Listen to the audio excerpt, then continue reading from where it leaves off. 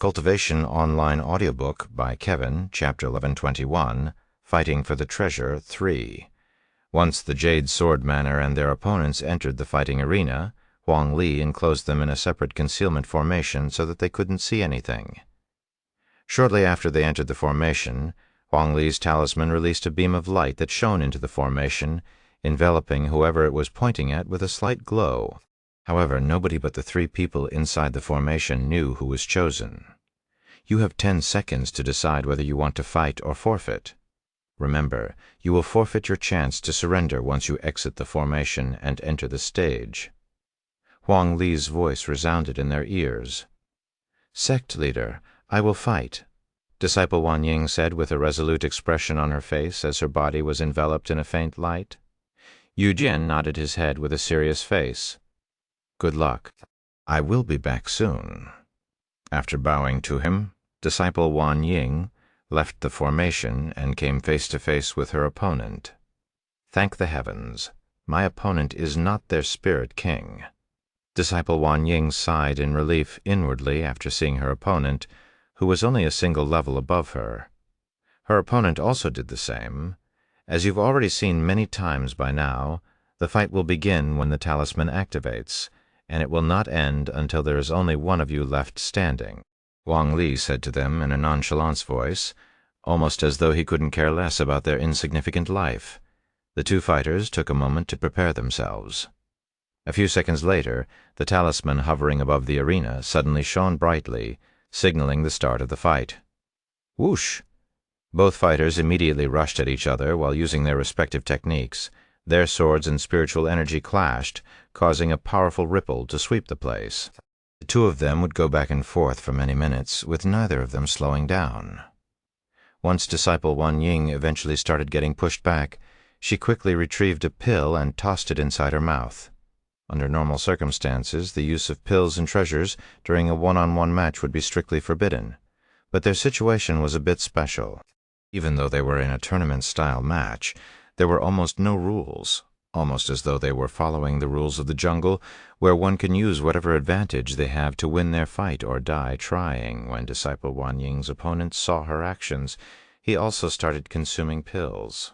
Since they were able to consume pills to restore their strength, the 2 of them would continue to go all out, unleashing all of their strength to suppress each other without holding back, almost like 2 sprinters near the end of a race. After 5 whole minutes of fighting, Disciple Wan Ying managed to catch her opponent off guard, sending him to the afterlife with a quick slash in the neck. Disciple Wan Ying took a deep breath before walking off the platform and returning to the concealment formation without even trying to celebrate her narrow victory. When Yu Jian and Tian Yanyu saw Disciple Wan returning, their lips immediately curved into a smile. "You did it!" Tian Yanyu was ecstatic to see that her fellow disciple had survived. "Great job, Disciple Wan." Yu Jian nodded in acknowledgement. However, before she could even say anything, the talisman activated again, picking the 2nd fighter. Yu Jian and Wan Ying turned to look at Tian Yanyu, who was now being enveloped by a light. "You don't have to fight. There's a 50-50 chance that you'll have to fight their spirit king. It's too risky." Yu Jian sighed out loud, but to his surprise, Tian Yanyu shook her head and said, "No matter who may be my opponent, I still want to fight."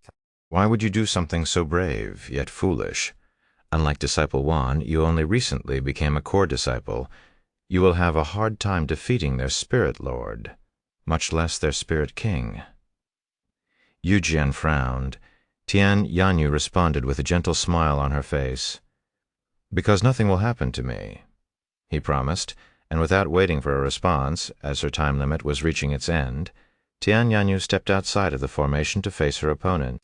Tian Yanyu's eyebrows twitched when she saw a middle-aged man standing on the opposite side of the stage, and he was emanating the aura of a peak spirit king. "Looks like I had picked the short end of the straw," she sighed inwardly. "That idiot," Tian Suyen cursed in a low voice when she saw her own daughter entering the stage. "Why didn't she just forfeit? Don't expect me to go easy on you just because you're a junior," the spirit king on the stage said as he glared at Tian Yanyu. "I wasn't counting on you two anyway." After putting on a brave expression, Tian Yanyu retrieved her sword. I only have one chance to defeat him at the beginning of the fight when he least expects it. She had already planned on going all out straight from the beginning. After all, she wouldn't even last a minute against a peak spirit king. The moment the talisman shone, Tianyanyu used her movement technique to close their distance before activating her new technique, moon-splitting sword art.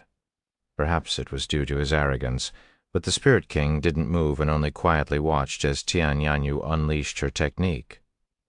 The Spirit King's eyes widened with surprise when a semi-transparent moon suddenly appeared behind Tianyanyu. The disciples from the Jade Sword Manor immediately recognized this technique as they were mesmerized by its beauty not too long ago. A divine rank technique. A handful of people there exclaimed when they sensed the aura the technique emitted, their faces filled with surprise. After all, it was incredibly rare for people outside the 7 legacy families and the top sects to techniques above heaven rank. Whoosh! Tianyanyu quickly swung her sword at her opponent, who was taken by surprise for a split second because of her technique. Her blade managed to reach the Spirit King's body, but it could only leave behind a small cut before the Spirit King evaded the rest of her blade. The Spirit King looked at the cut on his arm and trembled in anger. A mere spirit lord, I'll fucking kill you. The Spirit King exploded with spiritual energy and killing intent, causing Tianyanyu to feel as though she was being choked by the throat. D. The Spirit King swung his weapon, sending a massive arc of energy at Tianyanyu, who couldn't even attempt to dodge it due to the pressure from it. Xiao Yang, she cried inwardly. Whoosh! A figure suddenly flew onto the stage and stood in front of Tianyanyu. This shocked everyone there, not because he intervened in the match, but because they were unable to follow this person's movement at all. After appearing on the stage, Yuan causally waved his hand at the incoming blade of energy, destroying it the moment his skin touched it, almost as though the blade of energy was nothing more than empty air. "What?" the Spirit King exclaimed in a shocked voice after witnessing this, even feeling a little scared. Chapter 1122, Fighting for the Treasure 4. Did he just stop my technique at full power with his bare hands? Impossible. I must have seen it wrong. The Spirit King convinced himself that he was just mistaken, as that was the simpler route. Who are you? How dare you interrupt our match? The Spirit King asked, with a wary face. A cold snort suddenly resounded, and a figure descended on the stage, standing between Yuan and the Spirit King. I don't care who you are. How dare you so brazenly interfere when I have made it very clear that no interference is allowed regardless of the reason? I hope you are prepared to take responsibility for your foolish decision. Huang Li glared at Yuan like an eagle at a weak prey. Yuan calmly smiled before responding. And why would you assume that everyone here will obey your unreasonable request? You, a mere junior, dare talk back to me? Have you lost your mind? You even know who I am? Huang Li's eyes flared up with anger. I don't know, nor do I care anyways. Why don't we stop this obviously manipulated game? It's clear to everyone here that you had manipulated the whole thing to give yourself, as well as those that planned this with you, an advantage over the others. What you're doing here is no different than bullying the weak. How dare you accuse the sect leader of manipulation? Someone there suddenly shouted, Are you also claiming that the 7 legacy families here are bullying the weak? Someone from one of the families shouted, How interesting. Do you have any evidence to back up your preposterous claims? Another figure descended on the stage as he asked Yuan. This individual was Li Mao, a high-ranking elder of the Li family, one of 7 legacy families. What if I don't? Yuan narrowed his eyes in a challenging manner. Then I will kill you on the spot for uttering nonsense and trying to ruin our reputations. Li Mao glared at him. Yuan smiled. You're going to kill me for interfering with the match anyway. Damn right, Huang Li muttered right as he appeared beside Yuan while swinging down his sword. Without moving for his spot, Yuan lifted his arm in a casual manner, and he would catch the incoming sword with nothing but 2 fingers the following moment. What? This shocked everyone there, especially Huang Li. Even though he didn't exert all of his strength, it was still strong enough to kill anyone below the 5th level of Spirit King with ease, yet some unknown junior had managed to catch it with his bare hands. Yuan turned to look at the shocked Huang Li and spoke in a nonchalant voice. "Unlike you, I don't want unnecessary bloodshed, so I will give you a chance to back down before things get." However, before Yuan could even finish his sentence, another sword was already flying at him from his blind spot. Yuan knew about the second attack, but he didn't do anything about it and allowed this person to slice his neck. My heavens! The person who attempted to sneak attack Yuan was left speechless when his sword was stopped at his target's neck, but there didn't appear to be anything blocking the sword. Yuan, still with the sword pressing against his neck, turned to look at Li Mao's terrified face and spoke. "I hope you understand the difference in our strength and not do anything." Once again, before he could finish his sentence, another figure descended upon him. This time it was a middle-aged man wearing the Gu family's uniform, and he was also using a sword technique. Roaring Blade. The strength of a peak spirit king using a heaven-rank sword technique descended upon Yuan's defenseless figure. At least, let me finish my sentences. Yuan's eyes suddenly flickered golden for half a second before returning to normal. Thud. The middle-aged man suddenly stopped his attack mid-air and collapsed on the floor while his sword bounced away. Seeing this, both Huang Li and Li Mao instinctively jumped back, landing beside the unconscious body on the stage. "What did you just do to him?" Huang Li roared at Yuan. He must have used a spiritual technique. Li Mao gritted his teeth. "Don't worry, he's not dead, at least not yet," Yuan said. "Since you care so much about this event, let's do it like this instead. Starting from now, anyone here can challenge me to a match, and if they win, they will get to take the treasure above. If nobody can defeat me before the treasure is unsealed, I will take it for myself. Of course, to make this fair, I will allow you to team up. I won't mind even if everyone here attacks me at once." However, after a brief pause, an immense pressure that trampled on the people and their spirits appeared out of thin air. "If you decide to fight me, you will forfeit your life. You have been warned." The entire place fell silent, with the only thing that could be heard being the sound of their own hearts beating anxiously. Who are you?" Huang Li muttered in a low voice after a long moment of silence. Yuan couldn't help but show a mocking smile. "I thought you didn't care about my identity." Huang Li gritted his teeth. He's never felt such humiliation before. "How dare you mock me? Die!"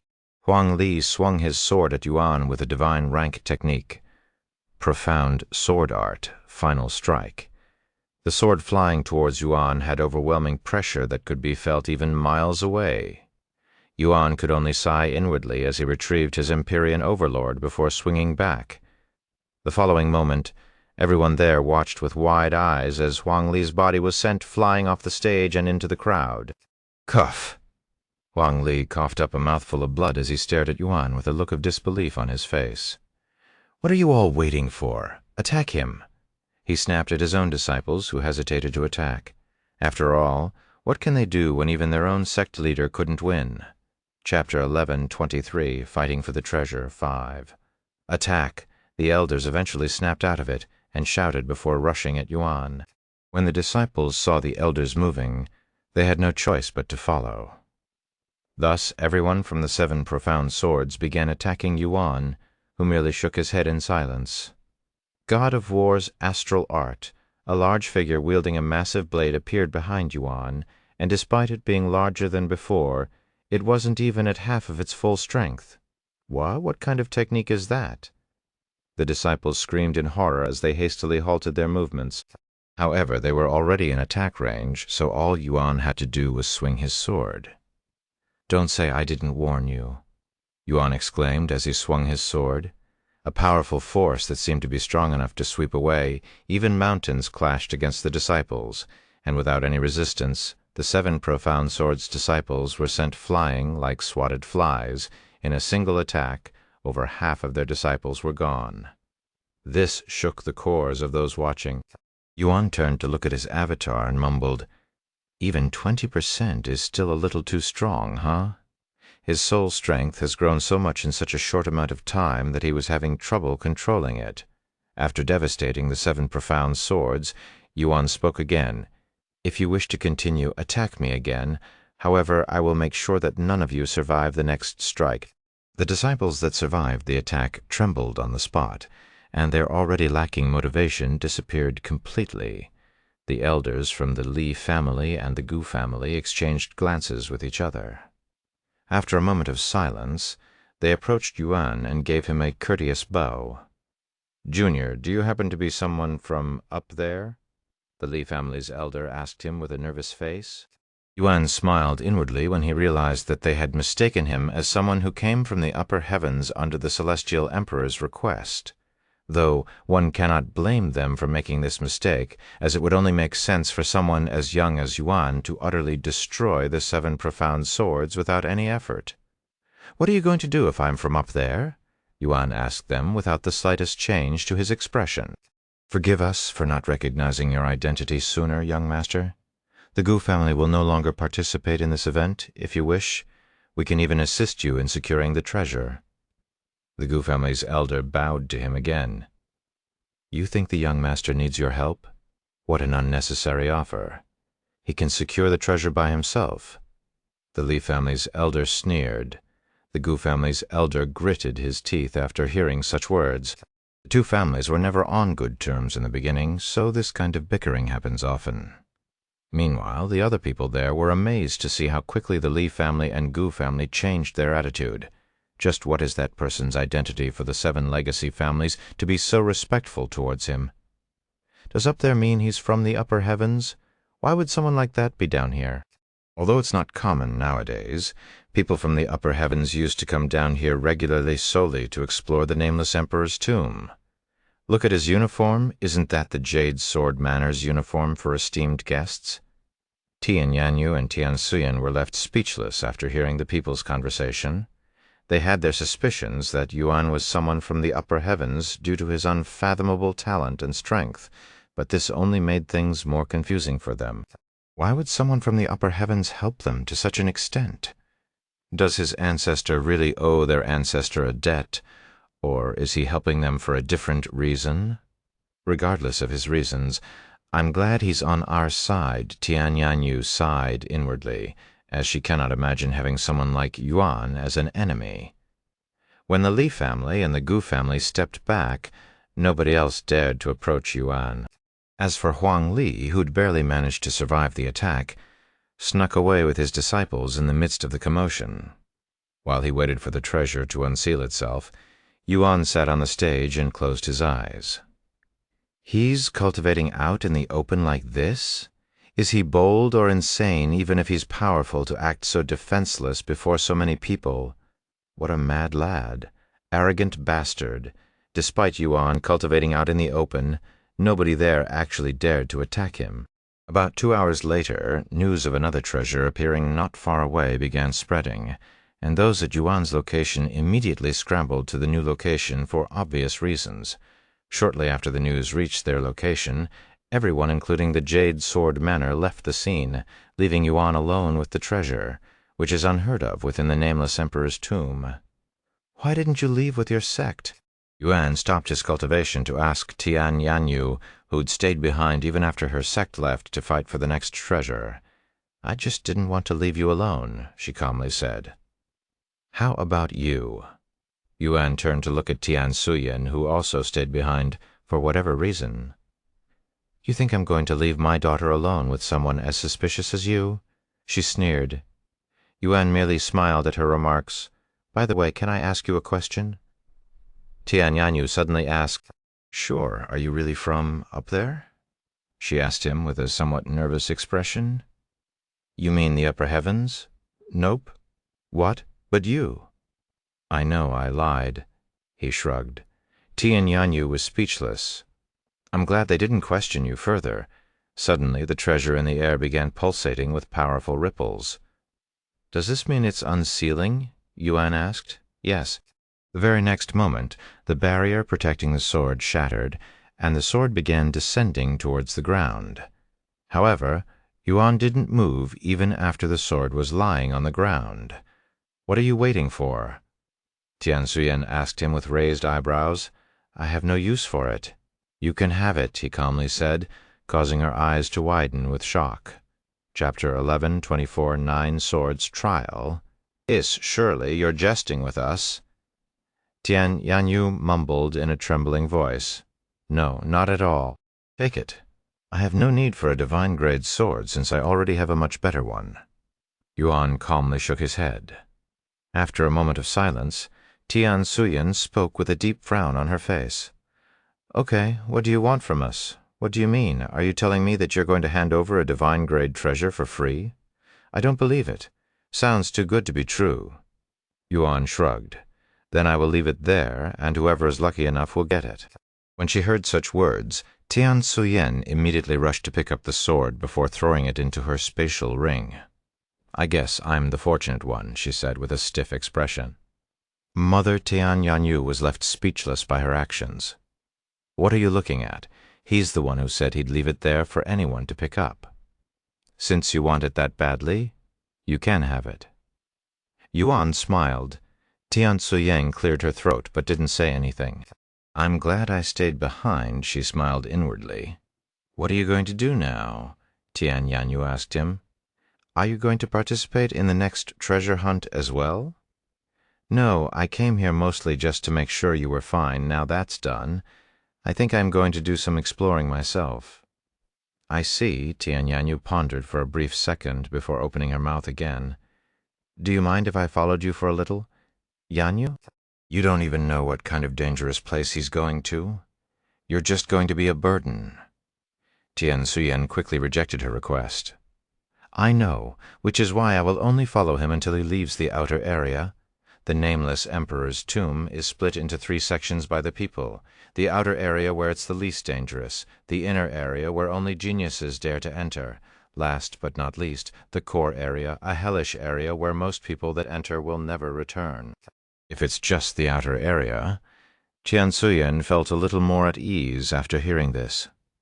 Furthermore, she wasn't completely opposed to following Yuan, as he was definitely powerful enough to protect them, even doing a much better job than the entirety of the Jade Sword Manor by himself. Yuan began wandering the nameless emperor's tomb shortly after, while Tian Yanyu and Tian Suyin followed him from behind. There are actually a few places that I want to visit. In no particular order, the Sword Temple, Nine Swords Trial, and the Sword Pagoda. Yuan mumbled out loud as they moved. I've been to the Sword Pagoda once, but I was only able to make it to the 3rd floor before getting kicked out. Tian Suyin sighed as she recalled her memories. What's the Sword Pagoda again? I know, I heard it before, Tian, Yanyu asked. The Sword Pagoda is a place where you must climb 7 floors by defeating the opponent on each floor. The higher floor you reach, the greater the reward. However, this place is immensely difficult. The highest anyone has ever climbed is only 5 floors. You managed to reach the 3rd floor, right? What kind of treasure did you acquire? Yuan asked out of curiosity. My cultivation increased by 3 levels in an instant, and I received a heaven rank movement technique. What?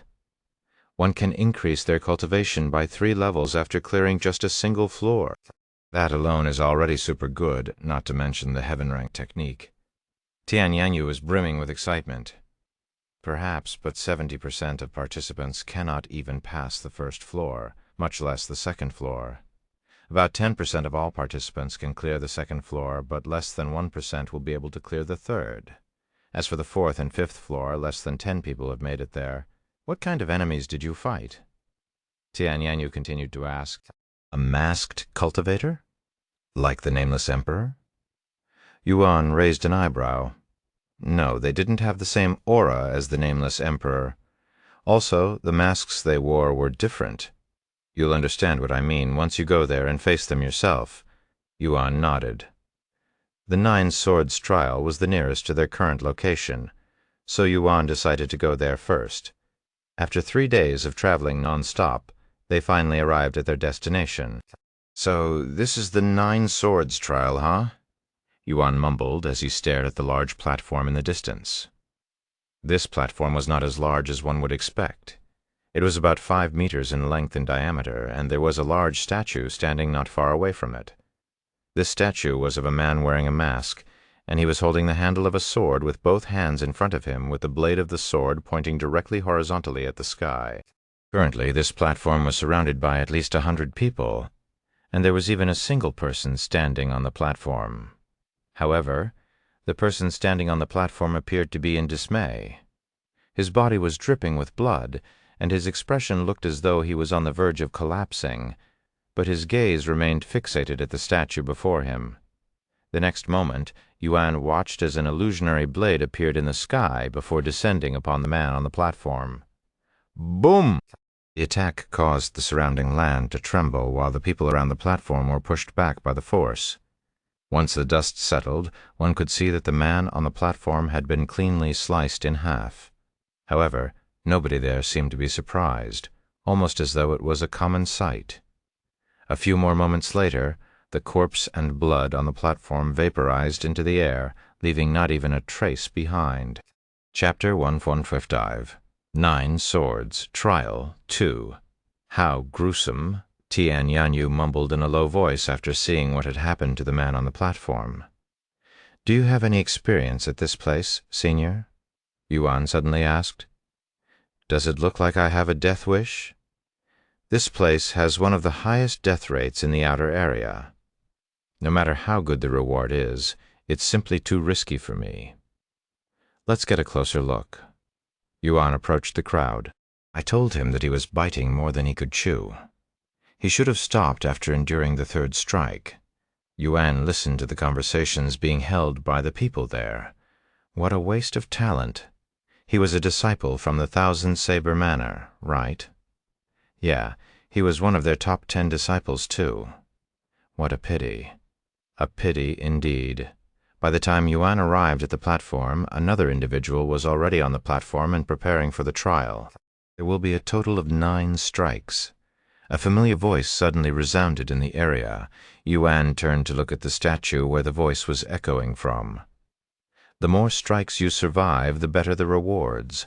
Once the sword appears, it will not disappear until it strikes the platform. You may step out of the platform at any time. The first sword will descend in 5, 4, 3. When the voice counted down to 0, a massive sword appeared in front of the statue and slashed at the individual on the platform. This sword bore immense pressure that could split even a mountain.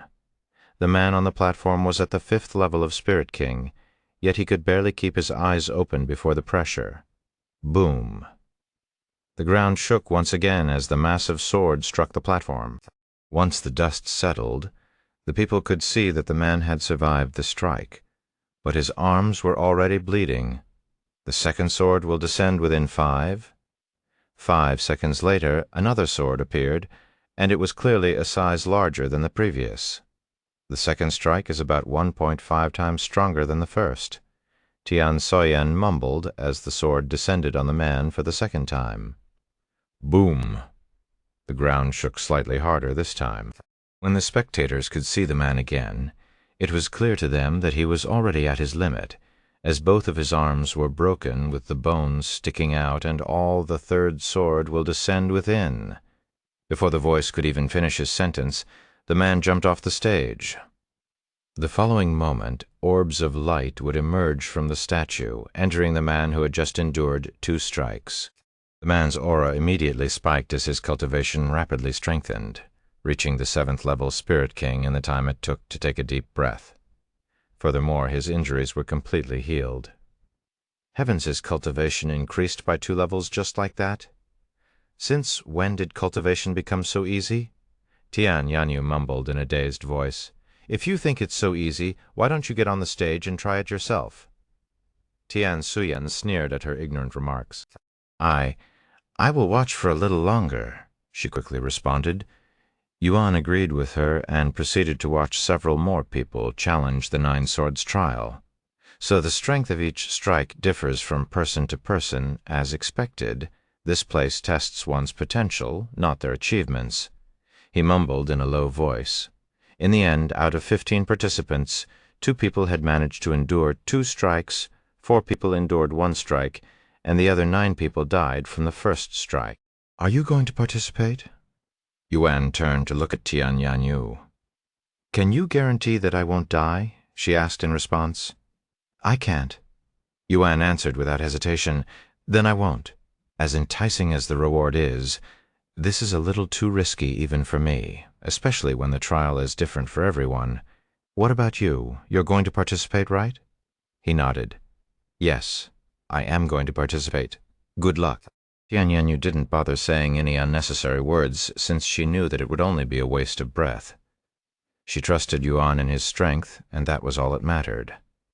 After waiting for several more people to go, Yuan finally decided to enter the stage. Even though my cultivation won't increase from this, my instincts tell me that there's something more important than that here. Yuan took a deep breath before retrieving the Empyrean Overlord. The first sword will descend in 5, 4, 3, 2, 1.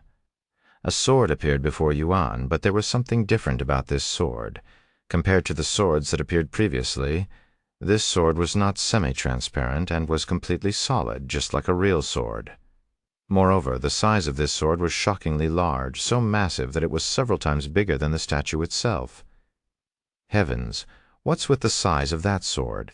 It's just his first strike, yet it's already bigger than the fourth strike for that 1,000-saber manner's disciple. Is there something wrong with the trial, or is there something special about that young man? I have witnessed every trial here for the last 100 years, but I have never seen anything like this before.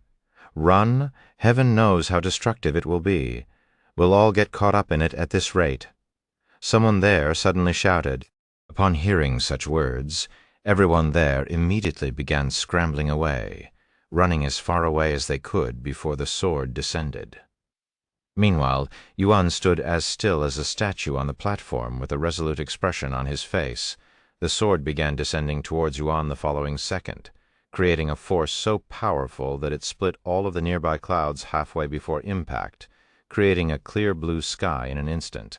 Despite the immense pressure bearing down on him, Yuan swung the Empyrean Overlord at the sword in the sky with seemingly no effort at all, and there was even a slight smile on his face. Chapter 1126, 9 Swords Trial 3.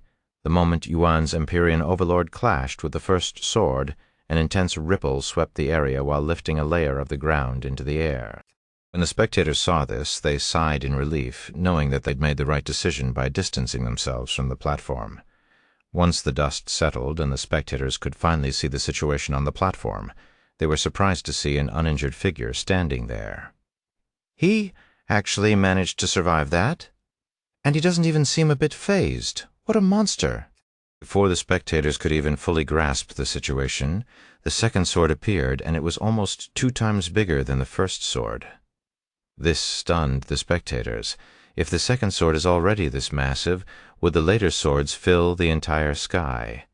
A few seconds later, the second sword descended from the sky, creating an even stronger ripple. Boom! The entire ground shook, and everyone could feel themselves being lifted off the ground for a brief second. Good Lord, the sword may be twice as big, but the strength is at least 3 times stronger than the previous sword.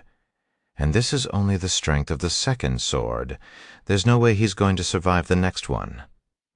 After blocking the second strike, Yuan could feel a slight tingly sensation in his hands. But such a thing can be neglected completely. The second strike is already this powerful. What's the 9th strike going to be like? Yuan couldn't help but wonder to himself. The third strike will descend within 5, 4, 3. Yuan quickly cleared his mind and focused on the situation at hand. Yuan swung the Empyrean Overlord upwards, clashing with the colossal sword in the sky. Clang! The spectators that believed they were in a safe distance were quickly swept up by the force and sent tumbling even further away. By now, the entire platform was shattered, and there were fissures all around the area, looking as though a war had taken place there. Once the dust settled, the people were able to see Yuan's condition, and to nobody's surprise, he wasn't in perfect shape this time. The clothes around his arm were torn, and his arm was soaked in blood. Despite this, Yuan wasn't actually in any serious condition, and the injuries on his arm instantly healed due to his perfect regeneration. However, Yuan would be lying if he'd said that he wasn't nervous about the remaining 6 strikes. I haven't felt this nervous in a while, he smiled inwardly, feeling a sudden urge of excitement coursing through his profound veins. When the 4th sword appeared in the sky, Yuan swallowed nervously. As expected, the sword had grown in size, and it was even emitting sword chi this time. If I want to defeat this trial, I will need to use more than just my raw strength. That sword is exuding sword chi. This is my first time seeing this. I have never even heard about this before. As the fourth sword descended, Yuan's eyes flickered with a profound light, and his aura exploded outwards. Vanishing Ghost's soundless blade, the Empyrean Overlord was cloaked in a thin yet dense layer of sword chi before it was sent flying at the incoming sword. Boom. Hundreds of sword lights scattered in all directions from the sword chi's impact, terrifying the spectators who scrambled to dodge it. A few were not so lucky and were struck by the sword light. Fortunately, nobody lost their lives, but their bodies were badly injured, and it was as though they were struck by a real sword. Mother? Are you okay? Tian Yanyu's heart skipped a beat when she noticed Tian Tzuyan's arm bleeding. I am fine, it's just a scratch, she nodded. Anyways, let's get further away. Something tells me that this will only get worse. We'll die at this rate. The spectators scattered like flies once again. That one was painful. Yuan sighed inwardly after blocking the fourth strike, which had cost him both of his arms. Most would consider Yuan to be crippled now that both of his arms are broken, but within seconds his perfect regeneration kicked in and restored his arms to its original state. This monstrous healing ability terrified the spectators, who were beginning to wonder if Yuan was even human. The fifth sword appeared shortly after, and to everyone's surprise there was no longer just one sword in the air, but two, and they were both big enough to cover the sky. Heavens! There are two swords now? There's no freaking way this is possible. The spectators were in a daze as their eyes stared blankly at the covered sky. Yuan took a deep breath after seeing this. Young master, I don't doubt your abilities, but this is... Feng Yuxing spoke up in a worried tone. I'm not giving up when I'm not even halfway through the whole thing, Yuan said with a nervous smile on his face. Why are you pushing yourself this hard? What could possibly be worth risking your life? I don't know, but I will find out soon. Yuan could only hear a defeated sigh from Feng Yuxiang before he swung the Empyrean Overlord at the two swords in the sky that was descending at the same time. Young master, brother Yuan. Those watching from within his body cried out loud when they saw his arms flying off his body. Yuan gritted his teeth as intense pain circulated throughout his body. This isn't as bad as when I first experienced body tempering, he muttered, as his arms quickly regenerated. Holy shit, did you see that? His severed arms regenerated almost instantly. What kind of technique is that? The spectators were more impressed by his regenerating abilities than his strength that endured the fifth strike. Of course, most of them were terrified as they doubted whether Yuan was human or actually a demon in disguise. Impressive? A calm voice suddenly resounded in the area, catching everyone off guard. Chapter 1127 Nine Swords Trial 4. Yuan looked around after hearing this familiar voice, and he quickly noticed that a figure had suddenly appeared in front of him. This figure was wearing an ordinary mask, yet his body was oozing with an overwhelming aura that naturally made everyone there revere him. That's the Nameless Emperor. The Nameless Emperor has shown up. A few spectators quickly recognized this masked man's identity. What do you want? Yuan calmly asked him. Nothing much. I'm just here to congratulate you for surviving through half of my 9 swords. Only 8 people have achieved this before you, so you're the 9th. A fitting number, don't you think? And he continued, however, do you know how many people have survived the 6th sword? 0.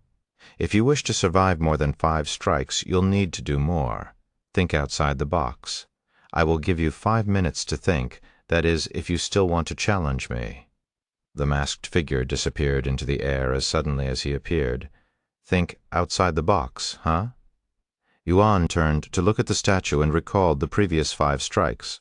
2 minutes later, he sat on the uneven ground and closed his eyes as countless images flashed by his mind. I see, I finally understand the true purpose of this place. When Yuan opened his eyes, it shone with enlightenment. The 6th strike will descend within 5. The countdown started again, and 3 massive swords appeared in the sky above him. Yuan took a deep breath and stood in a stance that he'd never done before. A few seconds later, all 3 swords slashed at Yuan's tiny body that was like an ant's in comparison. A vicious aura exuded from the Empyrean Overlord and Yuan. 9 supreme swords. First sword strike.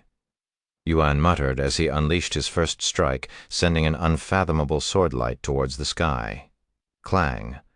All 3 swords in the sky disappeared the instant they clashed with Yuan's technique. You have learned 9 supreme swords. 9 supreme swords rank, mythic mastery level 1 description. A supreme sword art that consists of 9 different strikes, each stronger than the next. Legend has it that the 9th strike has the prowess to cut even gods. After destroying the 6th strike, Yuan sneered. That was the 6th strike. What a scam. In reality, that was only as strong as the 3rd strike of the real technique. Now that he understood the technique, Yuan realized the true prowess of the 9 supreme swords. Although the 9 swords trial claimed the previous attack to be the 6th strike, it was actually not even half of the technique's true potential. After all, this was only a test. If the real technique was displayed, nobody would be able to pass it, not even Yuan himself. What kind of sword technique did he just use? It totally obliterated the 3 swords. The spectators almost couldn't believe their eyes. After all, Yuan had barely survived 2 swords. Yet he'd somehow destroyed 3 swords with ease. That didn't make sense no matter how they looked at it. Not bad. You grasped the true purpose of this trial. Since it has come to this, let's just skip all the way to the last strike, since it wouldn't make much of a difference. The nameless emperor's voice resounded again. Suddenly, a sword appeared in the sky. However, there was only a single sword, and its size was that of an ordinary sword. This puzzled the spectators greatly, as it looked like the trial had given up to them. Naturally, that wasn't the case, and Yuan knew that very well. While this single ordinary-looking sword may seem insignificant to the others, it looked like an indomitable mountain to Yuan. Looks like I will have to go all out if I don't want to lose my life here. He swallowed nervously. Whoosh! Yuan activated God of War's astral arts while using all of his soul strength, making the avatar as big as a mountain. Heavens, this guy is full of unfathomable techniques. The spectators fell to their butts after seeing his avatar that covered the sky more than the swords did. Whenever you're ready, the nameless emperor spoke again. Yuan gritted his teeth and swung at the statue before him, utilizing the God of War's astral arts as well as his newly learned technique by combining them together. When both sides clashed with each other, it created a terrifying sword-chi explosion that literally created a massive crater in the ground. Fortunately, the spectators were smart enough to distance themselves before that happened, but even then, some of them could not escape the sword-chi and ended up bleeding from it. Once the huge dust storm settled, the spectators were able to see the situation. Hovering above the center of the crater was Yuan, and he was half naked with sword cuts all over his body. And unlike before, his injuries didn't instantly recover, almost as though his regeneration ability was blocked by the sword marks. Amazing to think that was just the prowess of the 6th strike. I cannot wait to see how powerful the 9th strike will be if I ever get to use it. Yuan couldn't help but praise the technique. Although the technique was mythic rank, just like the God of War's astral arts, it was entirely different in terms of prowess, though one could argue that both techniques serve a different purpose. While the God of War's astral arts is a unique technique that enhances the prowess of other techniques, the 9 supreme swords is a technique meant purely for destruction, just like the heaven-splitting sword strike. Congratulations, you have passed the trial flawlessly. The nameless emperor appeared before Yuan again. Take this, it's your reward. He extended his hand with his palms open, offering Yuan whatever was on it. A silver key? Yuan mumbled in a dazed voice as he gazed at it. His reward for passing this ridiculous trial was just a mere key. Chapter 1128, Sword Pagoda. Yuan accepted the silver key shortly after. Although the reward may seem insignificant at glance, it obviously had a significance behind it. Of course, Yuan saw the 9 supreme swords as the real reward for this trial, so he didn't think too much about it. Once the spectators were certain that the trial had ended, they started crowding around Yuan. "Young lord, can you please tell me your name? Which family do you belong to, young master? Please get away from my friend. Can't you see that he's tried? Shoo, shoo." Tianyanyu rushed over and started chasing away the crowd. "Are you okay?" she then asked him. "Yeah, I'm fine," he nodded. "Really? Your injuries don't seem to be healing anymore?" Tianyanyu said as she stared at his half-naked, bloodied body. "Due to the lingering sword qi in your wounds, your regeneration has slowed down greatly. It'll eventually heal itself, and it isn't as bad as it seems, I promise." Yuan smiled. "Hey, there's something wrong with the 9 swords trial. It's not restoring the damage. It should have started by now." Someone there suddenly shouted.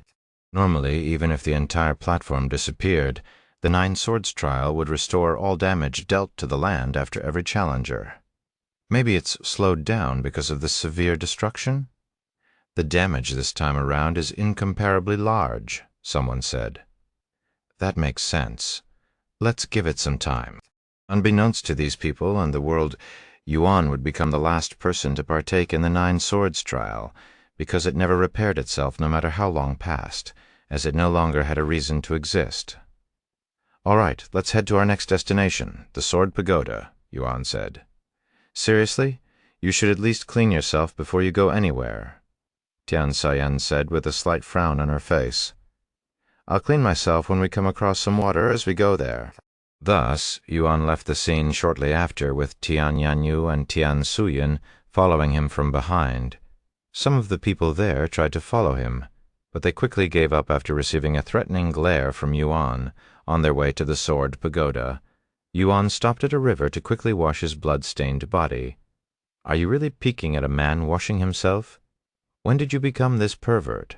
Tian Suyin scolded Tianyanyu when she noticed her daughter was taking peeks at Yuan in the river. Shut up! Who's peeking at him? I looked for a second because I noticed that his body had healed from the sword cuts," she stuttered while defending her honor. Tian Suyin couldn't help but also take a look after hearing her daughter's words. "You're right. Although there are still a few sword cuts left, the majority of them are gone.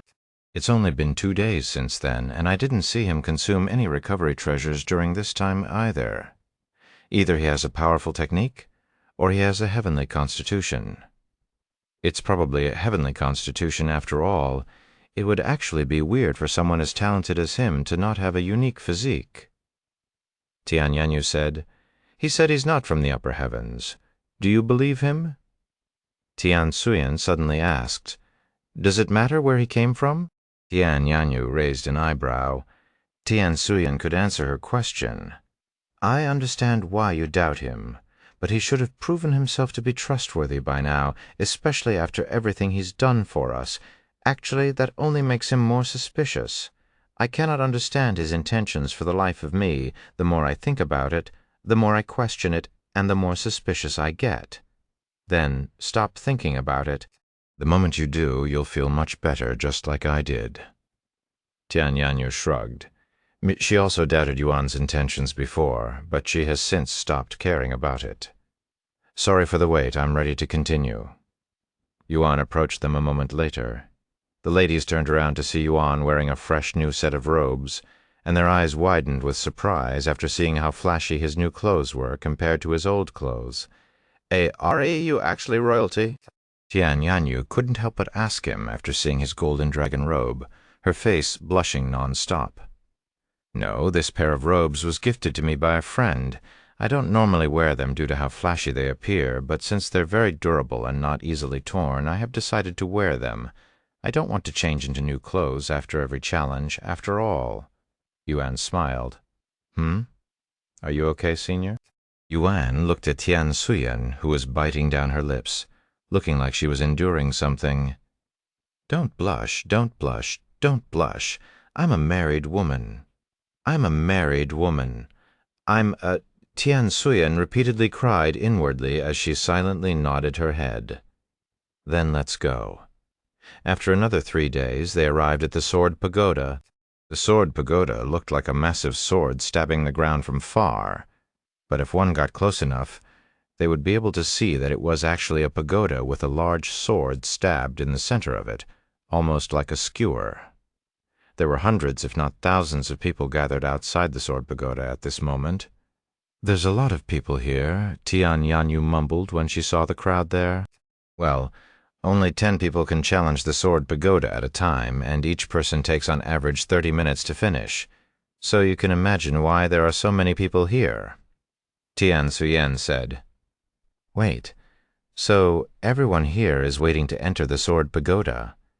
This will take forever if we wait for our turn. Is there any way to enter earlier?" Yuan asked. "There are 2 ways to skip the line. Either you pay the people in the front of the line to take their spot, or you can force your way through it with your strength. After all, there is no real queue here. The strongest will go first while the weakest will go last. It's just how this place works." Tian Suyin explained Chapter 1129 Sword Pagoda 2. "I will go ahead. The 2 of you should stay back. I will probably make a few enemies in this place, and I don't want to trouble you 2, Yuan said as he stared at them with a serious expression. "That's only natural. I have already used my chance in this place, so I cannot enter it, even if I wish for a second chance." Tian Suyin shrugged.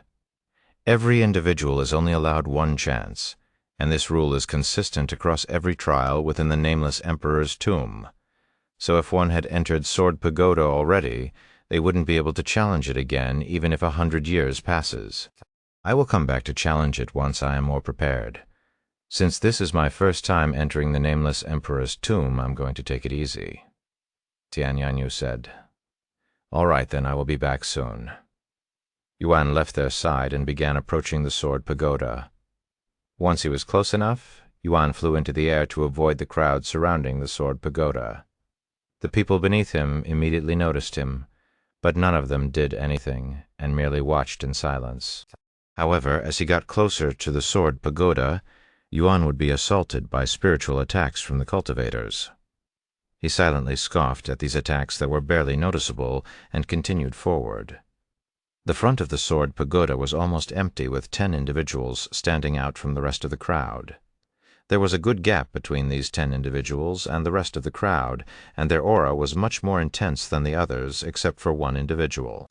It was obvious that these 10 individuals would be the first ones to enter the sword pagoda. When Yuan landed before these 10 individuals, they all turned to look at him, and some of them even openly sneered in a mocking manner. "Hey, brat, are you blind? Can't you see that the line is back there? Scram while I'm asking nicely?" One of the 10 individuals, a bald, bulky man, suddenly spoke in a loud voice. Yuan glanced at him and responded nonchalantly, "Are you sure you're not the blind one here?" The bald man gritted his teeth and started approaching Yuan while veins appeared on his head. "He's right. If you don't want to die a pointless death, don't take another step." A calm voice suddenly resounded, instantly halting the bald man's movement. Yuan turned to look at the person who just spoke. He was the only individual there without an aura, but Yuan could tell at glance that he was the strongest there. This person was an exceedingly handsome young man with silver hair and blue eyes, his body oozing with confidence and arrogance, and he appeared to be around the same age as Yuan.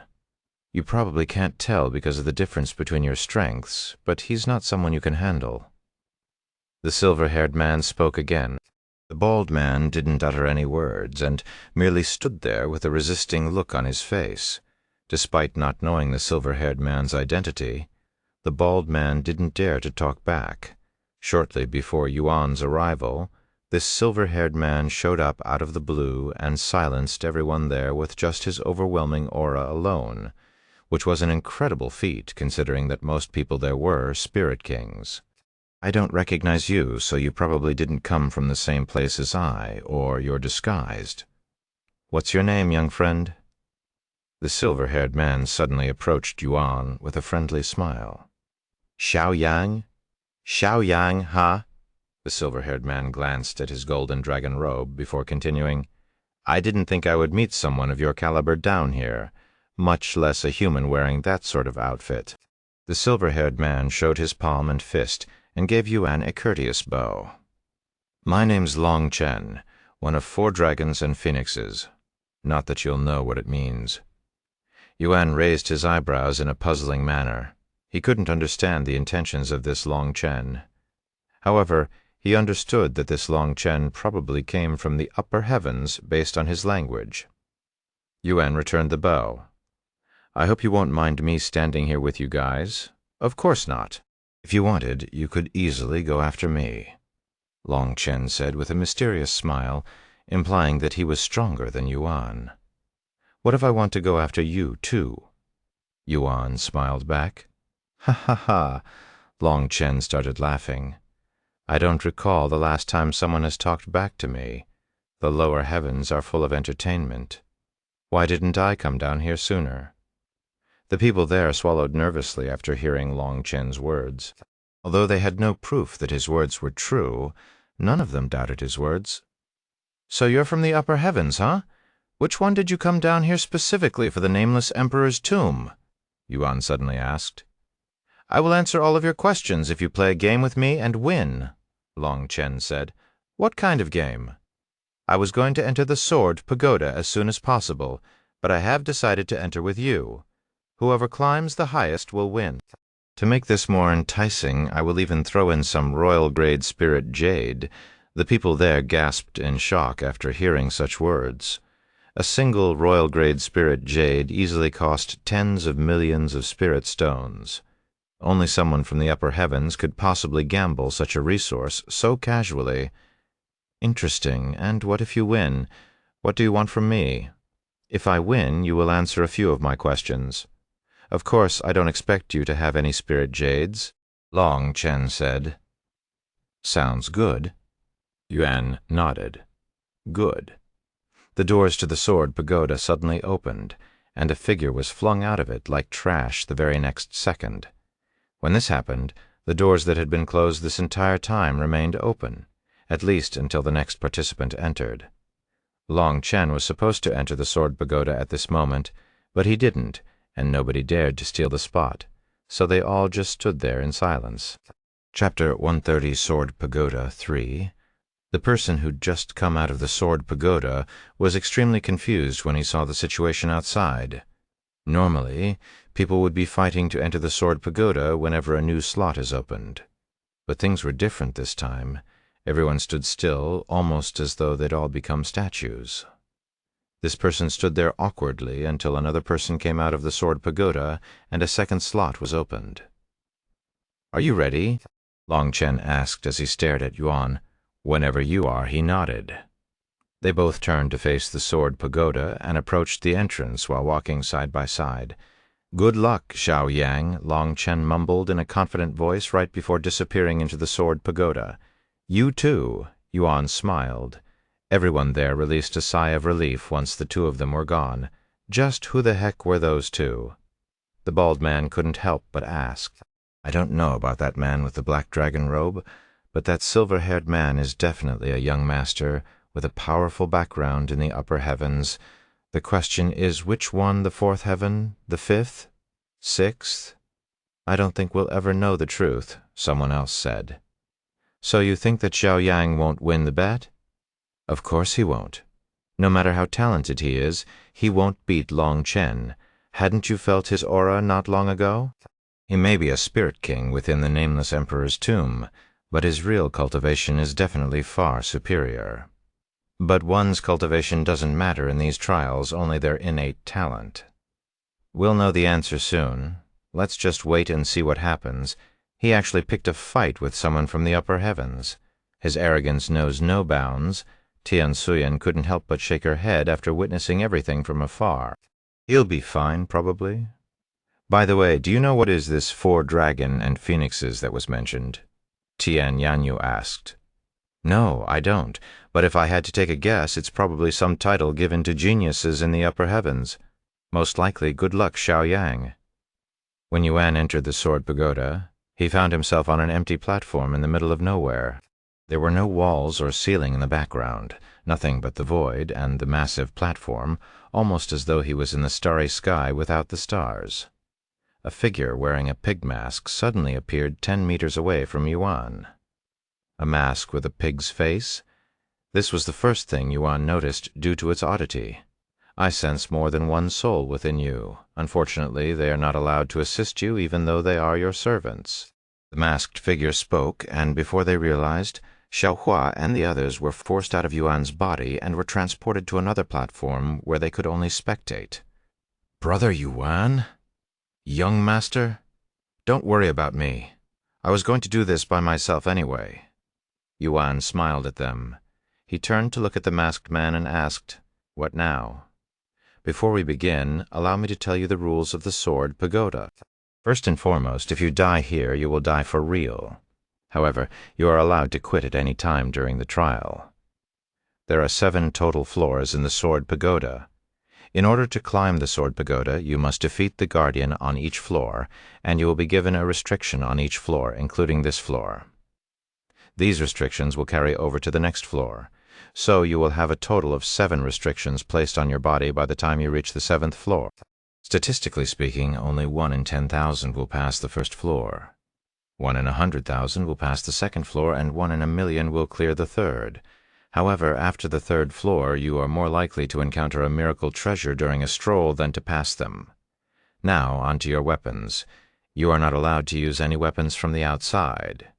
We will provide you with one, and they are all on par with divine-grade treasures in terms of quality. Lastly, you will be given a choice for your reward if you manage to clear the floor after every floor. You have a minute to mentally prepare yourself before I start the trial." The masked man fell silent after that sentence. Yuan closed his eyes and took a deep breath. A minute later, "The trial for the first floor of the sword pagoda will now begin. A restriction has been placed on your body. I will make my first move in 10 seconds. Choose a weapon before then. Ding. Your body has been restricted by a mysterious force." Yuan suddenly felt as though he had mountains strapped to his back, nearly forcing him to his knees. This place might be even more dangerous than the 9 swords trial. Yuan swallowed nervously as beads of sweat continuously appeared on his face. "A sword," he shouted a moment later. An ordinary sword appeared before Yuan the next second, yet it exuded the aura of a divine-grade treasure. The masked man also wielded an identical sword in his hands. 8, 9, 10. The masked man suddenly sprung into action and began clashing with Yuan. After a few exchanges with the masked man, Yuan realized something. "The difficulty isn't my opponent. It's just the restriction on my body that's a problem." If it weren't for the restriction on his body, Yuan would have defeated the masked man in a single strike. But because the additional weight that was adjusted for him, even swinging his sword had become a difficult task that required all of his effort. If the first restriction is already this cruel, I cannot imagine what the other floors have in store for me. Yuan cried inwardly as he fought the masked man with sweat pouring from his pores. Chapter 1001 Sword Pagoda 4. I've never seen the young master struggle so much in a fight. His opponent is also weak in comparison, only being at the peak of Spirit King. He would normally defeat such opponents without batting an eye, yet he's been struggling for over 10 minutes now. Feng Yuxiang sighed out loud, breaking the silence. Lan Yingying shook her head. Can you blame him? His movements are sluggish and stiff, almost as though there's something weighing him down. Brother Yuan will defeat Pigface soon. His movements have gotten much better compared to when he first began. He's rapidly adapting to the changes in his body, Xiaohua mumbled. Also, he's not using any of his sword techniques. It's like he's treating this trial as a training ground, Lan Yingying said. That's the young master for you. Feng Yuxiang smiled. Indeed, Yuan was getting used to fighting with the restriction on his body. However, that isn't to say that things have gotten easier for him, as the restriction grew stronger as he got more used to it, almost as though it was growing with him. After another 10 minutes of non-stop clashing, Yuan finally managed to defeat the masked man without using any of his sword techniques. He could have used everything to defeat his opponent in an instant. But if he needed so much resources to pass the first floor, there was no way that he'd pass the later floors, hence why he restricted himself even more by not using any sword techniques. This also allowed him to familiarize with his situation. Congratulations on passing the first floor. What do you want for your reward? Spiritual energy or a heaven-grade treasure? Yuan didn't immediately respond, as he had no need for either of these rewards. His cultivation was stuck at peak Spirit King until he upgraded his physique, and he had no use for a heaven-grade treasure. What if I don't want either of these rewards? Yuan then asked. You can forfeit these rewards and receive an even greater reward on the next floor if you pass it. If you fail, the rewards on this floor will be forever gone. If you accept a reward on this floor, you can still choose the rewards on the second floor, but it won't be as good. All right, I will forfeit these rewards, Yuan answered without even the slightest hesitation. Very well, I will now take you to the next floor. Yuan's vision flickered for a split second, and the man with the pig mask is now suddenly wearing a mask of a sheep's face. Welcome to the second floor. The trial will begin in a minute. The only thing Yuan could think about now was the second restriction. A minute later, ding. Your body has been restricted by a mysterious force. Eh? Yuan looked down at his hand with wide eyes. The sensation of his sword had suddenly disappeared, but when he looked, the sword was still there. What's going on? Why can't I feel my sword? He wondered. The second restriction has blocked your sense of touch. You won't be able to feel anything except for pain. My sense of touch. Yuan now realized that even the sensation of the platform that he was standing on had disappeared, and it felt extremely awkward. One might think that losing your sense of touch isn't that bad, but without being able to tell when your foot touches the ground as quickly, it would instantly throw off one's balance and make movement techniques near impossible. This also affects how one wields and swings their weapon.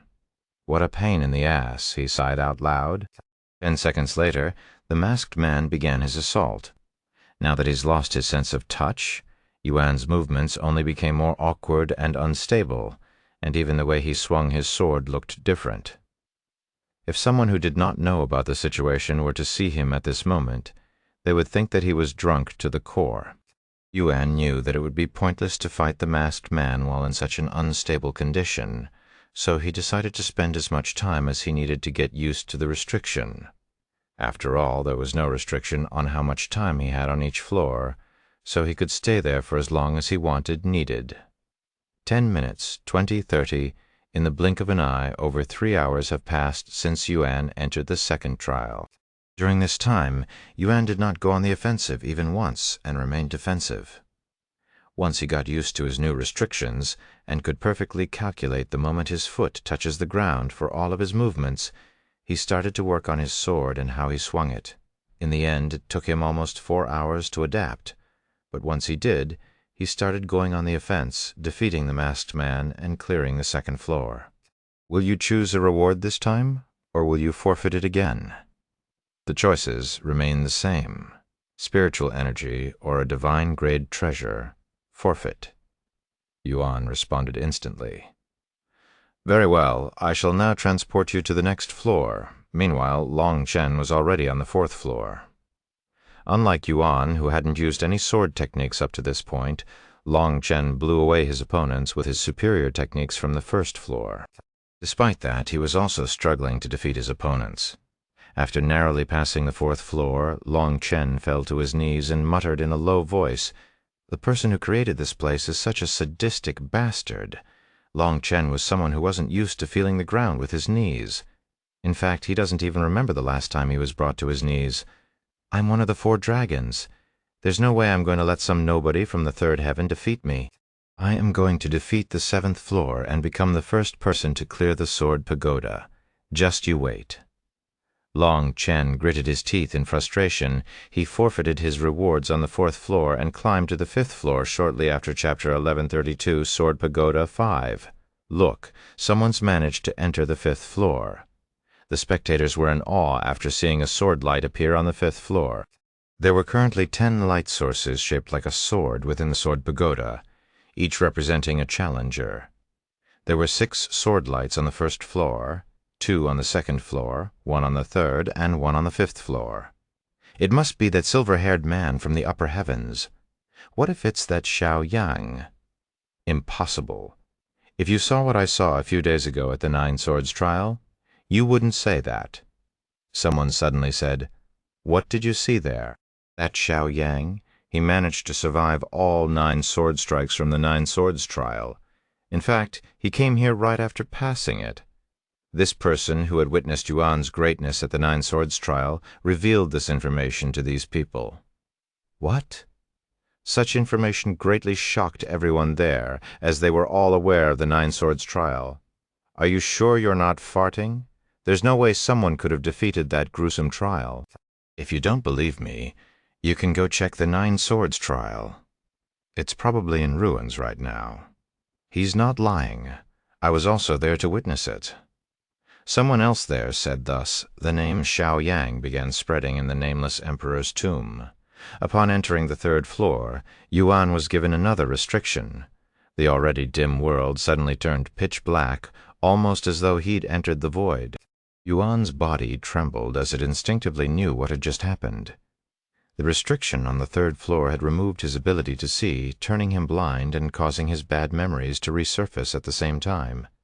However, Yuan didn't despair, as he wasn't completely blind. In fact, he could still see perfectly. This is thanks to his divine sense, which allows him to see things even better than what he could with his bare eyes. Yuan began fighting with the masked man who had a rooster mask shortly after. Since this floor's restriction was pretty much ineffective against him, it allowed him to fight at the same pace as the previous floor. This restriction that forces one to constantly use their divine sense may not affect Yuan, who essentially has unlimited soul strength due to his soul cultivation technique, but it was deadly to the others, who will inevitably exhaust themselves from constantly using their divine sense, forcing them to rush through each floor as fast as possible. 2 hours later, Yuan defeated the 3rd floor. Will you choose a reward this time, or will you forfeit it again? You can choose between spiritual energy or 10 divine-grade treasures. 10 divine-grade treasures? Just how many treasures are in this place? Yuan wondered inwardly. I will forfeit my rewards. He spoke a moment later. I understand. Then I shall send you to the 4th floor. Waiting on the 4th floor was a figure with a goat mask. Your body has been restricted by a mysterious force. The very next second, Yuan lost all sensation in his left arm. So I can only use one arm now, huh? These restrictions are getting more ridiculous. He couldn't help but utter out loud. This is just the beginning, said the masked man, before approaching Yuan with a movement technique. Although his cultivation remains at the peak of Spirit King, his movements are getting better, and he's also more aggressive than the previous guardians. Now that I only have one arm to fight with, I can no longer fight without any techniques. Fortunately, my dominant arm wasn't restricted. Vanishing Ghost's soundless blade. Due to the increased weight on his body and his crippled arm, he was unable to use his technique at full power. I can only exert about 20% of its power in my current state. Yuan sighed inwardly after seeing the effects. However, even at 20%, it was still quite effective against his enemy. Meanwhile, the people outside the Sword Pagoda watched as the sword light on the 5th floor disappeared. The door to the Sword Pagoda opened, and a silver-haired young man was sent flying out the next moment. Damn it! I was so close to defeating the 5th floor. Long Chen gritted his teeth in frustration. After cursing inwardly, Long Chen began sweeping the crowd with his divine sense in search for a certain individual. I don't see him. Is he still inside the Sword Pagoda? Long Chen looked at the Sword Pagoda to see 5 people on the 1st floor, 3 on the 2nd floor, and 1 person on the 4th floor. He turned to look at the group of people in the front and asked them, "Hey, did that Xiao Yang come out already?" They shook their heads. "No, you were the first to come out." "Then he's definitely on the 4th floor." Long Chen narrowed his eyes at the light within the Sword Pagoda. After taking a deep breath, he spoke in a loud voice supported by his aura. "Starting this point forth, nobody will enter the Sword Pagoda until Xiao Yang comes out. I will slay anyone that dares to disobey." What? What? It was an unreasonable demand from Long Chen, but nobody there could defy him. Who the hell do you think you? Some of the newer people there that didn't know Long Chen wanted to fight back, but they were quickly stopped by the others. "Don't mess with him. He's some big shot from the upper heavens, and he can kill you with just his aura alone. When the newer people learned this information, they immediately gave up on arguing and became silent. One of many unspoken rules in the 9 heavens is that one should never mess with someone from a higher realm, because messing with even a servant could result in one's entire family being slaughtered, much less a big shot like Long Chen, who was exuding the aura of a young master from a powerful background. Thus, nobody else would enter the Sword Pagoda after Long Chen came out. Eventually, everyone else besides Yuan were outside, leaving him alone inside Chapter 1133 Sword Tablet. Fuck. What's taking him so long? He's been on the 4th floor for 2 hours now. The spectators were getting impatient, as most of them had only expected to wait at most another half an hour before Yuan got kicked out of the Sword Pagoda. Even Long Chen couldn't help but wonder what was going on inside. What's he doing inside? The 3rd floor forces one to use divine sense due to the restriction, so it wouldn't make sense to prolong the fights. Even if he's not using his divine sense, the Guardian should be attacking him relentlessly, giving him no time to rest. To spend so much time on one floor, there's no way he's getting past the 4th floor. After another hour of waiting, the sword light on the 4th floor finally moved to the 5th floor. This shocked everyone there. He actually managed to beat the 4th floor after spending 3 whole hours there? No way. Long Chen, who knew very well about the restrictions, was even more baffled than the others. As someone who climbed to the 5th floor, he knew better than anyone there how unforgiving the Sword Pagoda was, and for Yuan to endure 3 hours on the 4th floor was nothing short of a miracle. What happened in there? I really want to see it. Long Chen's hands curled up into fists. Oh, if it isn't the Silver Dragon, why are you just standing out here? Aren't you going to challenge the Sword Pagoda? A voice that Long Chen recognized suddenly resounded. He turned around to see a group of individuals approaching him from a distance. Of course, just like Long Chen, they were all from the upper heavens. I already went inside, he said in a calm voice, trying his best to hide his emotions. Really? Then why are you still here? Wow. There's someone on the 5th floor. These people finally noticed the single light in the Sword Pagoda. Why is there only one person inside? One of them asked. Because I am not allowing anyone to step foot inside until that person comes out. Long Chen said, and he continued, This includes you lot, you know who's inside the Sword Pagoda? I don't really know him since we've just met a few hours ago. Long Chen shook his head. However, he's definitely talented. Unbelievable.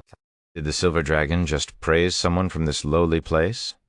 I can't wait to tell the others about this. This is an unprecedented event. I doubt they'll even believe us. This group of people started laughing. Long Chen sneered. You may mock him for his background, but none of you can compare to this person who came from the very background that you're currently laughing at. These people immediately stopped laughing after hearing such words. Hey, Silver Dragon, cut the crap. You really expect us to believe that someone from this dump is better than us? There's a limit to your lies, even if you just want to mess with us. Long Chen glared at the person who just spoke while emitting killing intent. Cut the crap. Who the hell do you think you're talking to, Mu Shun? If you think I won't dare to kill you because we're down here, you're sorely mistaken. This person known as Mu Shun trembled in fear. I apologize. I accidentally blurted out something disrespectful to you because of your outrageous claim that someone from 3rd heaven could possibly match us. Outrageous, huh? Is it really that unbelievable? Long Chen pointed at the Sword Pagoda before continuing. I failed on the 5th floor, so this person who also managed to step foot on the 5th floor is at least as talented as myself. Hell, I would be surprised even if half of you get past the 3rd floor, much less the 4th. Mu Shun gritted his teeth in anger after hearing such words, yet he couldn't refute it. Nobody there could, so they all remained silent. Meanwhile, Yuan was already fighting the Guardian on the 5th floor with a new restriction which completely sealed his movement techniques. Although he could still move his legs just fine, he might as well be considered his legs to be useless since he was only able to move around with the increased weight by using his movement technique. Now that he couldn't use any movement techniques at all, he would have trouble taking even a single step. Clang, clang, clang. Despite the new restriction, Yuan still somehow manages to stay on his feet and repel the Guardian's attacks with the God of War's astral arts.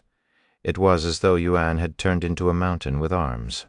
Thanks to the God of War's astral arts, he was able to attack the Guardian without moving around too much, and each of his strikes would send the Guardian flying backwards. However, the Guardian was also relentless in its assault.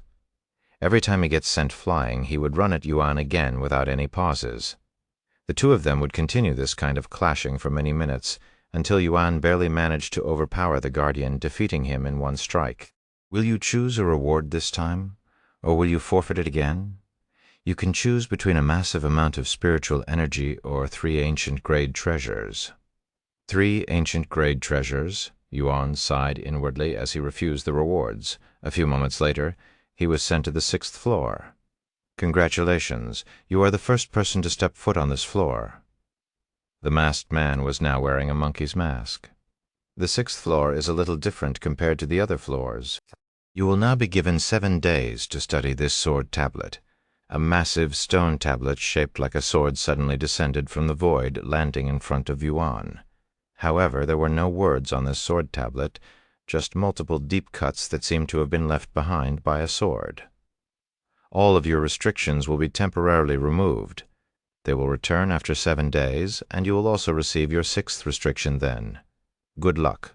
The masked man disappeared afterward. Chapter 133:30. Thor studying the sword tablet. Heavens, he's managed to reach the 6th floor. I believe this is an unprecedented event. The spectators outside the sword pagoda were in an uproar when they saw the light on the 6th floor.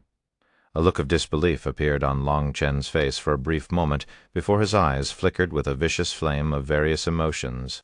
Awe, jealousy, shock, inferiority, so many feelings that he hadn't felt in a very long or ever surfaced at once, overwhelming him and his pride.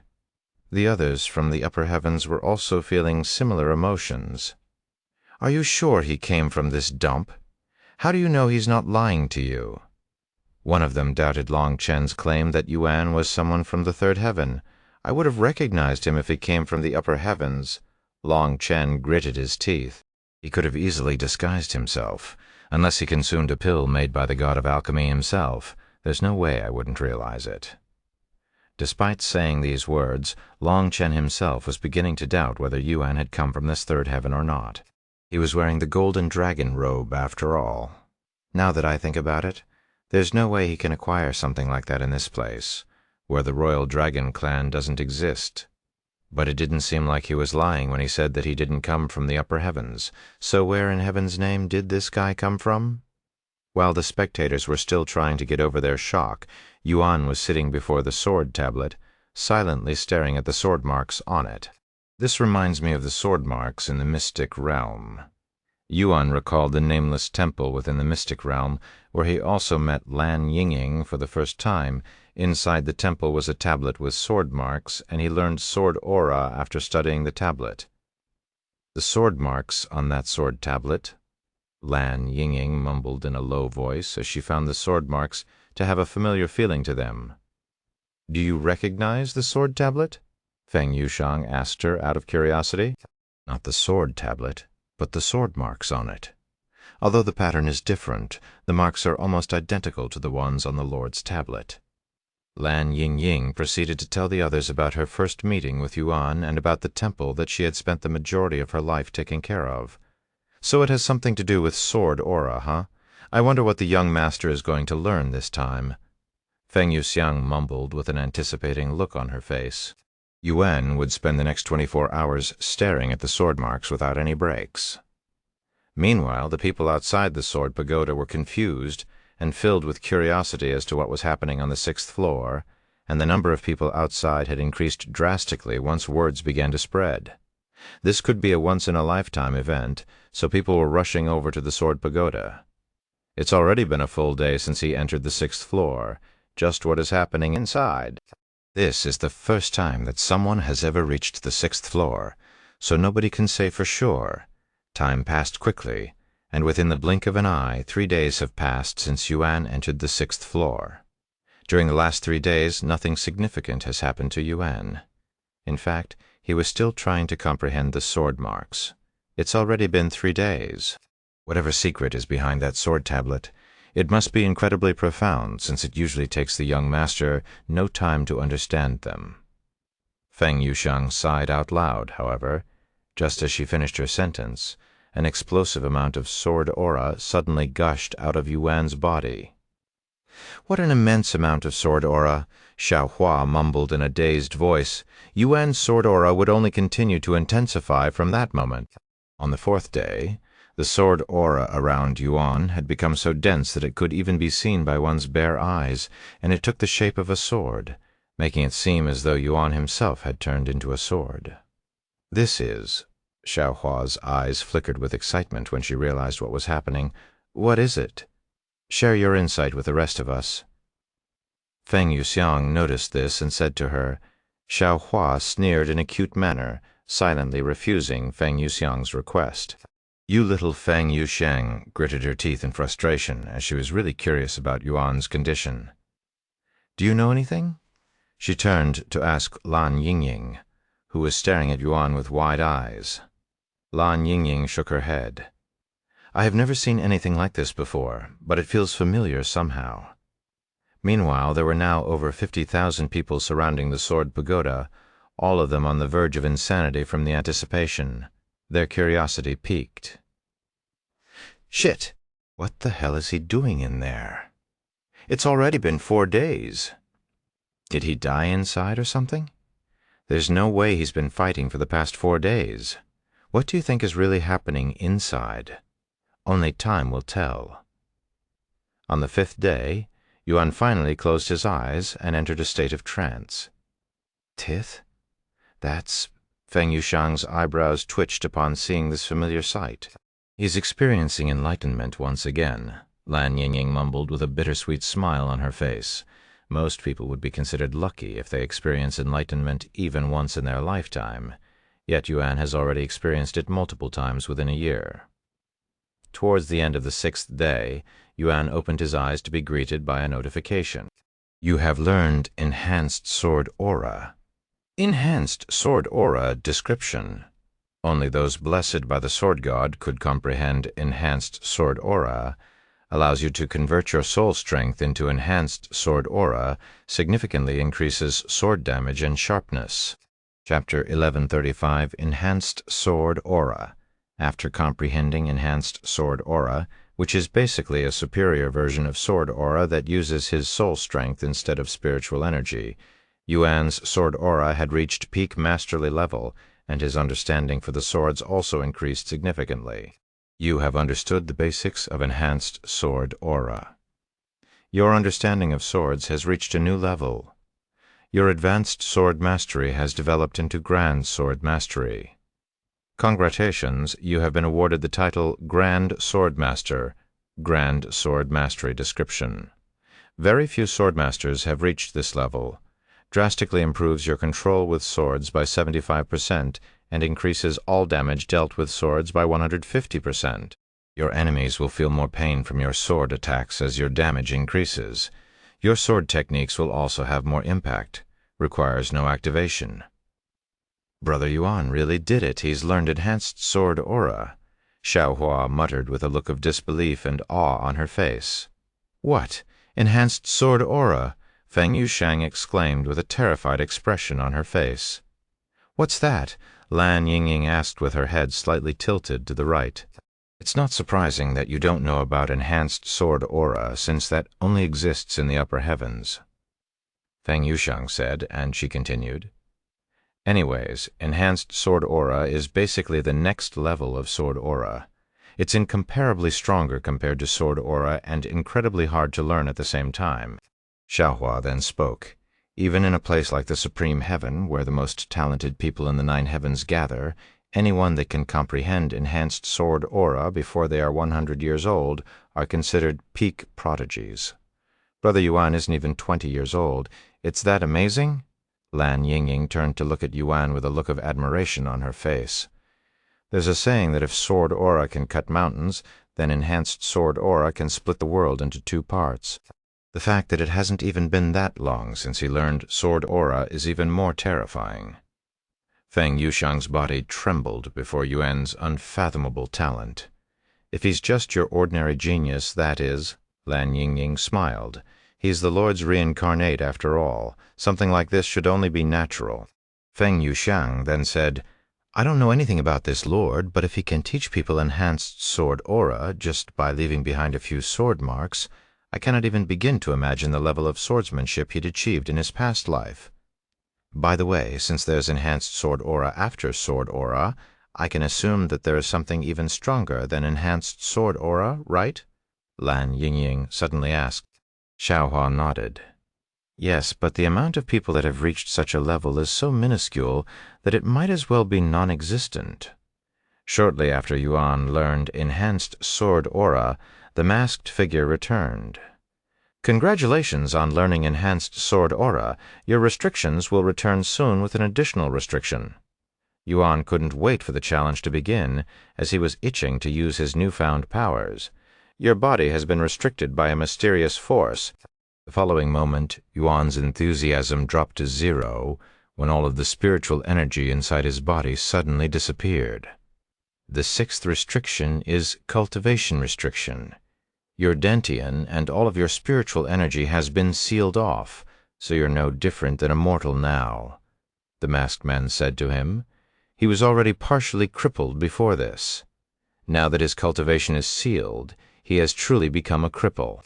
Yuan despaired for a second before suddenly recalling the description of enhanced sword aura. My spiritual energy may be sealed, but my soul strength is untouched, and enhanced sword aura uses soul strength. I still have a chance.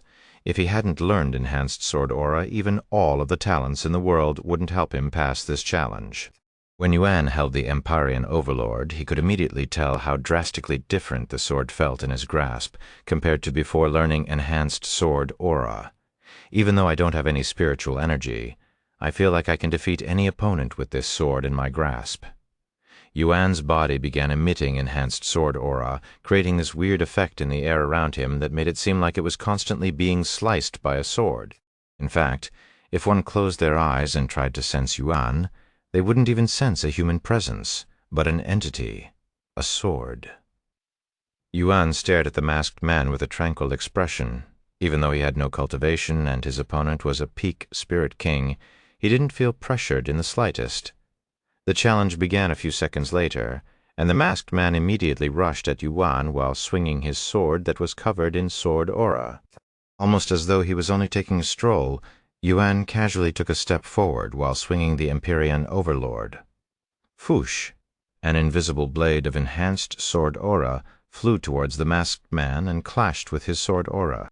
The enhanced sword aura looked easy to dodge at glance, but when the target tried to dodge it, they immediately realized that escape was impossible, as the sharp pressure coming from it was strong enough to instill intense fear in their soul, making them feel as though they'd be cut into 1,000 pieces if they dared to move, so their bodies could only stiffen from shock and await its inevitable death. With a single strike, Yuan had cut down his opponent and defeated the Peak Spirit King without breaking a single sweat. Enhanced sword aura, how terrifying, Yuan mumbled as he stared at the Empyrean Overlord before showing a slight smile. Congratulations, you have defeated the 6th floor. Another masked man appeared before him. You are. Yuan narrowed his eyes at the masked man. Unlike the previous masked figures, this one didn't have any weird animal masks and looked more like the real nameless emperor. Let's have a proper conversation on the 7th floor. The masked man disappeared afterward.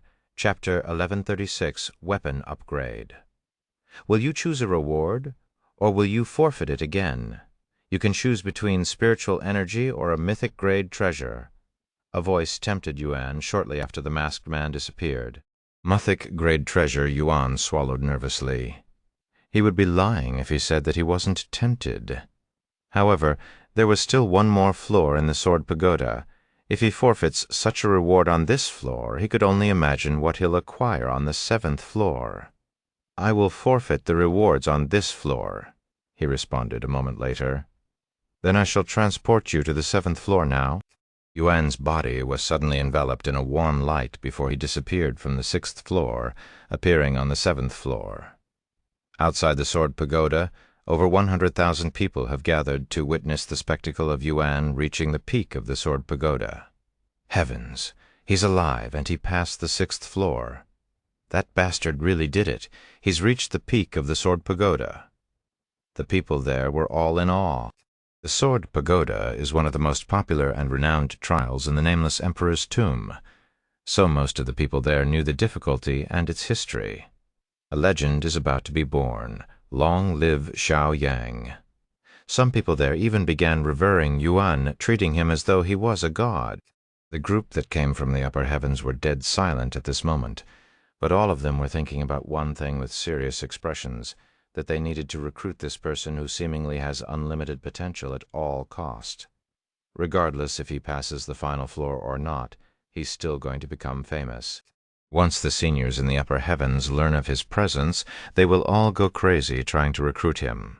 Long Chen could feel his heart throbbing with excitement, as it has been a while since a genius at Yuan's level has appeared. Meanwhile, Yuan stood before the masked man on the 7th floor. "Welcome to the peak of the Sword Pagoda. Are you my opponent for this floor?" Yuan asked as he tightly gripped his Empyrean overlord. The masked man shook his head. "No, you won't be fighting me. This will be your opponent." The masked man took a step to the side, clearing the path and revealing the object behind him. Yuan raised an eyebrow when he saw what the masked man was referring to. There was a large boulder made of an unknown substance that resembled crystal, and there was a wooden sword stabbed into it. "That's my opponent? What kind of joke is this?" Yuan asked him. "This isn't a joke. The condition to pass this floor is to pull out that wooden sword. As for your restriction, well, this test in itself is one. The rest of your restrictions will also be lifted. Good luck, not that it matters at all. Seriously?" Yuan felt that it was a little anticlimactic, but he didn't complain. He quickly approached the wooden sword and wrapped his fingers around the handle. However, before he exerted any force, the masked man spoke. "Oh, before you attempt to pull the sword, I should warn you that you will only have one chance. If you fail, your body will explode and you will die." "What?" Yuan wanted to release the sword, but he subconsciously pulled his arms back without releasing his grip on the sword. "Sha?" The wooden sword was pulled out of the boulder without any resistance. Yuan stared at it with wide eyes. "Ah ha ha!" The masked man suddenly began laughing out loud, causing Yuan to raise an eyebrow. "I was just joking. You wouldn't have died, and the wooden sword has no meaning." "Explain." Yuan frowned slightly. "The moment you comprehended enhanced sword aura from the 6th floor, you've already completed the Sword Pagoda. There is no challenge on the 7th floor. Then what's the point of making a 7th floor?" The masked man snapped his fingers, causing a hole to appear in the middle of the room, and inside this hole was about 3 inches of black liquid. "Lend me the Empyrean Overlord for a moment." The masked man then said. Yuan summoned the sword and handed it over. The masked man looked at the sword with a nostalgic feeling in his eyes. "It's been a while, buddy." He then submerged the sword in the liquid. "What are you doing?" Yuan couldn't help but ask. "How do you feel about the Empyrean Overlord? Is it a good weapon?" Instead of answering his question, the masked man suddenly asked one. "Well, despite it being my second soul weapon, it's my most used weapon, and I have the most experience with it. When I wield it in my hands, it feels as though it becomes part of my body. It's powerful and easy to use. I don't have any complaints. Is that so? What if I tell you that the Empyrean Overlord is actually still in a dormant state? That it's not at its full potential?" Yuan's eyes widened with surprise upon hearing such information. "The Empyrean Overlord was crafted by a good friend of mine. He used the best materials in the 9 heavens, and it took him over 10,000 years to complete it. It could even be considered the best sword in existence. However, its power would have been too potent for you to handle at the beginning, so I purposefully sealed its power until fate brought you here." "Wait. You're making it sound like you knew I was going to acquire it from the beginning, and that I would come here?" Yuan frowned. The masked man lifted his mask a little, revealing his smile. "Of course, that's just how our lives work. Fate isn't as random as it seems, especially when it's our fate. The Empyrean Overlord, the Nameless Emperor's tomb, the Sword Pagoda, all of these things are connected. You didn't come here by chance? You were guided here by whom? Yuan swallowed nervously. You'll figure it out yourself eventually. Anyways, the upgrade is done. The masked man retrieved the Empyrean Overlord from the hole the following moment. Chapter 1137, Awakened Empyrean Overlord. What do you think? The masked man handed the Empyrean Overlord that was emitting a totally different aura compared to moments ago back to Yuan.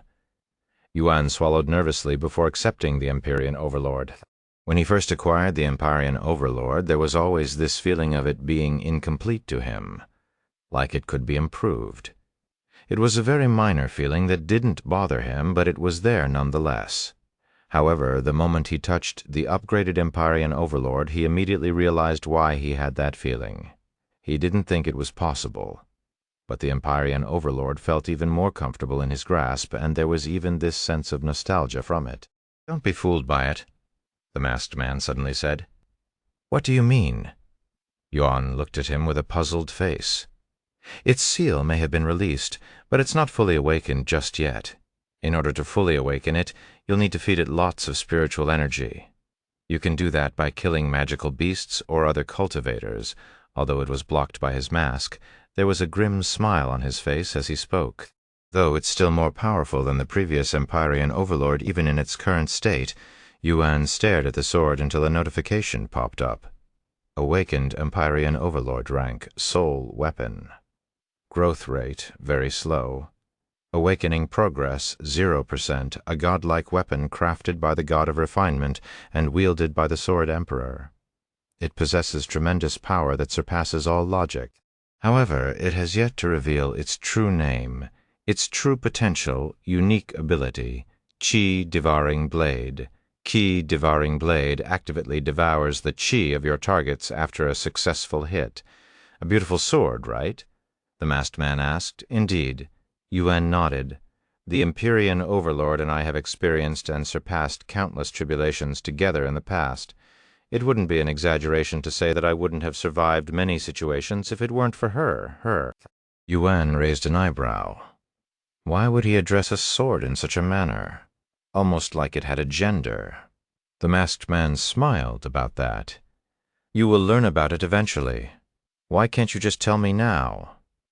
Because that would ruin the surprise and fun. All of you are like this. Yuan sighed. What's the point of keeping secrets to yourself? The masked man shook his head. Although we all share the same soul, I wouldn't say that we're all the same individual. At one point in all of our lives, we had a different personality and lived different lives. So you can say that we're all unique in our own ways. Even if we eventually recover our memories and become nearly identical, it's not completely the same. There's a slight difference, and that difference, no matter how small, makes us unique. Yuan felt some weight lifted from his heart after hearing such words, as he was always worried about returning to his old self, that he had no personality of his own. Anyways, the Sword Pagoda will collapse soon now that it has been cleared, the masked man suddenly said as he began walking towards Yuan. Here, take this. The masked man handed a key to him. What's this key for? I also received one from the Seven Swords trial aid as he retrieved something from his pocket. Here, take this before you leave. The masked man handed him a golden key. I also got a key from the Nine Swords trial, Yuan mumbled. What does it do? Collect 9 keys and go to the core of the tomb. Some of the answers that you seek will be there. Yuan was bewildered. He didn't expect the masked man to actually give him a proper answer. Then, are there any specific trials that I must pass to receive these keys? Yes, there are, but there's no need to worry about it, and just do whatever you want in here. You'll eventually find all of them anyways. Are you saying this is the work of fate? However, before he could receive an answer, Yuan found himself teleported outside of the Sword Pagoda with Xiao Hua and the others returning to his body. Once Yuan was outside, he could immediately feel countless gazes staring at him, causing his body to naturally tense up. He looked around with a look of disbelief on his face, as there were tens of thousands of people there, and they were all staring at him with wide eyes. After a brief moment of silence, almost as though everyone there snapped out of their daze at the same time, they all began bombarding Yuan with questions. What happened on the 6th and 7th floor? Why did it take you a whole week to pass the 6th floor? What kind of rewards did you acquire? Did you pass the 7th floor? Why did the sword pagoda suddenly collapse? Shut up! A deafening voice filled with an intense pressure suddenly rippled, startling everyone there and forcing them to hold their breaths. A few seconds later, Yuan watched as a handsome, silver-haired young man approached him with a group of new faces following behind him. I will keep this short since it would take too long if I said everything on my mind. Congratulations, Xiao Yang. Not only did you defeat me, but you've also become the first person in the 9 heavens to defeat the Sword Pagoda. As promised, I will now answer all of your questions, Long Chen said to him with a defeated smile. However, Yuan didn't say anything and merely extended his hand, almost as though he was asking for something. Long Chen chuckled when he saw this, as he immediately realized what Yuan wanted from him. He reached into his spatial ring and retrieved exactly 10 pebble-sized royal-grade spirit jade before placing them on Yuan's open palm. The spectators watched while salivating, as these 10 small royal-grade spirit jades were worth over 100 million spirit stones easily. Chapter 1138, Silver Dragon, thanks, Yuan said as he tossed the spirit jades into his spatial ring. Long Chen cleared his throat and spoke. Now, as for the questions you had for me, yes, I am from the upper heavens, specifically the 9th heaven. The surrounding people gasped in shock when they heard this information. He's someone from the supreme heaven? No wonder why his aura is completely different, a real big shot. I'm so glad I risked my life to come to the Nameless Emperor's tomb this year. To think I'd see someone who came from the supreme heaven with my very eyes. While the spectators there mumbled to each other, Yuan remained relatively calm as he asked, "Oh, I didn't think someone from such a place would be interested in the Nameless Emperor's tomb. Surely you're not here for the treasures." Long Chen chuckled. "Of course not. The treasures here are as common as tableware in the supreme heaven. I can't tell you the exact reason why I am down here, but I am searching for a specific individual. But since we're essentially looking with a blindfold on, I decided to spend some time in this place. As expected, he's here to look for me." Yuan sighed inwardly. "I see, then I won't bother you any more. Good luck with your searches." Yuan was prepared to leave as soon as possible, since nothing good will come out of staying around these people who are on a manhunt for him. "Wait a minute. How can you leave already? I still have so much to talk about." Long Chen quickly stopped him. "If you want to talk, we can do so another time. This place may mean nothing to you, but it means everything to me. And unfortunately our time here is limited, so I won't entertain you any more." "Such insolence, I can no longer ignore your arrogance. Who do you think you're talking to?" One of the individuals behind Long Chen suddenly shouted.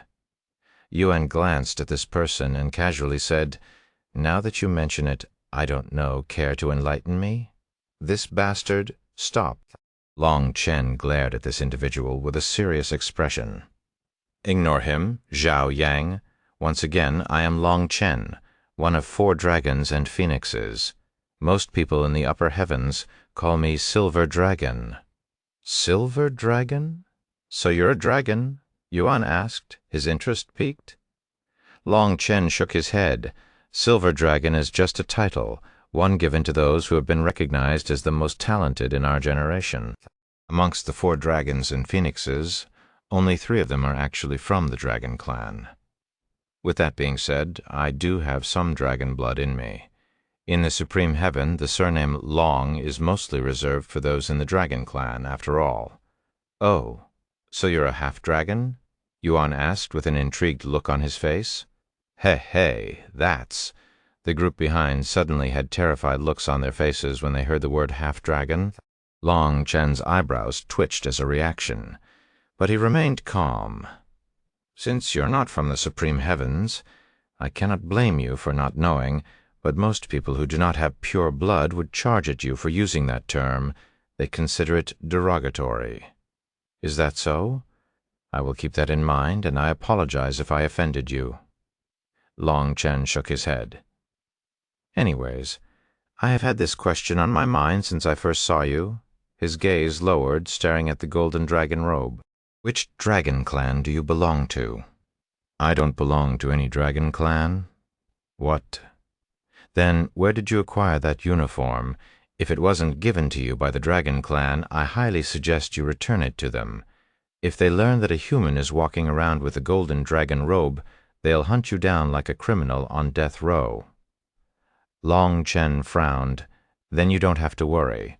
It was definitely given to me by the dragon clan.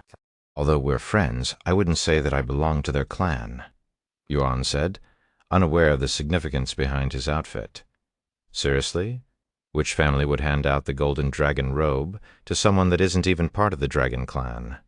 This will easily invoke the wrath of the other clans if they find out Long Chen couldn't imagine something like this happening. After all, an ordinary family within the dragon clan wouldn't have something like the golden dragon robe, as only those with royal blood are allowed to possess the outfit. In the first place, there are no families with royal blood in the third heaven, so he couldn't have possibly gotten it from here. Is he lying about the fact that he didn't come from the upper heavens? Or is he lying about how he acquired the golden dragon robe? Long Chen pondered with a serious expression on his face, hoping that it was the former reason. After a moment of silence, Long Chen spoke. If you don't mind, can you tell me the surname of the family that gave you that robe? I know I'm asking a lot of questions, but this is for your own good. Yuan nodded and responded calmly. Their surname is Ji. The Ji family? Impossible. Long Chen cried out loud after hearing this unexpected information. Yuan raised his eyebrows and asked, "Why do you look like you just saw a ghost?" Before I answer your question, allow me to confirm what I just heard. The family that gave you the golden dragon robe is the Ji family? Yuan silently nodded. Long Chen fell silent again. Are you going to tell me that they don't exist or something? Yuan asked. No, there definitely exists a Ji family with royal blood within the dragon clan. However, they have been missing for thousands of years now. Are you sure it's the Ji family? Ji Shengmo? Yuan suddenly uttered the name of the dragon emperor. Long Chen's eyes immediately lit up after hearing this familiar name. That's the Ji family's dragon emperor's name. However, that isn't solid proof that he really met with them. Can you tell me where the Ji family is right now? He then asked. Chapter 139, heading towards the Sword Temple. Sorry, but I cannot tell you their location. Although you say they're missing, they separated themselves from the rest of the world on their own accord, and they're living happily from what I saw. Yuan refused Long Chen's request without hesitation. They separated themselves? Why would they? Long Chen halted his mumble when he suddenly recalled the Ji family's history. The Shai family disappeared shortly after the Dragon Clan's war with cultivators many centuries ago. I guess they didn't want to deal with humans after what happened. He sighed inwardly.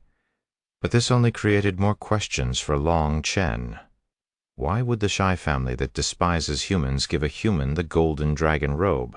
This doesn't make sense no matter how I think about it. Anyways, I have entertained you for long enough. If you have more questions, save them for after we all leave this place. Yuan turned around and began walking away. How about I come with you? Long Chen started following him. He still had many questions and wanted to recruit Yuan to his side after all. However, Yuan quickly turned around and held his arms up, pointing his palm directly at Long Chen's face. Please leave me alone. I already have enough company with me. Long Chen halted his steps and no longer followed Yuan. Yuan quickly escaped the crowd. There's too much attention on me. I will meet you guys a few miles ahead. Yuan notified the Tian family through divine sense as he flew away. I've never seen such an arrogant bastard before. He thinks he's above us just because he got lucky in the Sword Pagoda. I doubt he's actually that talented. The people behind Long Chen gritted their teeth in anger. How could someone from a backwater place like the Third Heaven possibly have more talent than us? He must have used some trick to beat the Sword Pagoda. Long Chen couldn't even be bothered by these people and merely remained silent, his eyes staring at the direction that Yuan disappeared to. Xiaoyang. What a mysterious fellow. Long Chen realized at this moment that he's never been intrigued by another individual to such an extent.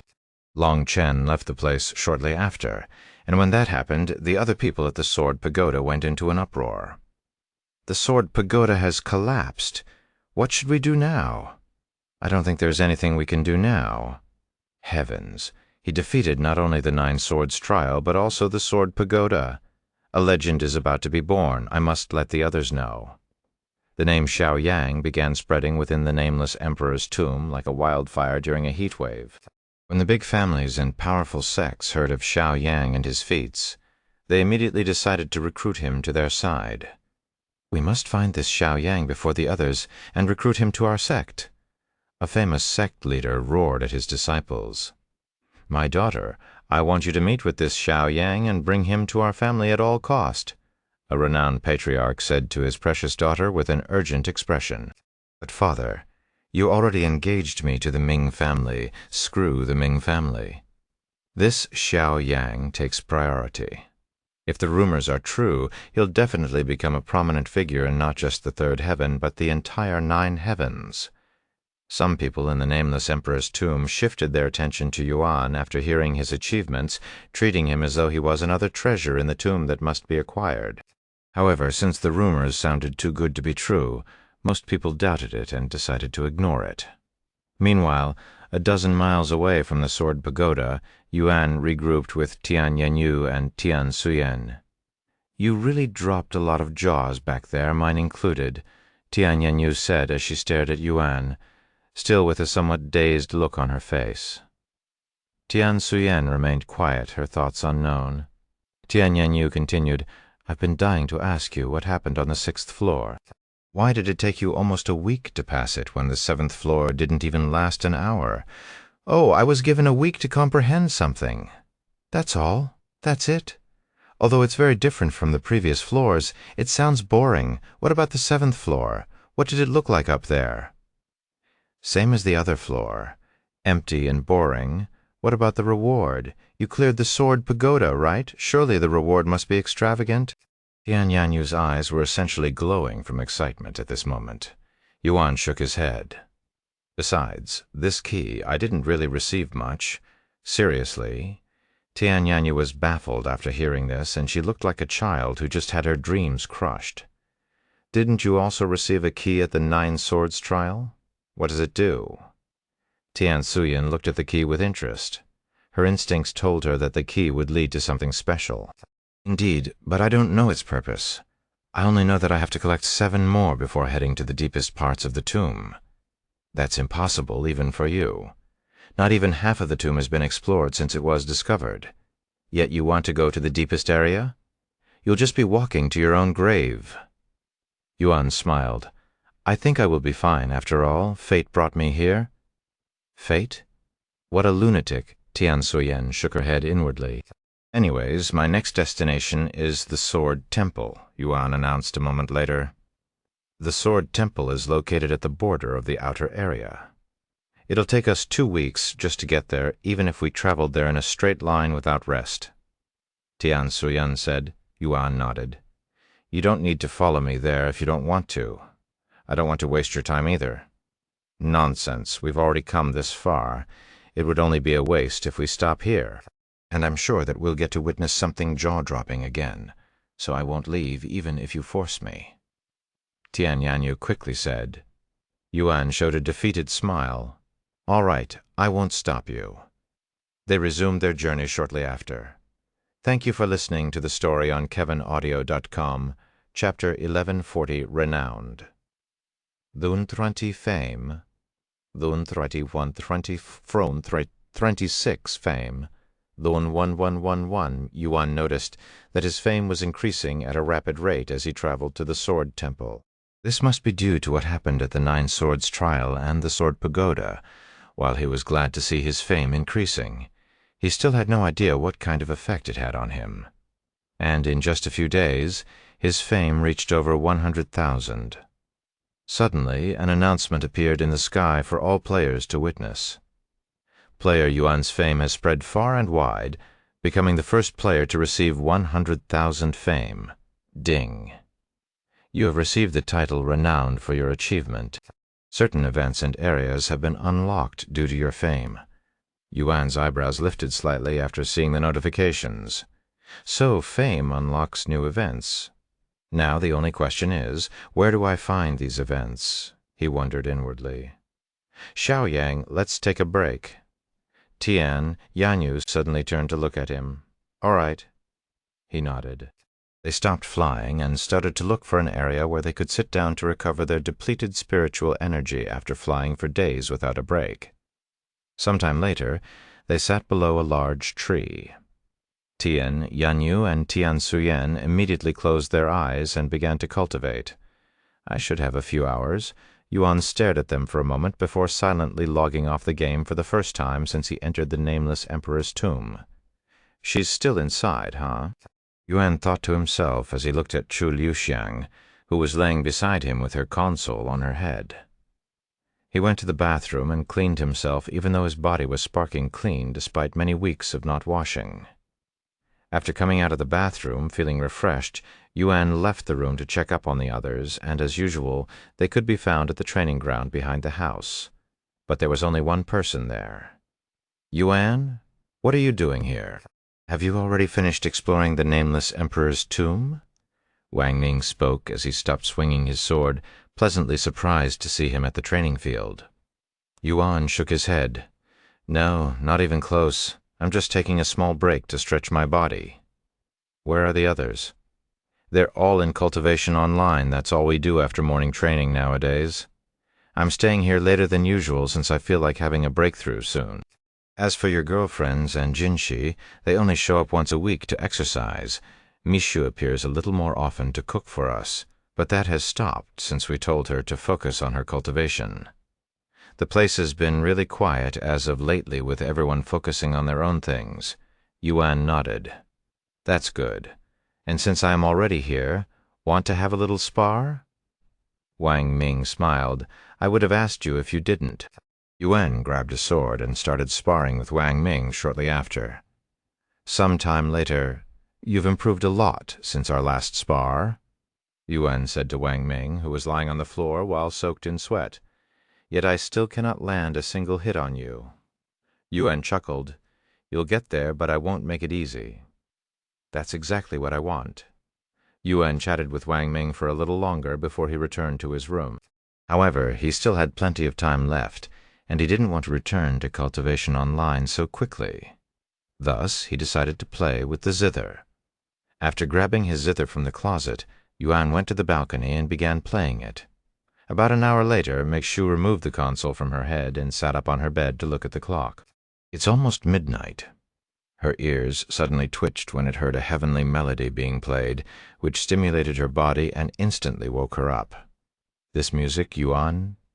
She quickly went to the balcony before looking towards Yuan's room, and her eyes were immediately blessed by Yuan's handsome face that was enhanced by the moonlight as he played the zither elegantly. Meixu opened her mouth slightly, only to close it without uttering a sound, as she did not want to disturb such a moment. A minute later, after playing the final note, Yuan rested his hand on the zither before turning to look at Meixu with a gentle smile on his face. Hey, it's been a while. Did something happen in Cultivation Online? Meixu couldn't help but ask the first thing in her mind. Everything is fine in Cultivation Online. I'm just taking a break. I see?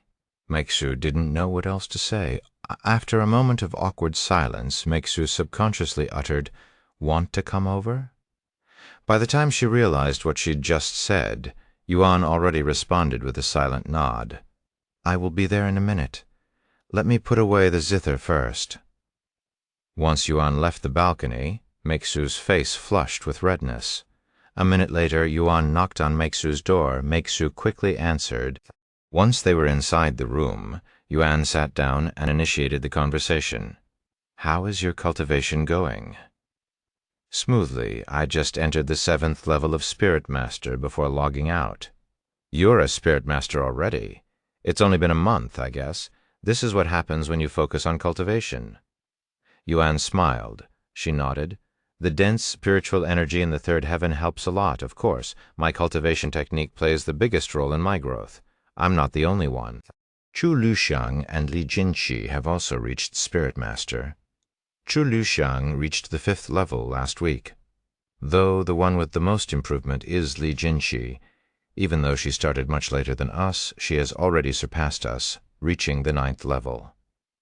I think she'll become a Spirit Grandmaster soon. Li Jinxi is already at such a level? As expected of the #1 genius in the Jaded Garden. She's really talented. Yuan was pleasantly surprised by Li Jinxi's immense growth. What about you? How are things in the Nameless Emperor's tomb? Meishu then asked. A lot has happened. Yuan proceeded to recall his experience to her, Chapter 1141, Burst of Bloodlust. And that's when I decided to take a break from Cultivation Online. Yuan recalled everything he'd experienced within the Nameless Emperor's tomb to Meishu, who listened with an intrigued expression on her face. However, after Yuan finished his story, the place became dead silent, as neither had anything else to say. The two of them proceeded to silently stare at each other for the next few moments. As it has been some time since they last saw each other, and it being the longest that they have been away from each other for a long time, things felt a little awkward between them. Meishu Yuan uttered in a low voice, trying to start a conversation. Yuan. Meishu misunderstood his intentions and actually kissed him instead. Yuan didn't complain and closed his eyes, quietly enjoying the soft sensation of her lips. A few moments later, as her body started heating up with passion, Meishu began removing her clothes while she continued to kiss Yuan. Yuan did the same, and within seconds they were both lying on the bed naked. "I've missed this warmth," Meishu mumbled in a low voice. "Yeah, me too." Yuan smiled. They would connect their bodies shortly after, and they would go on to spend the rest of the night cultivating with each other. Naturally, Yuan completely forgot about Cultivation Online, and it wasn't until the following morning did he recall about the Nameless Emperor's tomb. "I'm going to take a bath. Want to come with me?" Meishu asked him after their passionate session. "Sure. Oh, I completely forgot." "What?" Meishu looked at him with a puzzled face. "I have been gone for too long. Tianyanya will be puzzled when she finishes her cultivation, and I am nowhere to be seen. I'm going to take a quick shower and immediately return to Cultivation Online." "Sorry, Meishu." Yuan quickly rushed into the bathroom as he spoke. "Don't worry about it. I'm already lucky enough to see you during your brief break. Chu Luxiang will definitely be upset to know that she'd missed you." Meishu chuckled. After a quick shower, Yuan rushed back to his room and logged back into Cultivation Online. When he returned to the Nameless Emperor's tomb, Yuan immediately noticed that neither Tianyanyu or Tiansuyan was there. In fact, the tree that they had been cultivating under was gone as well. "What the hell happened here?" Yuan exclaimed in a shocked voice after seeing the scenery around him. The ground around him was split, and it looked like a massive battle had just occurred in this area. "Do you guys know what happened here?" "Where is the Tian family?" Yuan asked his servants. Unfortunately, they did not know. "Sorry, young master, but we didn't see anything when you disappeared. Our senses were blocked, and we couldn't leave your body either," Feng Yuxiang said to him. "Damn, I should have left them behind to watch over the Tian family. I've screwed up." Yuan cursed inwardly, blaming himself for this situation. "Yuan, use your divine sense and see if you can sense them," Lan Yingying suddenly suggested. "Your soul strength is much more powerful than ours, so you will be able to see further than us. Right." Yuan immediately activated his divine sense to the maximum. "I found them." He quickly found them with divine sense. "They're 25 miles north, and they're currently fighting a group of people." He could see Tianyanyu and Tiansuyan currently being surrounded by a group of unknown cultivators that clearly had bad intentions, and Tiansuyan even appeared to be injured. Without hesitation, Yuan immediately began flying towards their direction, his aura filled with killing intent. "Please, let me make it in time," he prayed as he flew. Meanwhile, Tianyanyu and Tiansuyan stood together with their backs facing each other. "Mother, are you okay?" Tian Yanyu exclaimed in a panicked manner when she noticed blood flowing down Tian Suyan's right arm. "I'm fine, worry about yourself," Tian Suyan said while gritting her teeth.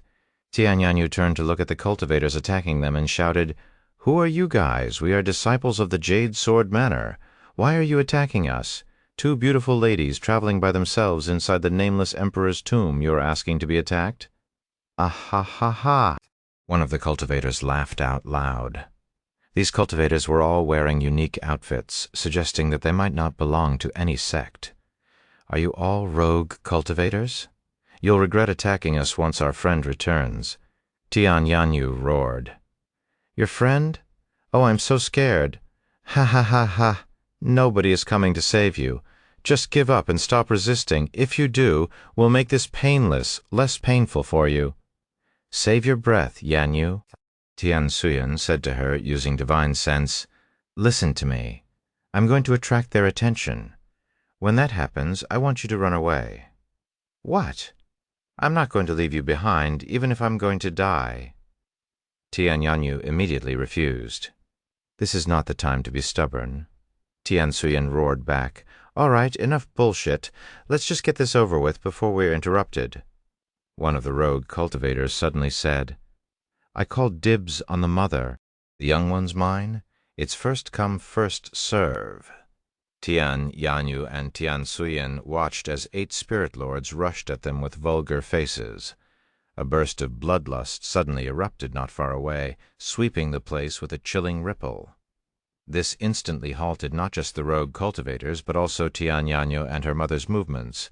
Their initial thought was that they'd somehow attracted the attention of a ferocious, magical beast. However, before they could even think, one of the rogue cultivators suddenly shouted out in pain before he collapsed on the ground. The others turned to look at him with baffled expressions, and they could see a large hole had somehow appeared in the center of his face. "Yanyu, Senior," Yuan's voice resounded a moment later. Tian Yanyu instantly turned to face the direction of his voice with a blissful look on her face. Xiao Yang? Chapter 1142, Massive Magical Beast. "Mother, let's go." Tian Yanyu immediately began running towards Yuan the moment she saw him, and she grabbed Tian Suyan's arm before pulling her along. The rogue cultivators were still in shock from their companion's sudden death, so they couldn't react in time and allowed the two of them to escape. "We'll talk after I take care of the trash," Yuan said to Tian Yanyu as he withdrew the Empyrean Overlord. Almost as though it was responding to Yuan's emotions, the Empyrean Overlord's aura gushed like water at the bottom of a waterfall. Wait. The rogue cultivators subconsciously raised their hands to surrender. They could tell that Yuan was a spirit king and that nobody there would be able to defeat him even if they all fought together. However, Yuan wasn't interested in sparring these cultivators and swung the Empyrean Overlord without hesitation. Powerful sword light, strengthened by enhanced sword chi, immediately flew towards the cultivators. Everything happened so fast that the rogue cultivators couldn't even escape if they wanted, so they had no choice but to try and block the attack. Unfortunately for them, their techniques were all destroyed as soon as they were deployed. Nothing could stop the sword light from killing these cultivators today. Sha! The following moment, the cultivators dropped dead on the ground with their bodies severed in half, their spiritual energy absorbed by the Empyrean Overlord. Awakening progress, 10.01%.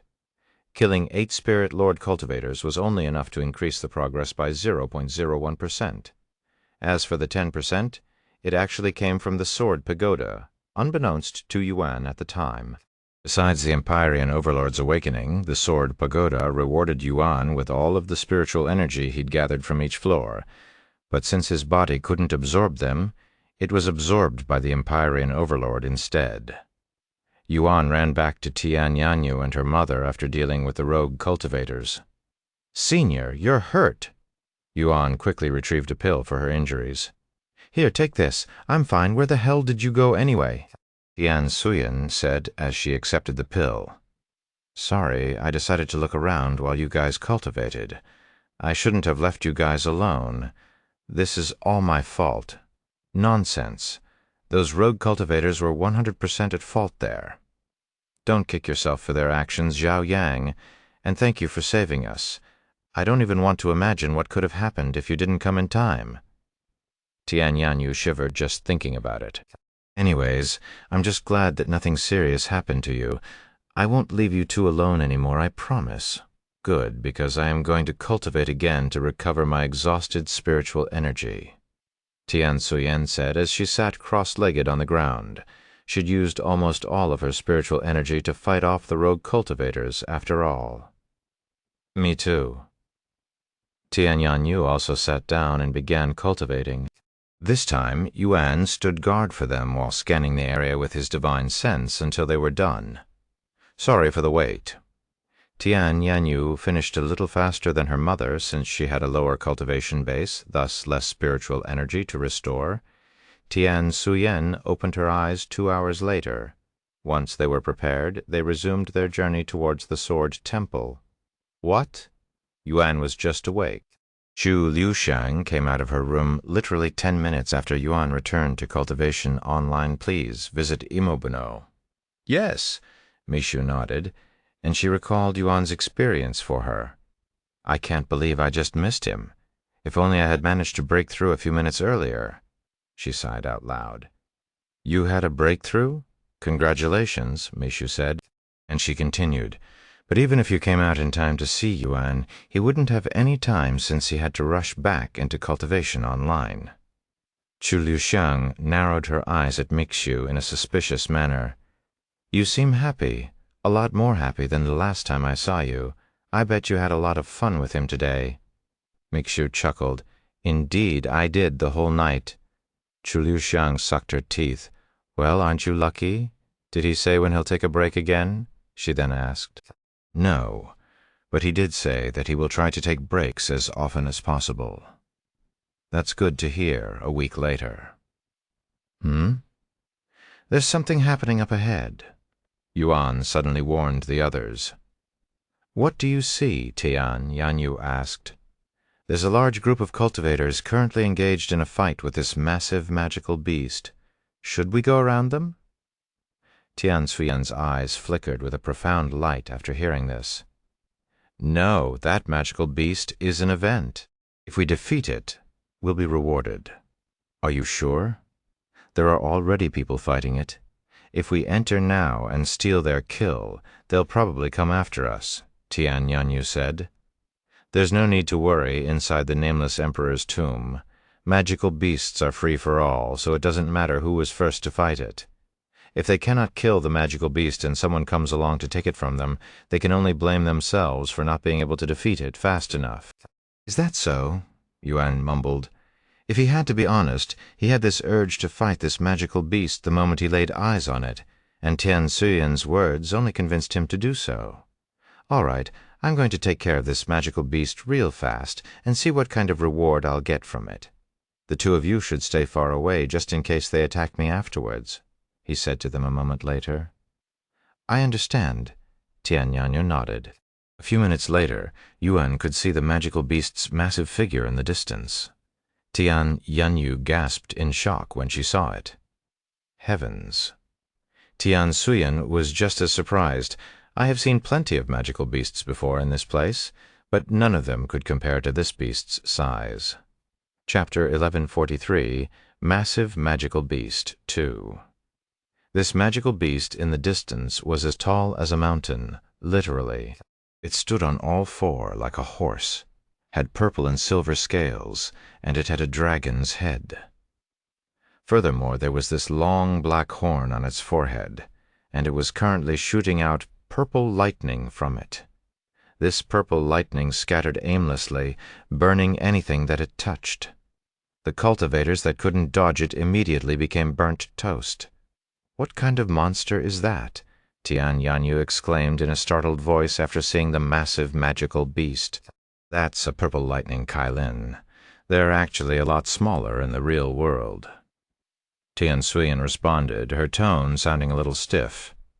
The two of you should stay here. I will kill it quickly and come right back, Yuan said to them. Okay. Be careful. Tian Yanyu nodded without hesitation. The last thing she wanted to do was to get any closer to that lightning-spewing monster. His monstrous body will just restore any damage inflicted to him. I bet he's actually immortal." Tian Suyen joked in a serious manner. "Then I will be right back." Yuan waved at them before flying towards the purple lightning Qilin that was running rampage in the distance. "Watch out. It's going to shoot out lightning again." The cultivators fighting the purple lightning Qilin were from different places. Some were disciples of a sect, while others were members of a large family. Of course, there were rogue cultivators amongst the fighters, but they were mostly fighting alone without anyone watching their backs. "Ah, fuck my leg! The bastard's got my fucking leg!" A disciple screamed in agony as he lost one of his legs to the purple lightning Qilin's lightning, burning it to a crisp. "Aim for its horn! If we destroy the horn, it should stop using its lightning attack," another shouted. As Yuan got closer to the battlefield, he could witness with his bare eyes the carnage, where rivers of blood and mountains of corpses littered the ground around the purple lightning Qilin. There has to be hundreds of corpses down there, he thought to himself, feeling shivers down his back. Once he was close enough, Yuan retrieved the Empyrean Overlord. However, he did not immediately enter the battlefield and patiently waited for his chance to strike. He also studied the purple lightning Qilin's movements. Of course, people continued to die as time passed. As unfortunate as their deaths were, Yuan wasn't going to risk his own life to save these people like some sort of hero. These cultivators entered the nameless emperor's tomb with the resolve to die, and they did the same before they decided to fight this beast. About 10 minutes later, once Yuan was confident that he knew all of the purple lightning Qilin's movements, he tightly held onto the Empyrean Overlord before flying towards it. The lightning attack may seem random at first, but it's not. It won't use it again for another 3 minutes, so this is my chance. Yuan appeared directly in front of the purple lightning Qilin the next moment, and his body released an aura that surmounted the massive beast before him. His Empyrean Overlord also gushed with enhanced sword chi. This is going to be my first time using enhanced sword chi at its full power. After taking a deep breath, Yuan swung the Empyrean Overlord at the purple lightning Qilin's horn Sha. The black horn that threatened and killed hundreds of cultivators had been sliced off the monster's head cleanly. The cultivators there were in disbelief at first, but they quickly became overwhelmed with relief after realizing that they no longer have to worry about the lightning strikes. However, before anybody could celebrate, the purple lightning Qilin released a loud roar, causing its scales to turn crimson. Its eyes also turned bloodshot with red lightning sparking from within, and its body also started shooting out tiny red sparks that coiled all around its body, creating what appeared to be an armor made of lightning. A sense of dread suddenly assaulted Yuan, and his body instinctively moved. Boom! A massive red lightning strike suddenly descended from the sky, hitting directly where Yuan was flying. Arg! Yuan released a pained voice before slamming his mouth shut when the sudden thunder managed to strike his left shoulder, tearing his entire arm. However, this could be considered lucky for him. If he hadn't sensed the danger and moved in advance, the thunderstrike would have struck his head, instantly killing him. The purple lightning Qilin released another deafening cry, causing more red thunderstrikes to rain down. "Fuck, it's enraged. Run for your lives." The cultivators scattered like ants when they saw the apocalyptic-like scene before them. Xiaoyang, Tian Yanyu was terrified for his life when she saw the situation from afar.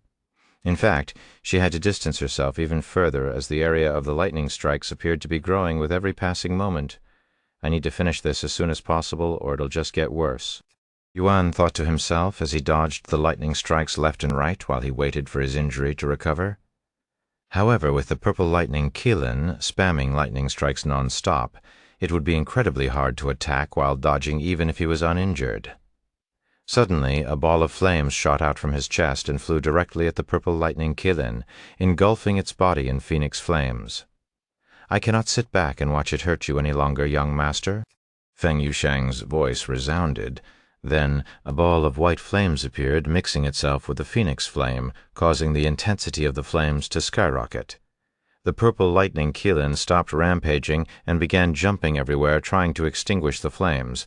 But alas, its efforts were futile, and the flames of two divine beasts only became stronger. "Thank you, you two." Yuan immediately took this chance to attack the monster. God of War's astral arts! After summoning his avatar, Yuan swung his sword at the purple lightning Qilin again, this time aiming right at the center of its body. Whoosh! The sword penetrated the scales with ease before cutting into its muscles, splitting its body into halves. Chapter 1144, Sword Temple. After the purple lightning Qilin was slain by Yuan, its body immediately began decomposing at a rapid rate until there was nothing but a single item on the ground, a purple key. Yuan picked up the key and thought to himself, "Is this what he meant when he said that I'd eventually find them no matter what? Is this a work of fate, or is this the tomb's doing?" Brother Yuan, that wasn't a purple lightning Qilin. It was an ancient lightning Qilin, something that only exists in the seventh heaven and above. Even top cultivators in that realm have trouble dealing with it. Xiaohua's voice suddenly resounded. "Have you encountered one before?" Yuan couldn't help but ask her. "Xiaohua isn't sure," she said. "How are you not sure?" Feng Yushang then asked. After a moment of silence, she spoke. "Xiaohua's memories have been hazy lately. Memories that I don't recall have been appearing in my mind since we arrived in the third heaven." "That is interesting," Yuan mumbled. "If I recall correctly, all exiles have restrictions placed on them to make their climb to the upper heaven as hard as possible, such as their strength. Does this mean Xiaohua's memories have been restricted, and such restriction is weakening as we move towards the upper heavens?" Feng Yushang theorized. "That does sound plausible. What do you think, Xiaohua?" Yuan found such a hypothesis entirely possible. Xiaohua also thinks it's possible. This will also explain why my cultivation suddenly increased when we arrived in the second heaven and the third heaven. She agreed. "If that's true, I wonder how strong you truly are, Xiaohua." Yuan smiled. Xiaohua blushed inwardly. Yuan returned to Tian Yanyu and Tian Suyen shortly after. "Hey, are you okay, Xiaoyang? It looked painful when you were struck by the purple lightning Qilin's red lightning."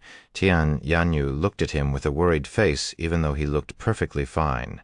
"It was indeed a little painful, but it's not unbearable," he said. "What did you receive from the purple lightning Qilin? Surely it was an amazing reward." Tian Suyen was more interested in the reward. Yuan showed her the purple key and silently smiled. "That's it." Tian Suyen was dumbfounded. He nodded. "No way, these keys better lead to something heaven-defying for them to be considered as a reward." "Hopefully, anyways. Let's continue with our journey." The three of them returned to the air shortly after and started flying towards the Sword Temple again. A week later. "Is that the Sword Temple?" Tian Yanyu mumbled as a white building appeared on the horizon. "It is," Tian Suyen confirmed. "It's a lot more ordinary than I expected." The building itself was impressively large, but besides the beautifully detailed design exterior, everything was plain white. However, that was not what Yuan saw. While the others may only see an oversized white building, Yuan could see and sense that the entire building was overflowing with enhanced sword aura, so much so that it sent shivers down his back. Once he was close enough, Yuan could see a large group of cultivators standing around a tall platform in front of the Sword Temple, where two individuals were engaged in an intense match. So that's the sword trial, Yuan thought to himself when he saw it. This was something he'd read about in Jade Sword Manor's library. In order to enter the Sword Temple, one must participate in the sword trial and defeat their opponent first. The opponent is different for everyone depending on their strength and talents. If one fails to pass the sword trial, they will be denied entry to the Sword Temple, and everyone only has one attempt. According to the statistics, less than 1% of challengers have actually stepped foot inside the Sword Temple, and hundreds of thousands of cultivators participate in the sword trial every time the tomb opens. Tian Suyen said as they watched the sword trial from afar. The summoned spirits always have the same cultivation as the challenger, but their techniques are usually far superior. The opponents summoned by the sword trial are also addressed as spirits by most people. "He lost already? It hasn't even been 2 minutes since the fight started?" Tian Yanyu mumbled after the challenger was sent flying off the stage with one less arm that he entered the stage with. You'd have to be a genius to last more than 5 minutes against the spirits. That's how powerful they are, Tian Suyen said. The more I witness the Nameless Emperor's tomb, the more it feels like the odds are stacked against us. Just what kind of talent is the creator of this world looking for? Surely they didn't make it just to mess with us, right? Tian Yanyu sighed. The vast majority of cultivators create a tomb to pass down their legacy to someone worthy. But the Nameless Emperor's tomb is so difficult that it feels like the creator made it just to mock the challengers. Sorry. Yuan couldn't help but apologize to her inwardly, as this tomb was clearly created solely for him. Sometime later, they made their way towards the stage before splitting up again. Yuan went to the back of the line for challengers, while Tian Yanyu and her mother went to stand with the spectators. A few hours later. Look at that young man in the center of the line. Isn't that Xiao Yang? A few people who'd just arrived after coming from the Sword Pagoda quickly noticed him. You're right. It's him. You mean the genius who cleared the Sword Pagoda? That's him? He looks so young. An uproar within the spectators quickly ensued, and it didn't take long before everyone was talking about him. However, the conversation didn't last long, as everyone had their breaths taken away by a group of newcomers. More specifically, a group of beautiful ladies that instantly stole the spotlight with their peerless appearance, especially the woman with an aloof expression in the front. Yuan noticed the sudden change in atmosphere and turned to look as well. She's strong, he immediately thought to himself after seeing the beauty in the front chapter 1145 Sword Trial. The lady leading the group of beauties had long black hair, purple eyes with a hint of green, and slight makeup around her eyes. She looked incredibly beautiful, but also threatening at the same time, like a rose with thorns. These ladies were also exuding an overwhelming aura that nobody there has experienced before. They were clearly all from the upper heavens, especially the purple-eyed lady who had a similar aura to Silver Dragon Long Chen. However, unlike Long Chen, who was actively hiding his aura, this lady was letting it flow naturally. These ladies would watch the sword trial from afar while mumbling to each other.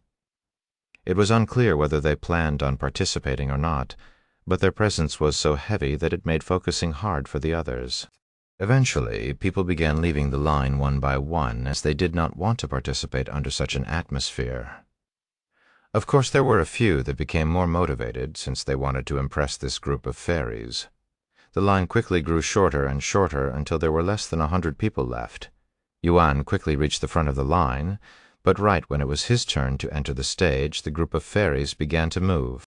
The group landed in front of him and blocked off his path to the platform, while their leader, the purple-eyed beauty, flew onto the stage.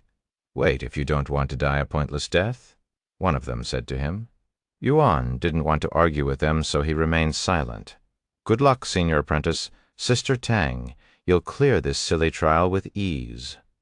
These girls began cheering for the purple-eyed beauty who was surnamed Tang. Shortly after the fairy Tang entered the platform, an array formation in the shape of a circle appeared on the other side of the platform, and a figure would emerge from this circle a moment later. As usual, this figure was wearing a mask, and they had the cultivation of a peak spirit king. Fairy Tang kept the same aloof expression on her face, seemingly unfazed by her opponent. She proceeded to make the first move by pointing her finger at the masked figure. "Scatter," she uttered in a low but confident voice. Whoosh! Thousands of purple-colored flower petals suddenly appeared out of thin air and flew towards the masked figure. A sweet scent filled the air when the flower petals appeared, but when the surrounding cultivators sniffed this scent, their consciousness immediately began fading, and those with a lower cultivation could even feel a numbing sensation in their body. This is poison? Although the poison wasn't effective on him, it wasn't completely ineffective either. After all, while his body could take a hit from a spiritual treasure and not receive a scratch, it didn't have much resistance to poison. The purple flower petals quickly clashed with the masked figure like a tidal wave and consumed their entire figure. However, a powerful wave of sword aura suddenly rippled in the area, instantly destroying the thousands of flower petals. Che. As expected, poison won't work on them. Fairy Tang sucked her teeth in an annoyed manner before she retrieved her weapon. a very thin sword that resembled a rapier, and her body also began radiating with sword aura. The sword aura released by Fairy Tang was impressive, but it wouldn't hold a candle to Yuan's sword aura. However, Fairy Tang still managed to defeat her opponent after 25 exchanges. Heavens, that fairy defeated her opponent within 25 strikes.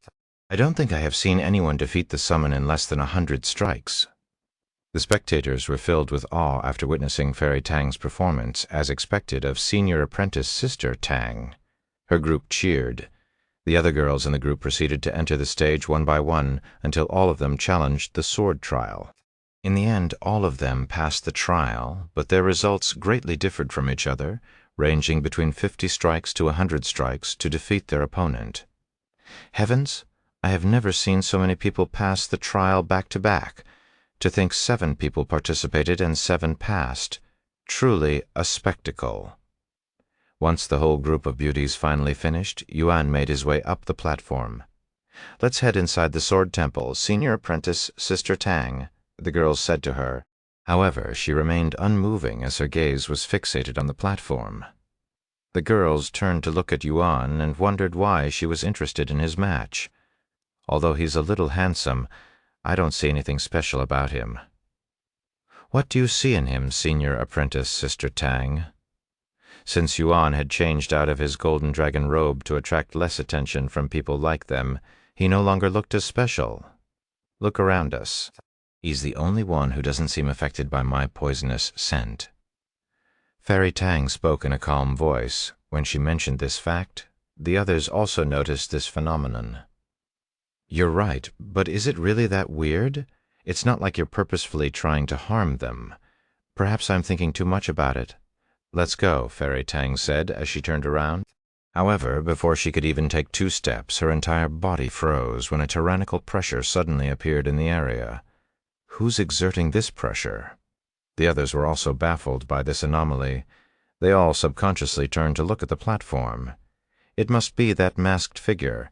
She's the cause of this pressure. Wait, this masked figure is a female? Indeed, standing on the platform about a dozen meters away from Yuan was a masked figure who was clearly a woman with feminine body, but the most damning evidence were the 2 large peaks on her chest. A masked figure that is a woman? I've never even heard of this before. The spectators were just as surprised as the group of fairies. Yuan narrowed his eyes at this masked figure. He'd watched hundreds of matches before his own, yet none of them had a female opponent. So why did he summon 1, Chapter 1146, Sword Trial? 2. After being summoned, the female masked figure started looking around with interest, almost as though she was inspecting her surroundings, a behavior that none of the previous spirits have shown.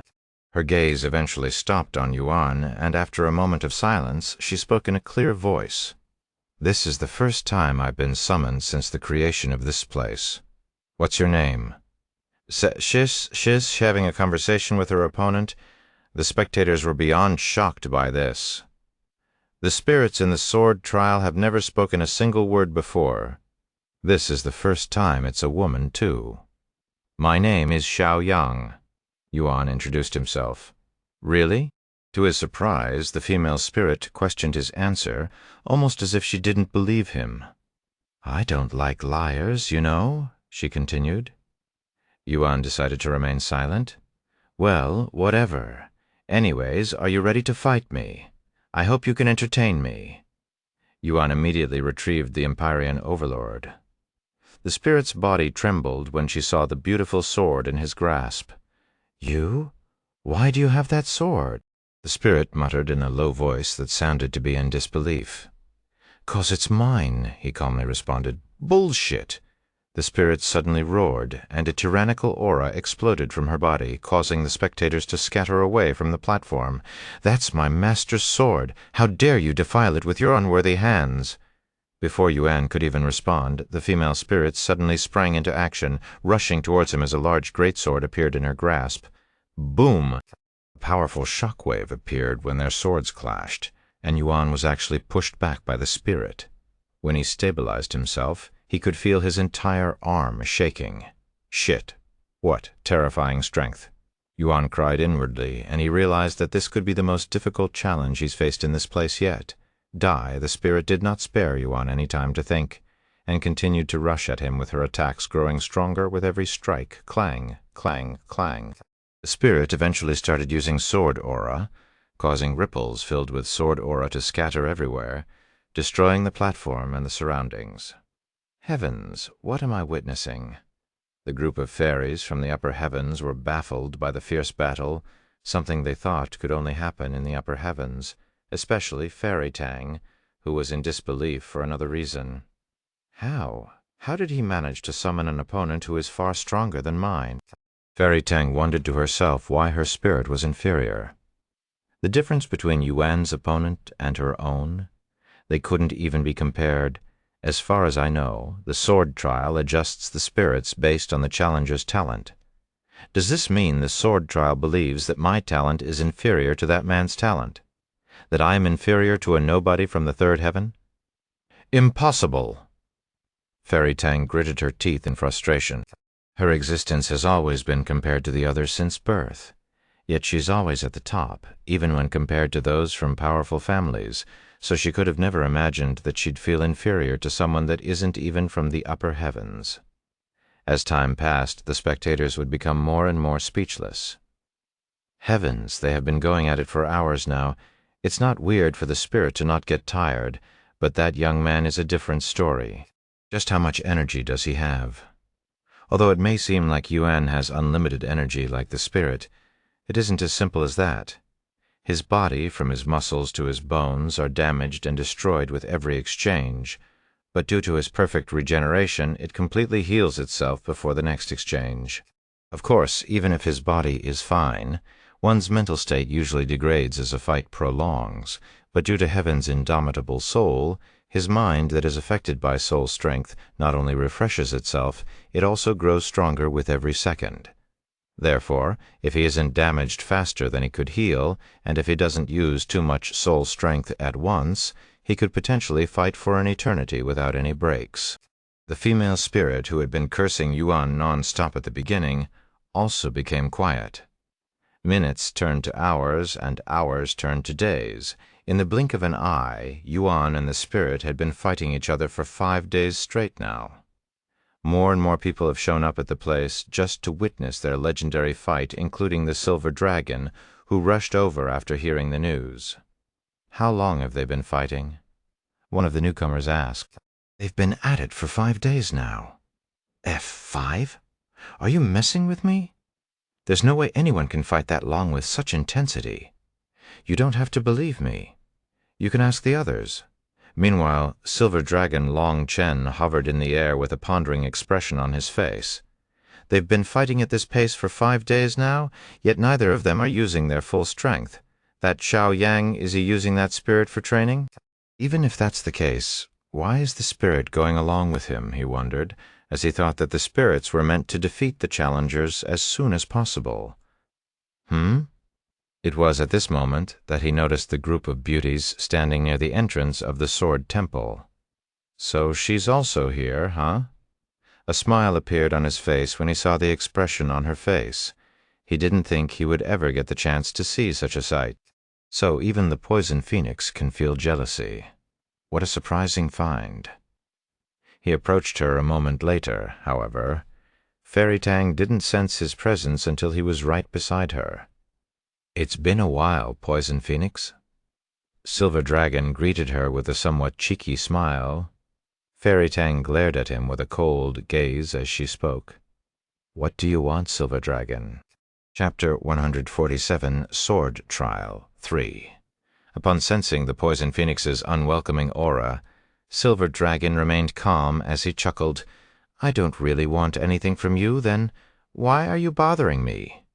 Go away as far as possible, until I cannot see your annoying face with my divine sense, Poison Phoenix coldly sneered. Even though I don't need anything from you, I couldn't help but notice you staring at my friend very intently, Silver Dragon said, still with a smile on his face.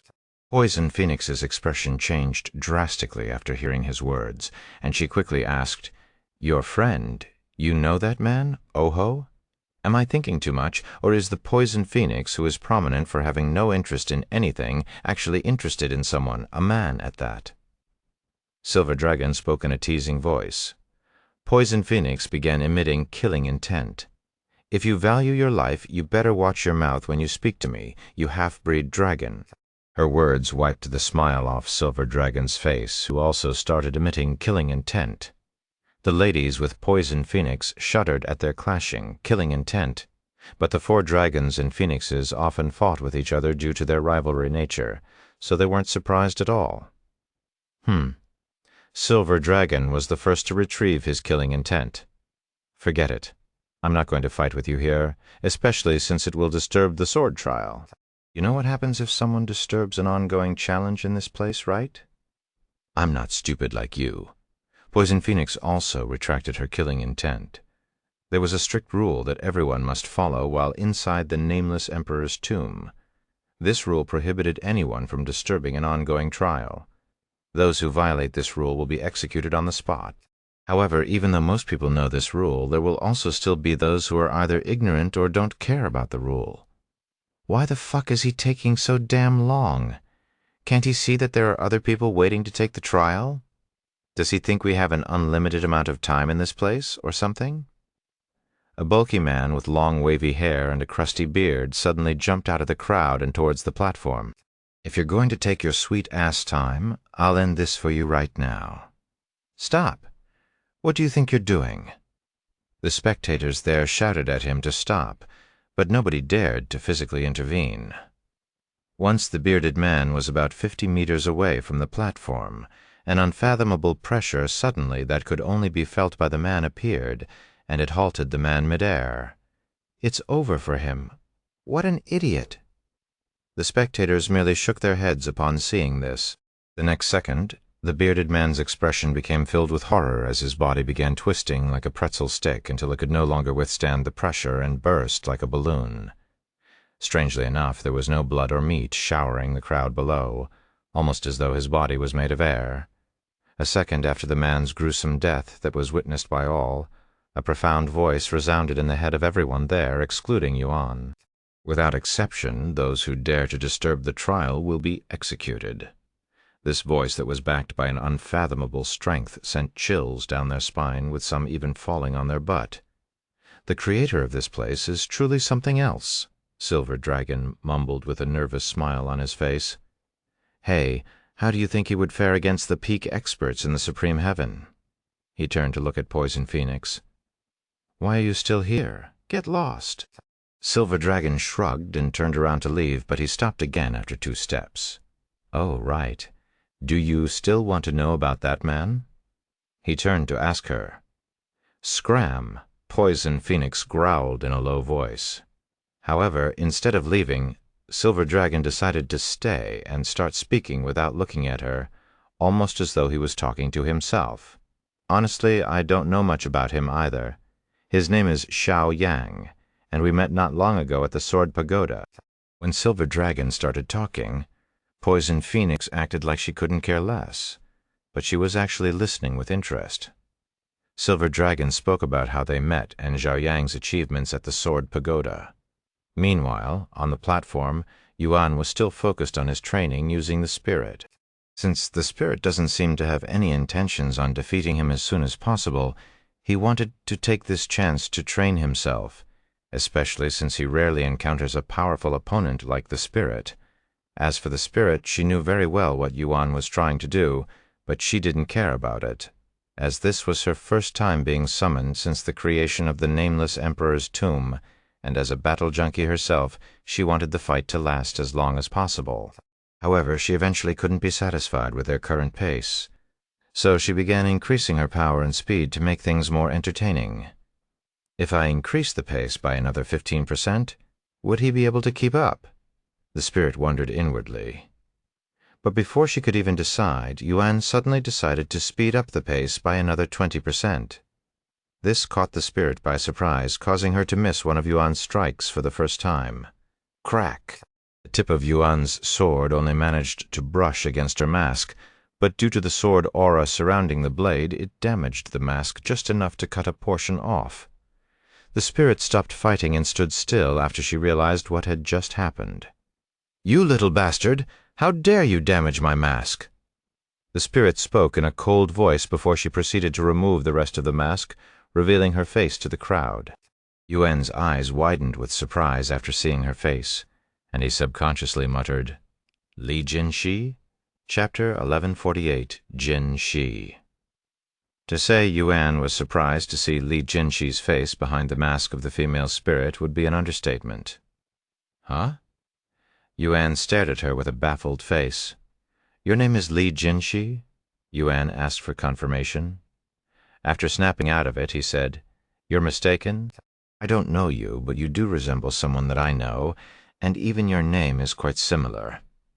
Yuan immediately got into position and prepared to clash with her again. Despite that, almost nobody there knew what they were sensing, and only those from the upper heavens had an idea. Poison Phoenix gritted her teeth in frustration.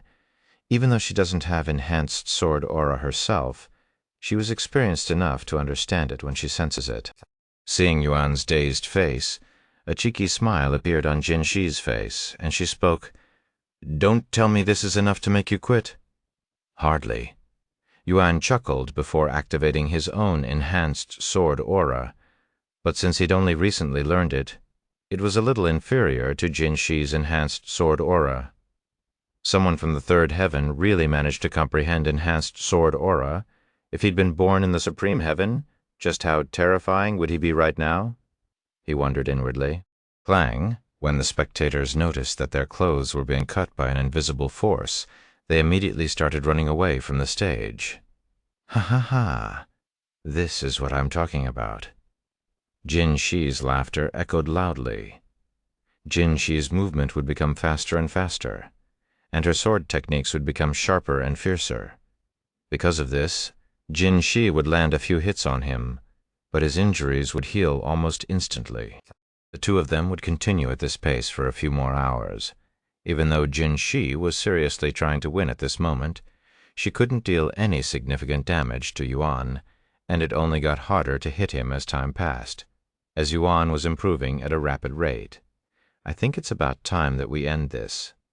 "Thank you for the training, Jin Shi," Yuan said to her before his aura exploded. Perhaps Jin Shi had the power to defeat Yuan, but because she was only a mere spirit, her strength was limited, and she was destined to be defeated by Yuan today. Jin Shi's face was filled with disbelief for her last few moments before her body disappeared into thin air. "You may now enter the Sword Temple." I should have asked her about her relationship with my incarnation before I defeated her. He sighed inwardly after realizing this missed chance. He turned around, and to his surprise, Jin Shi had reappeared again. "Indeed, you have passed the trial," Jin Shi confirmed. "Is there a reason why I cannot be here?" she responded with a question. "In the first place, don't compare me with the other spirits.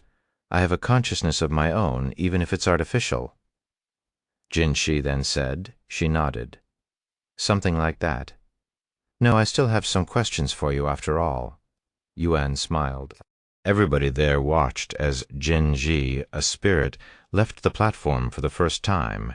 As they both approached the Sword Temple, a group of figures suddenly appeared out of nowhere to block their path. "Hello?" Yuan said to the group with raised eyebrows as he wondered what they wanted from him. "Fremon L, see your chapter 1149, Poison Phoenix."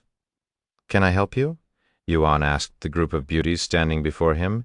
Yuan raised his eyebrows. This caught the girl who just spoke off guard. "I am Tang Meili, one of 4 dragons and phoenixes, also known as Poison Phoenix. You've heard of us, right?" "Yes, I have heard about you guys before. So, how can I help you, Poison Phoenix?" And she continued. "Anyways, my Tang family happens to be hiring more servants. Although you don't really qualify at this moment, I'm willing to make an exception. Become my servant after snapping out of it," he chuckled. "Are you always like this?" Yuan showed a daring smile. "There you go again. How can you say such words with such a calm face? There should be a limit to one's arrogance. Even if you came from the upper heavens, you don't own everyone here, so don't act and speak like you do." "How dare you? You think you're untouchable just because you're a little talented? I'll show you." The girls with Tang Mei exploded with anger before she could even respond. It was Long Chen. "Calm down."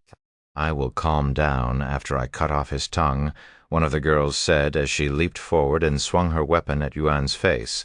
Long Chen quickly reacted by deflecting the attack. Ah! The girl who clashed with him was sent flying backwards. "Let's attack him together. Even he cannot defeat all of us while his cultivation is restricted to Spirit King," someone suggested. The place became silent again. Tang Mei sneered at his words, and she said, "I don't have any business with you today, Silver Dragon." Long Chen didn't try to stop her since he didn't feel any killing intent from her, but he still kept an eye on her just in case.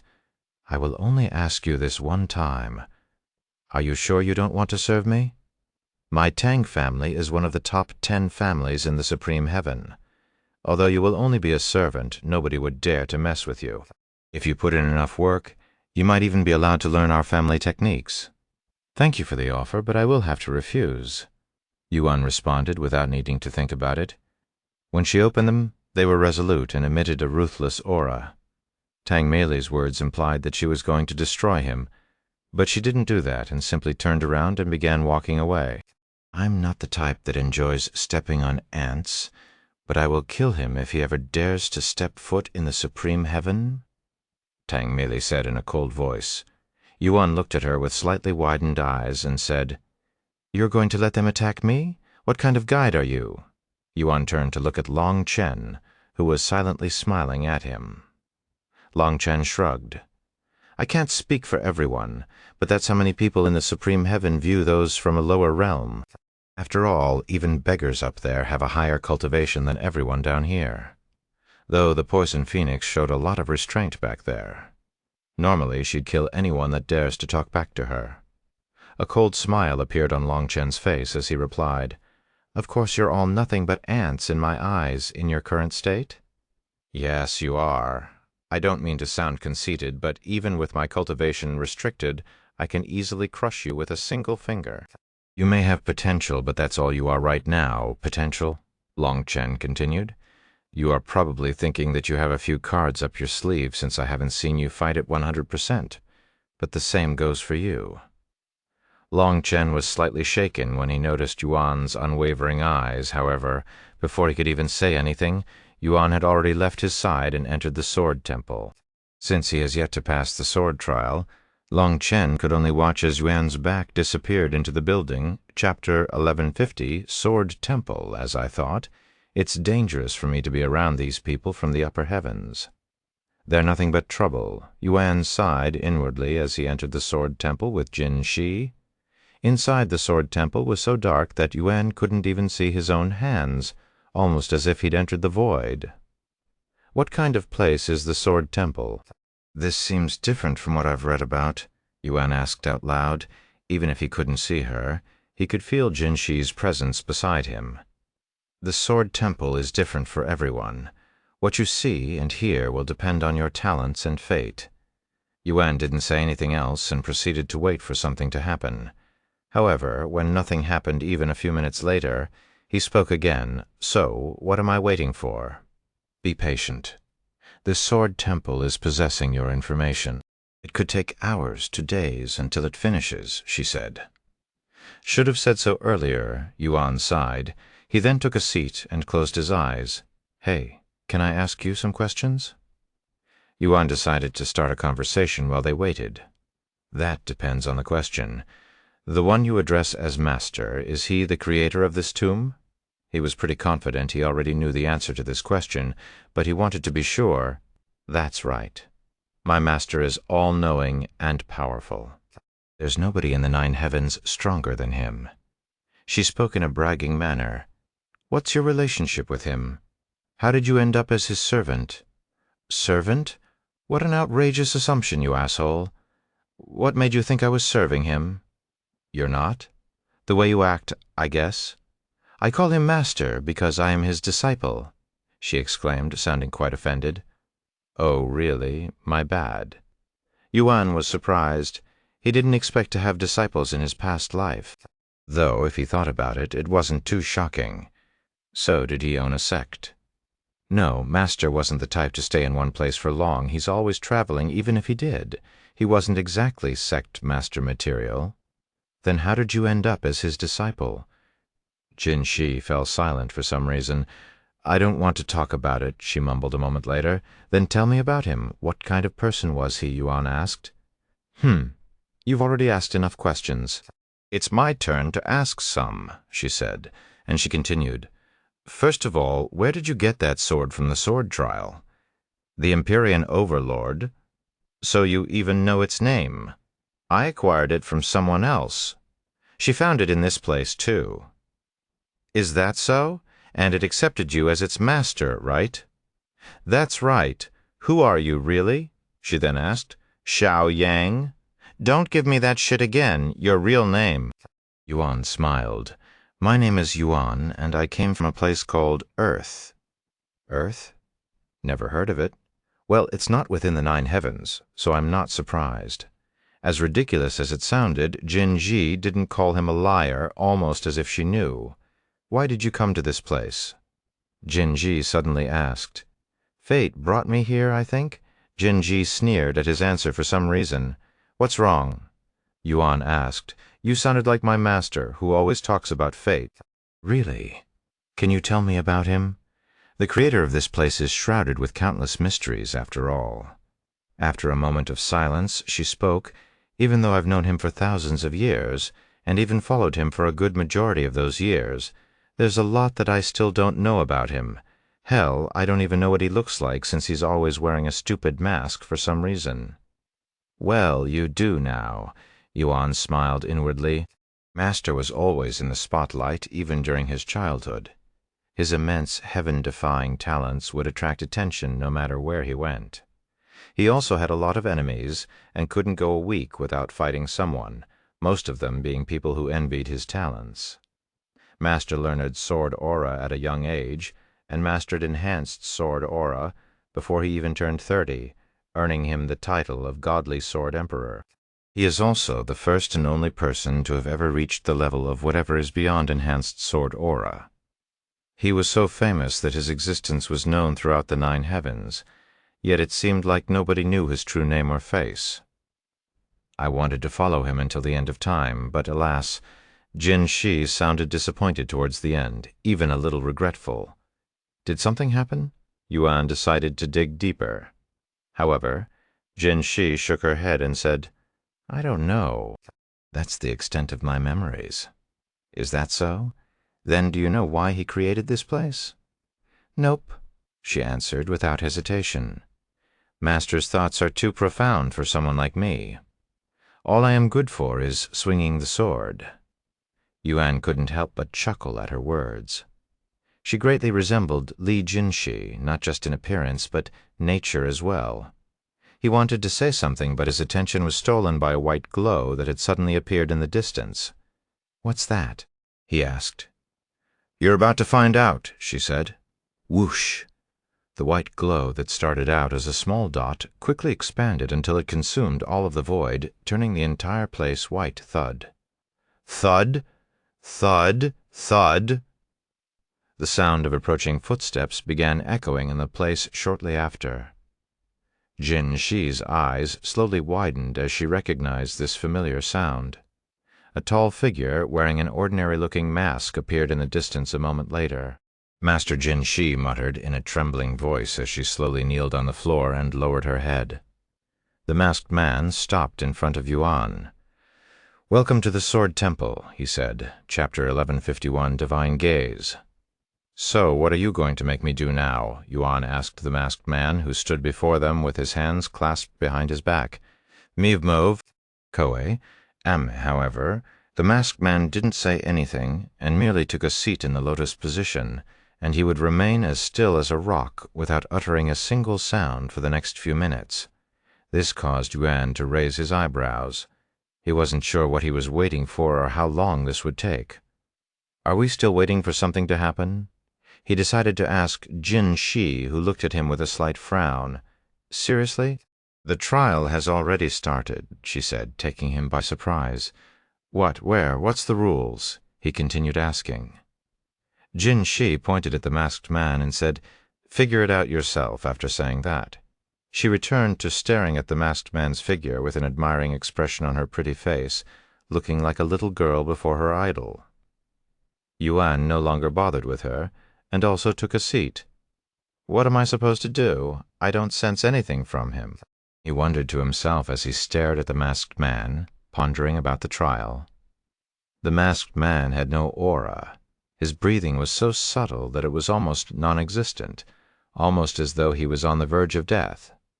Many minutes later, still having no idea about the trial, Yuan turned to his companions for assistance. "Do you guys know what is happening here?" "No idea." Feng Yuxiang responded without hesitation. "I also don't know."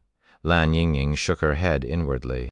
Xiaohua's response took a little longer. Although he seems to be cultivating, the spiritual energy around him is completely still, so that's not possible. Perhaps he is training sword aura. Xiaohua can't tell because she cannot sense it. That's what I thought at first as well, but I cannot sense an ounce of sword aura from his body. Yuan shook his head. He began walking in circles around the masked man as he pondered more about the sword temple's purpose. However, no matter how much he racked his brains, he was unable to grasp the situation. Eventually, Jin Shi snapped. "Stop pacing around, Master, like he's some kind of object at an exhibit. Show some respect. You're also disturbing me by blocking my view." Yuan shrugged. "What can I do? He's literally left no clue about this trial, and I cannot figure it out." Jin Shi facepalmed and sighed. "Why did the master even show himself to an idiot like you? That's quite harsh.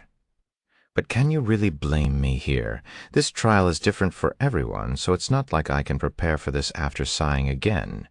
Jin Shi spoke. "Listen up. I will only say this once. What you're doing right now is pointless. You'll never get anywhere even in 1,000,000 years at your current pace. If you want to understand the situation, stop looking at the surface and start looking deeper." "Stop looking at the surface and look deeper?" Yuan repeated in a mumbling voice. He turned to look at the masked man again, his breathing the sound of his heartbeat. Yuan suddenly entered a trance where he was completely focused on the masked man, paying attention to the pace of his breathing and even the rhythm of his heartbeats. However, Yuan felt that wasn't enough, but he didn't know how to look deeper. Then, almost as though an invisible lightning bolt had struck him and gave him divine epiphany, Yuan subconsciously started using divine sense in a new way. Normally, one expands their divine sense outwards to see as much and as far as possible. But Yuan did the opposite and condensed his divine sense until it only had the masked man in its sight, allowing him to see the masked man like he was looking through a microscope. Unfortunately, he was only still able to see the exterior. Immediately, Yuan tried something different. This time, he condensed his divine sense even more, and he used it to enhance his own eyes. Yuan's eyes quickly widened with surprise. I can see everything. From his muscles to the bones, I can even count his blood cells individually." "You have learned divine gaze." Divine gaze rank. Divine description allows you to see the world in its purest form. Divine gaze. What a powerful technique, Yuan mumbled out loud. Jin Shi raised her eyebrows and spoke. "Huh? You just learned how to use divine gaze?" "That's right." He nodded. "How surprising, given your talents. I thought you already learned it. Guess I overestimated you a little. Anyways, don't get too happy just yet. Learning divine gaze isn't the true purpose of this trial?"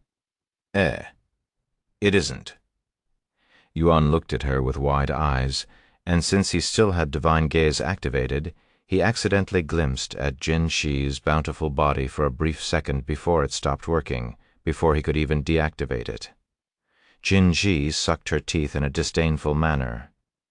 "The first thing you do after learning divine gaze is to peek at a maiden's body? You're the worst." "I didn't do that on purpose." Yuan quickly apologized to her. Then he asked, "By the way, did you block my divine gaze? I cannot see through you even though it's still activated. Just like how you can use your divine sense to block others' divine sense, if you have superior soul strength, you can block others' divine gaze with divine sense. After all, divine gaze is essentially divine sense, and they both require soul strength. The only reason you can use divine gaze on Master is because of the nature of this trial. So don't think for a second it'll work on everyone, especially those stronger than you. Jin Shi lectured him. I see. Anyways, you're still in the middle of the trial. Don't disturb me again until you're done. After saying that, Jin Shi returned to staring at the masked man. Now that he learned divine gaze, Yuan realized that she'd been using it on the masked man this entire time. This realization sent shivers down his entire body since she was technically looking at him, but he decided to ignore it and returned to focusing on the trial chapter 1152 Sword Body. After turning away from Jin Shi, Yuan returned to focusing on the masked man with divine gaze. Very quickly he realized something. This is his muscles and bones are enveloped in sword aura, Yuan cried inwardly after realizing this. However, that was just the beginning. No, even his blood cells are enveloped in sword aura? How is that possible? He exclaimed out loud, his eyes filled with interest. Did Brother Yuan just say his blood is enveloped by sword aura? Xiaohua's voice resounded a second later. Yes, it seems like everything inside his body, from his muscles to his blood cells, are covered in sword aura. Yuan confirmed. Do you know what is going on, Xiaohua? He then asked. He has achieved what is known as a sword body. This is only possible when one unifies the very essence of sword aura with their own body. Only those with extreme understanding of sword aura and talent could achieve a sword body. Since ancient times, there has never been more than 10 sword masters that have achieved a sword body at any given time within the entire 9 heavens, and less than 100 sword masters have ever achieved this state. Xiaohua explained to him. Is that so, a sword body, huh? Yuan mumbled in a dazed voice. Then he realized something. Wait, does this mean that he's telling me to achieve a sword body right now? How am I even supposed to do that? If he's your incarnation, you should be able to achieve it, young master? Feng Yuxiang said. How long does it usually take for one to achieve a sword body, assuming they have what it takes to even achieve it? Lin Yingying asked out of curiosity. Hard to say, but nobody would be surprised even if it took those with a sword body over 10,000 years to achieve it. That's just how extremely rare they are. Over 10,000 years? Yuan swallowed nervously upon hearing this. Even if he was a genius, this trial will probably take him a long time to complete. Hopefully, he'll finish it before the tomb closes. Xiaohua, do you know the process of attaining a sword body? He asked her the most important question. Sorry, Brother Yuan, but there is very little information about sword bodies in general. Unless you learn from those with a sword body, nobody can really say for sure what it takes to achieve it. No worries, I guess I'll start by unifying my sword aura with my body, at least try to, and without saying anything, Yuan took a seat in front of the masked man and began inspecting his body again with divine gaze. However, even after staring for many minutes, Yuan still didn't know where to start. How do I even unify my sword aura with my body? Which part of my body do I start from? Eventually, Yuan just started by releasing his sword aura, enveloping his entire body with it. The sword aura would gush outwards, even creating ripples, but no matter what he tried, Yuan couldn't get it to go inside his body. Minutes turned into hours, and hours quickly turned into days. Within a blink of an eye, 6 days have passed since Yuan entered the sword temple. What's going on inside? It's almost been a week since he went inside. Most people come out after a day or two. I hope nothing happened to him. Tian Yanyu sighed in a worried tone while her eyes were glued to the sword temple, unwilling to look away until she saw Yuan's handsome face come out. Have you not been watching him for the last few trials? You should know by now that he's not the type to die easily. Save your worry for something that's actually worth worrying about. Her mother shook her head. Despite sounding cold, she also showed her confidence in Yuan with such words. I know, but I cannot help but worry. You sound like his mother. Heck, since when were you the type to worry so much about others? Are you really my daughter? Where did my selfish and cheeky little brat go? Her mother looked at her with suspicious eyes. What are you talking about? Do you have any idea how much he's helped our family? The least I can do is worry about him. Helping our family? Everything he's done up to this point was mostly for you. I'm actually shocked that he hasn't outright proposed to you yet." Tianyanyu's face immediately flushed with redness. If they looked at it from that point of view, Yuan's action would make more sense to them. But to be fair, there's no way anybody would have guessed Yuan's true reason for helping them. In fact, even if Yuan told them, they wouldn't have believed him. A full week eventually passed. He wants to achieve a sword body before the tomb closes in less than half a year? Not even the Master could do such a thing, much less this greenhorn. Master was considered as the #1 genius in the 9 heavens during his era, and it still took him a little over 100 years to achieve his sword body. Jin Shi sneered inwardly at Yuan's ambition and ignorance. Shortly afterward, Jin Shi's eyes gradually widened as she watched the masked man suddenly open his eyes and stand up, before walking behind Yuan and sitting down again. What is Master doing all of a sudden? She wondered inwardly.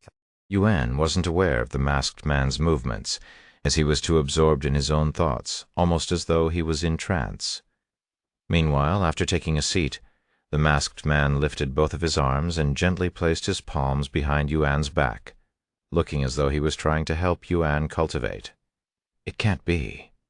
Don't tell me he's trying to. Jin Shi almost couldn't believe her eyes. Moments after the masked man's action, Yuan's sword aura that was gushing outward gradually began to weaken. However, if one had divine gaze, they would be able to tell that the sword aura was actually permeating into Yuan's body. Master's guiding him, but why? Jin Shi exclaimed inwardly.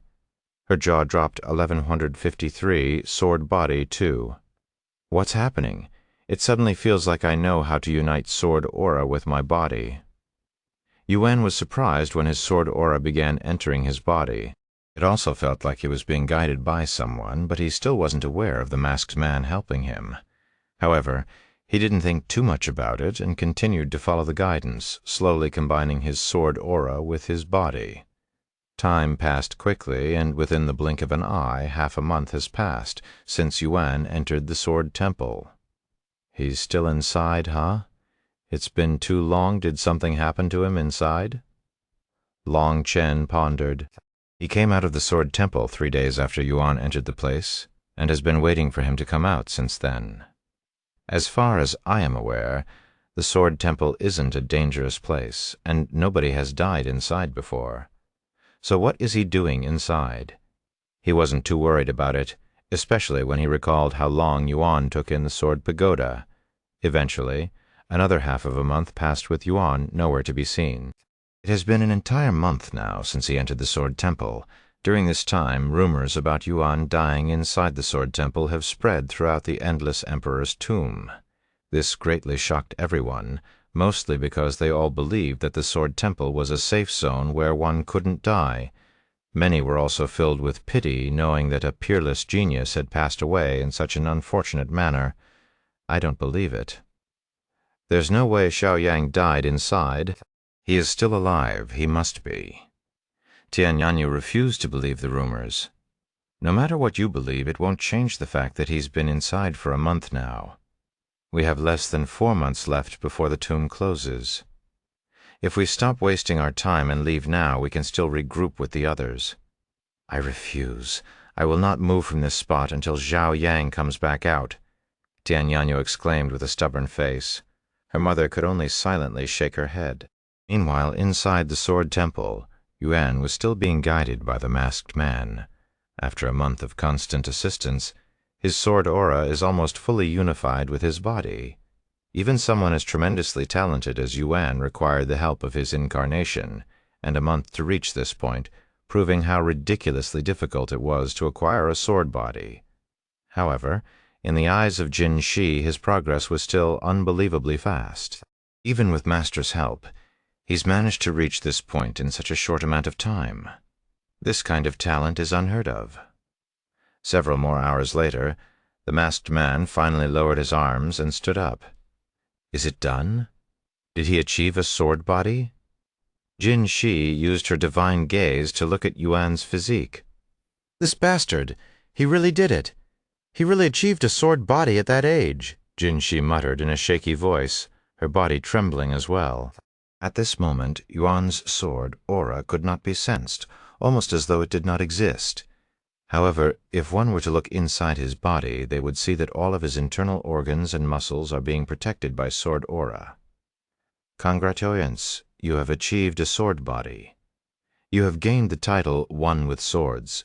Description: with a sword body, your body can no longer be harmed by sword aura and other auras. Your proficiency with swords have been increased by 10,000%. Your physical defense has increased tremendously and will continue to grow as you strengthen your sword aura. Yuan was pleasantly surprised by the bonuses he gained from having a sword body. Being immune to sword aura and other weapon auras could even be considered overpowered. You better thank the master for his assistance. If it weren't for him guiding you, you would have never achieved a sword body. Jin Shi suddenly said, "So that feeling was because of you, huh? Thanks." The masked man then said, "Take out your sword." Yuan nodded and retrieved his Empyrean overlord. When he held onto the sword, it felt like the sword had melded into his hand, almost as if it had become his arm. "Now attack me with everything you've got," he continued. "Sure thing," Yuan said without any hesitation, since he wasn't worried about killing the masked man. After taking a deep breath, Yuan swung the sword at the masked man without using any sword techniques. However, the force coming from the strike was immense and wouldn't lose to when he used an ancient rank sword technique before acquiring a sword body. This greatly surprised Yuan, who did not expect such prowess coming from a normal sword slash. Despite that, the masked man managed to catch his sword, and he'd done it with 2 fingers. Yuan wasn't too surprised by this and asked, "Satisfied?" "For now. At your current level, you will be able to handle the inner areas without too many problems." "Speaking of the inner area, that is where I plan on going next." The masked man nodded and turned to look at Jin Shi, who quickly straightened her body. "Take her with you. She'll be your guide, but don't expect her to protect you from the dangers within." "I know." Yuan smiled, and "Thank you, Jin Shi. It's a pleasure that I could be of use to you again, Master." She smiled brightly. However, Yuan could feel a sense of sorrow coming from the masked man, which made him curious about their relationship even more. "Hey, what's your relationship with her?" he had to ask .com. "If you really want to know, you can ask her." "I already did, but she refused." The masked man merely shrugged in silence. "Anyways, it's about time for you to leave. You have been here for a month already, after all." "What? A month?" Yuan exclaimed in a shocked voice. He must have experienced another enlightenment, since it doesn't feel that long for him. "Then I will teleport you 2 out now." The masked man waved his sleeve, sending them away. Chapter 1154, entering the inner areas. After being teleported out of the Sword Temple, Yuan found himself standing at the entrance of the building. "I hope I didn't inconvenience the Tian family too much by being gone for so long without any explanation." Yuan quickly rushed outside as he activated his divine sense, hoping to find Tian Yanyu and her mother. Sure enough, he found them standing not too far away from the Sword Temple. He immediately rushed over after seeing them. Xiao Yang. Tian Yanyu was the first to notice him, since she had been staring at the Sword Temple this entire time. "You're alive. I knew it." She was clearly overjoyed to see him again. "I'm really sorry. I had an enlightenment in the Sword Temple and lost track of time." He immediately lowered his head and apologized to them. "You had an enlightenment?" Tian Xuyen's eyes widened upon hearing that. "No wonder why it took you so long to come back out. And congratulations on your enlightenment. Even the elders at my sect have never experienced one. You're too amazing, Xiao Yang." Tian Yanyu's eyes shone with excitement. Tian Xuyen's eyebrows twitched at such words, as she was also a sect elder. Sorry for not being part of the 1% that experienced enlightenment, and sorry for not being amazing. The irritation in her voice was obvious. "Sorry, I didn't mean to mock you." Tian Yanyu quickly realized her mistake and apologized. If they knew that this wasn't Yuan's first or even second enlightenment, who knows how they would react. Sometime later, Yuan spoke with a guilty look on his face. "I really hope you guys haven't been waiting for me this entire time. I told her we should just regroup with the others after waiting for 2 weeks, but this stubborn girl kept refusing. So yes, we have been waiting here for an entire month," Tian Suyen said. Tian Yanyu's face flushed with redness as she silently nodded. Yuan felt incredibly guilty for making these two ladies wait an entire month for him, so he decided to postpone entering the inner area to help them a little more. "I was going to enter the inner areas after this, but I will hold that off for a little longer. Do you guys have any specific places that you wish to visit? I will take you there as an apology," he said to them. "And D1.com? You really don't have?" "I do," Tian Suyen interrupted. Yuan smiled at her. "Where would you like to go?" "I have always been interested in this place, but due to it being at the edge of the inner area, I never really had the courage to go. However, now that we have a monster like you with us, I think it's possible." And she continued, "It's a place called Sword Graveyard, where thousands of powerful swords are rooted into the ground. Rumors are that each sword has a powerful sword technique hidden within, meaning that there could be potentially thousands of sword techniques to be learned there." "Oh, I read about that place. I wanted to go there as well," Yuan said. "Then it's settled. Let's go there now, though. I don't really know how to get there since it's not near this area." Tian Suyen said. Yuan turned to look at Jinsi and asked her, "Do you mind showing us the way? You're a guide, so you should be able to do that at the very least, right?" "Yes, I don't mind showing you the way to the Sword Graveyard," she nodded with a nonchalant face. "Wait, she's coming with us as well? Isn't she a spirit from the trial? Is that even allowed?" Tian Yanyu asked. Yuan nodded. "She's a special case. It'll be even more reassuring if she's coming with us." Tian Suyen smiled. "Oh, she won't protect us even if we are in danger. She's just a guide," Yuan quickly said. He didn't want them to have the wrong idea later on when she refuses to protect them. "Is that so? What a pity anyways. It shouldn't be too dangerous since it's going to be on the edge of the inner area." They left the Sword Temple shortly after. "You know, there's a rumor going around claiming that you have died inside the Sword Temple?" Tian Yanyu said to Yuan as they traveled. "I'm not surprised." Yuan chuckled. A week of traveling later, they arrived at the border of the Nameless Emperor's tomb's inner area. This should be obvious, but the inner area is nothing like the outer area. It's much more dangerous with many more magic beasts and other entities roaming around. The trials will also be more brutal. Less than 1% of people who enter the inner area make it back out alive. Jin Shi warned them.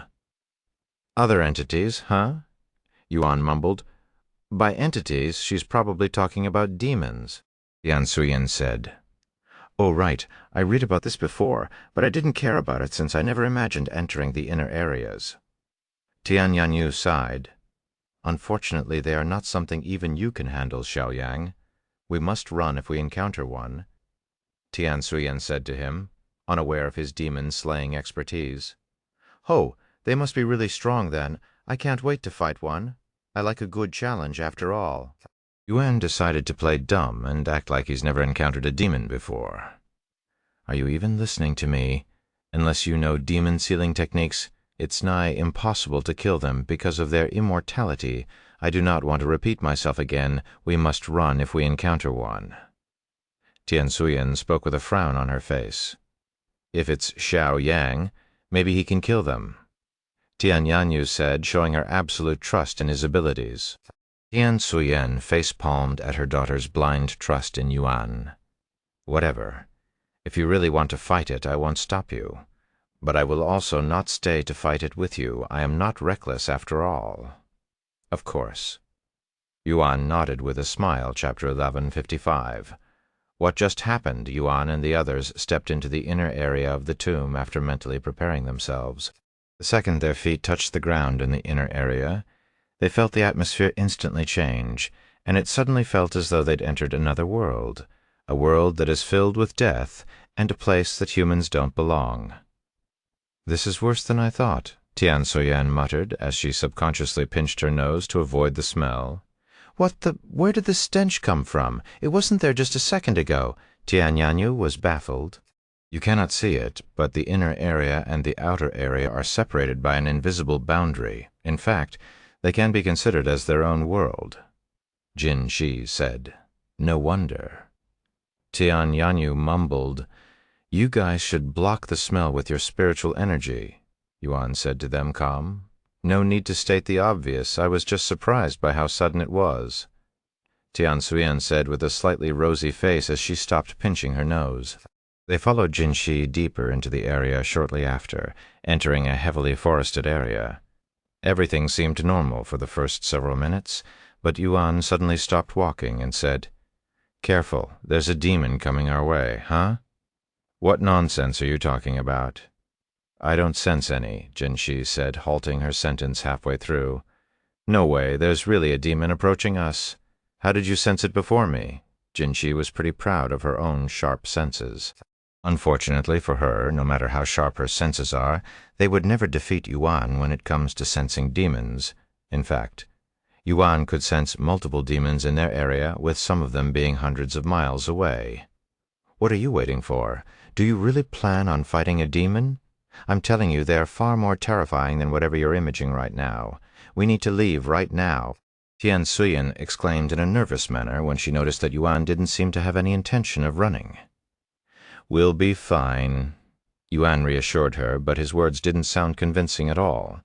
"Forget it, Yanyu. We're leaving him behind. If he wants to die that badly, we'll grant his wish." She quickly gave up on trying to convince Yuan and went to grab Tianyanyu's hand. However, Tianyanyu didn't budge despite her pulling. "Yanyu, what do you think you're doing?"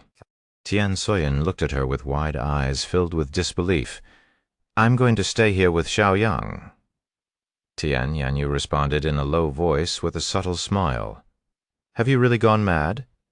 It was at this moment that Tian Suyen realized that Tianyanyu was no longer the daughter she knew, as she has drastically changed since meeting Yuan. "You should calm down a bit, little girl," Jin Shi suddenly spoke, causing Tian Suyen to freeze. "Little girl?" Tian Suyen almost couldn't believe her ears. This was her first time being called a little girl by someone who looked to be in her early 20s. Although it may not seem like it, I'm actually over 100,000 years old, at least before I died. Jin Shi smiled. "Really?" Even Yuan reacted with surprise when he learned of this information. Tian Suyen was only 300 years old herself. If one compared their age, they would understand why Tian Suyen would only be a little girl in Jin Shi's eyes. "Anyways, if you want to leave, you can leave, though. I think your worries are unnecessary." Jin Si then said, however, before Tian Suyen could say anything else, a terrorizing pressure appeared in their area, causing her body to freeze from fear. And from the edge of her eyes, Tian Suyen could see a red figure walking towards their direction. "It's over," she cried inwardly. "That's a demon. Mother was right. It's reckless to even attempt fighting them." Tianyanyu fell on her buttocks after sensing the astronomical amount of killing intent being emitted by the demon. Just its gaze alone snapped Tianyanyu back to being clear-headed. "You think you can kill it? It's too late to run now." Jin Shi looked at Yuan with a cheeky smile on her face. "If you beg me to help you, I just might disturb the demon for a moment," she continued. Yuan chuckled. "Thanks, but no thanks." He summoned his Empyrean overlord and began walking towards the demon in a slow and relaxed manner. This made Yuan recall his first encounter with a demon, but he was not as naive and weak as he was back then. "Foolish human?" the demon uttered in a mocking tone after seeing that Yuan was approaching it instead of running away. "NDD, 1. Calm. A lowly demon, I don't even have to use my demon's sealing aura to deal with you. Like the lowly demon it was, it immediately lost control of its temper and forcefully rushed at Yuan. Seeing this, Yuan pointed his sword at the incoming demon. The demon suddenly vanished into thin air the very next second. This befuddled Tian Suyen and Tianyanyu, who had no idea what had just happened. What just happened?" Tian Suyen asked in a dazed voice. "He killed it," Jin Shi answered after a brief moment of silence. "What?" both Tian Suyen and Tianyanyu exclaimed. Jin Shi then explained. He surrounded the demon with enhanced sword aura just now, shredding its body into pieces so small that it can't be seen with just one's bare eyes. But he didn't stop there and continued to cut the demon until its last cell was destroyed. After all, a demon can fully regenerate from even a single blood cell. Tian Suyen swallowed nervously after hearing Jin Shi's explanation, but she doubted if something like that was even possible. Is something like that really possible? Tian Yanyu asked what was on her mother's mind. Can it be done? Of course, since it just happened right before your eyes. However, it requires one to have perfect control over their own sword aura and a tremendous amount of sword aura, and missing either one will make it impossible. Something 99. 99% of swordmasters cannot replicate. Jin Shi said Chapter 1156, Sword Graveyard. So that was a demon, huh? They're not as strong as I thought, Yuan said, still putting up the act that this was his first encounter with a demon. However, Tian Suyen immediately saw through his act and pointed at him and shouted, "Yi, you think this is funny?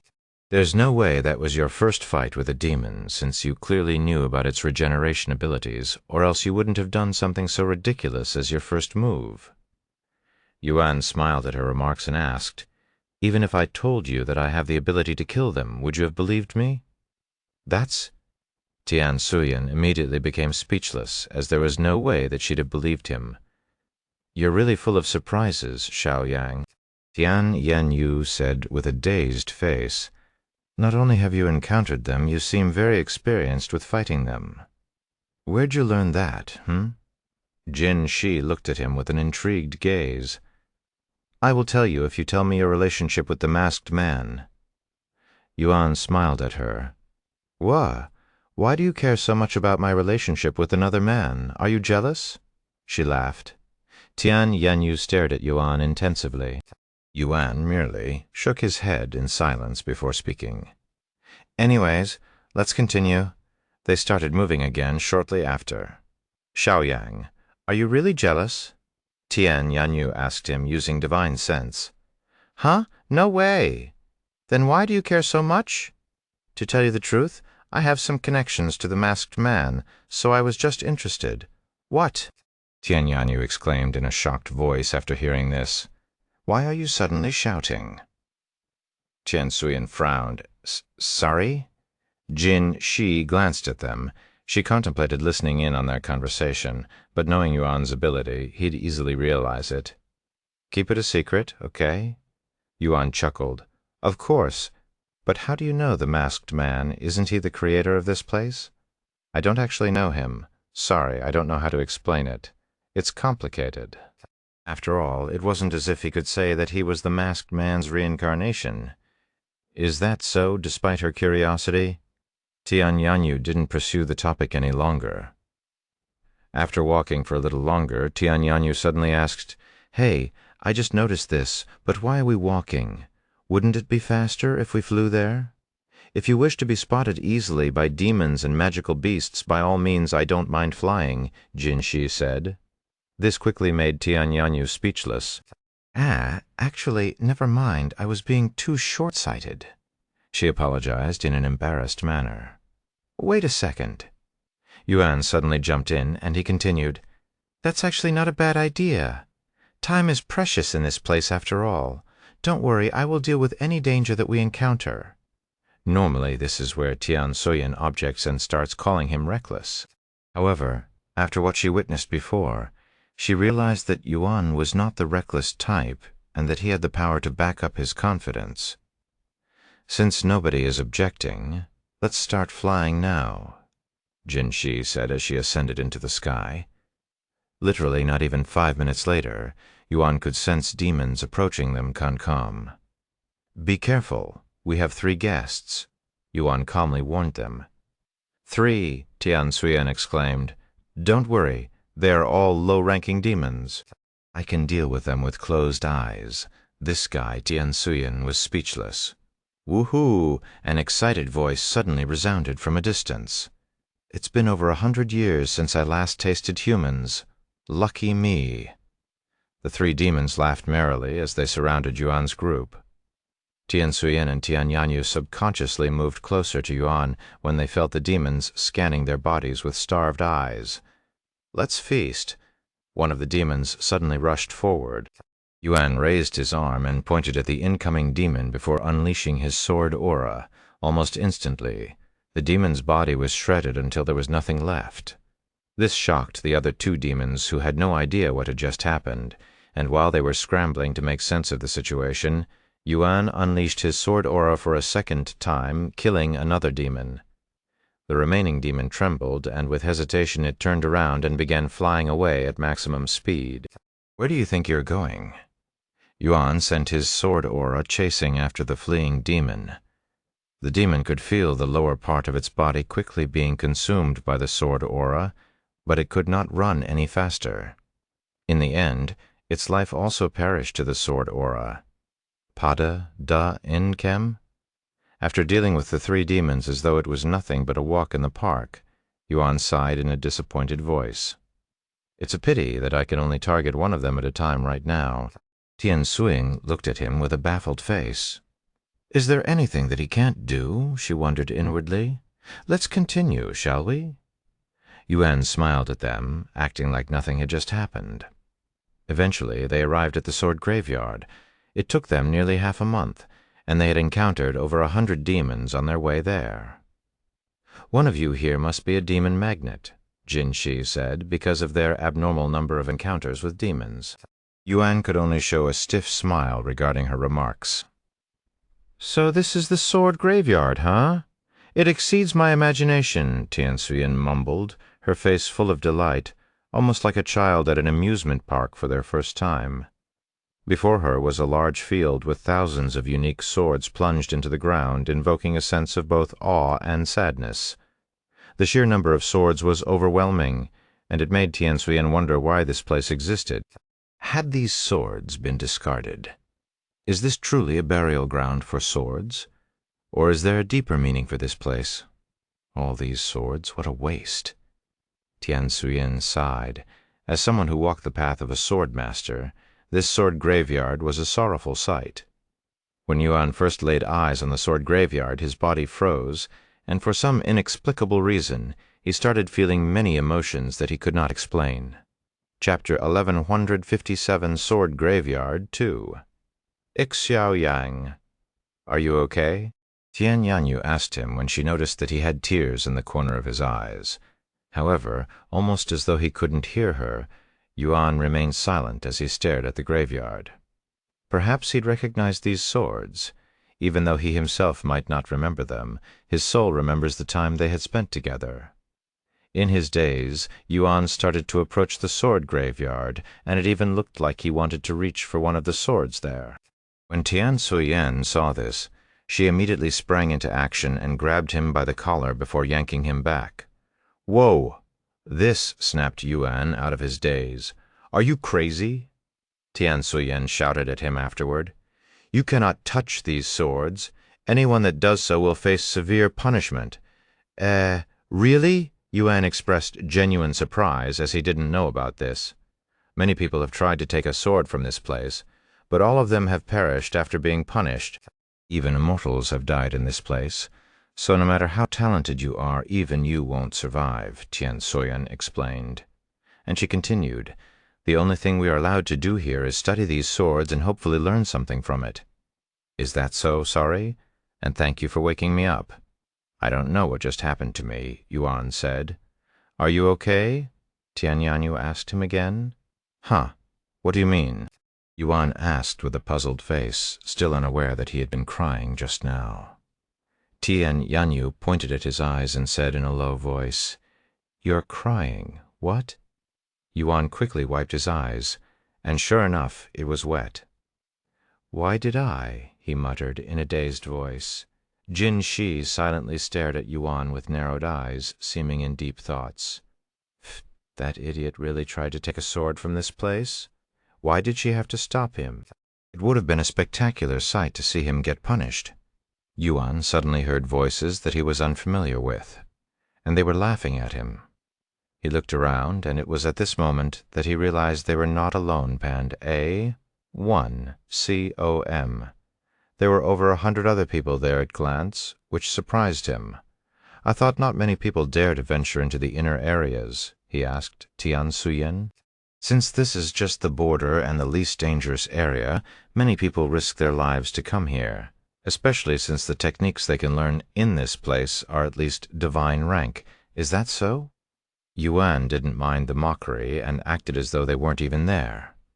"Anyways, now that we have arrived, I'm going to study the swords, Yan Yu. Since this is a rare occasion, you should also try to learn something.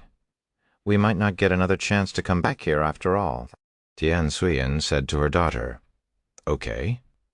She nodded before turning to look at Yuan. "What are you going to do?" "Since I'm here, I might as well look around, too," he said. "All right. Oh, how long do we plan on staying here?" Yuan suddenly asked. "Since you wasted a month of our time, it's only fair if we stay here for a month. However, I guess 2 weeks will do," Tian Suyen said, as she didn't want to take away too much of Yuan's time despite her words. "I understand. Then we will leave in 2 weeks." With that settled, Tian Suyen and Tian Yanyu immediately began wandering the sword graveyard.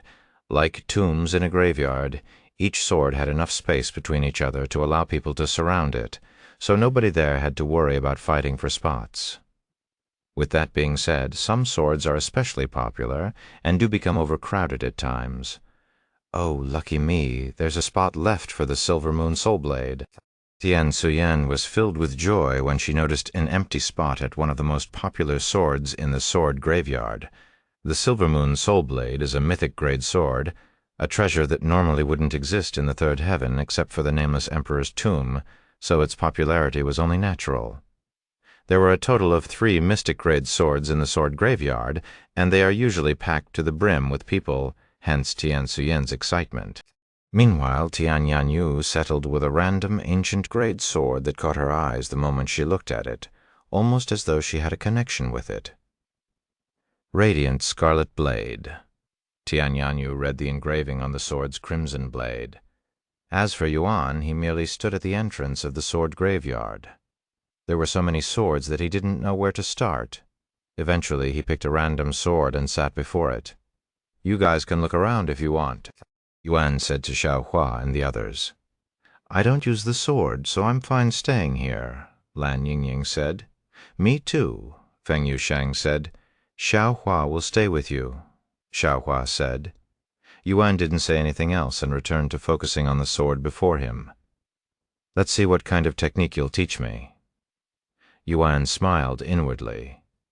He started by using divine gaze on the sword, but nothing special happened, so he just started studying it normally. He would eventually enter a trance when images began appearing inside his mind. However, these images would not just teach him sword techniques. In addition to sword techniques, they were memories. His memories with this particular sword, the moment of their meeting, their journeys together, all of the enemies they have slain together. These memories lasted all the way till the end of their journey.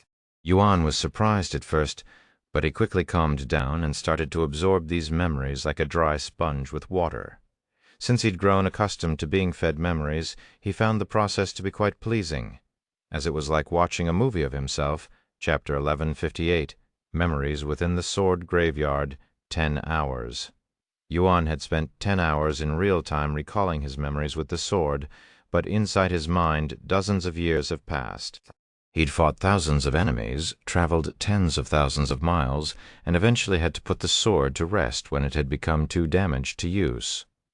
When Yuan snapped back into reality, he remained sitting there with a dazed look on his face, and tears were flowing down his cheeks. I remembered now. I remember our time together. Starfall Saber, when Yuan uttered this familiar name. The sword before him suddenly began to tremble, almost as though it was responding to his call. However, it calmed down a few seconds later. In the end, this sword graveyard and all of the swords within was nothing more than an illusion, something the masked man had created from his memories. Despite that, the memories shown to Yuan by the sword were definitely very real. "Are you okay, Brother Yuan?" Xiaohua asked him. "Yes, I am fine. We might actually stay here a little longer than expected," he said, as he decided to retrieve all of his memories from the swords in this place. Some time later, Yuan walked to the next sword. Since he was going to study all of them, he might as well start from the very first sword towards the entrance of the graveyard. Once he sat down before the sword that read Blood Moon Blade. Yuan would stare at the sword until his eyes slowly closed and images began appearing inside his head. Over the next week, Yuan would spend anywhere between 4 hours to an entire day with each sword. Thousands of years of experience and hundreds of unique sword techniques flooded Yuan's mind. Even though he was just recalling his memories with the swords, his sword mastery would increase drastically without needing to lift a sword. Your understanding with the sword has improved significantly. Your understanding of swords has reached a new level. Your understanding with the sword has improved significantly. Your understanding of swords has reached a new level. Your understanding with the sword has improved significantly. Your understanding of swords has reached a new level.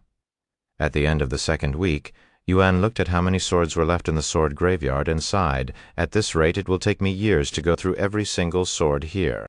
As Yuan pondered about what he should do in this situation, he suddenly heard a commotion not far away. "Get out of my spot, you bitch." "Pada, in CM, huh? What the hell are you talking about? When did this become your spot?" Yuan raised an eyebrow upon hearing this familiar voice. He could see Tian Suyen arguing with another woman. "Revrim Uruk, Movil Ko, just now. A weak bitch like you should be grateful that you even got to study the Silver Moon Soul Blade for a minute. I will not ask you again, move or I will move you myself. You call me weak, yet you have a lower cultivation than me. How hilarious." Tian Suyen sneered in a cold manner. The other woman laughed out loud. "You have no idea who you're messing with. Darling, come get this bitch out of my spot." The following moment, Tian Suyen felt the pressure of a peak spirit king bearing down on her. Then a figure descended from the sky and landed between them. This figure stood well over 7 feet tall and had a broad muscular build with a thick neck, wide shoulders, and bulging arms and legs. His chest was as wide as a barrel, giving him an imposing appearance. However, this man's staggering presence did not seem to faze Tian Suyen at all. In fact, she looked unimpressed, really. "You're going to make your man bully another woman? How pathetic are you?" Tian Suyen shook her head. "Also, you're bothering the others. None of this would have happened if you were obedient. Now, we'll have to make a spectacle out of you anyways. It's too late even if you want to give up your seat now." Tian Suyen didn't say anything and started looking around the sword graveyard in silence. "Are you going to act like a damsel in distress and ask for help? There's nobody here that can protect you." The woman laughed in an obnoxious manner. Meanwhile, when Tian Suyen noticed Yuan staring at them from a distance, a slight smile formed on her beautiful face. "Even a damsel in distress has more dignity than someone like you. If you're going to do it, hurry up and do it, you pathetic little whore." Tian Suyen cursed back. The woman trembled in anger, and she pointed at Tian Suyen before roaring, "Make her regret ever coming here, Wang Xuan."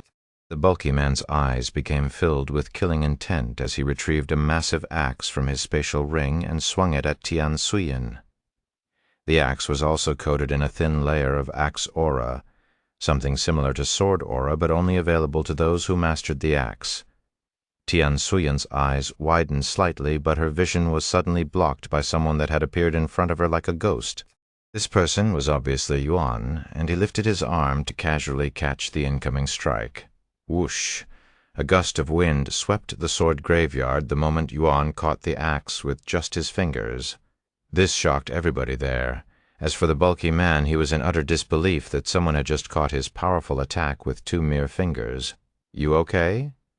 Yuan ignored the others and turned to ask Tian Suyen, who nodded her head in a dazed manner. She knew that Yuan would protect her, but she didn't expect him to do it in such a fashion. "Darling, what's wrong? Why did you stop?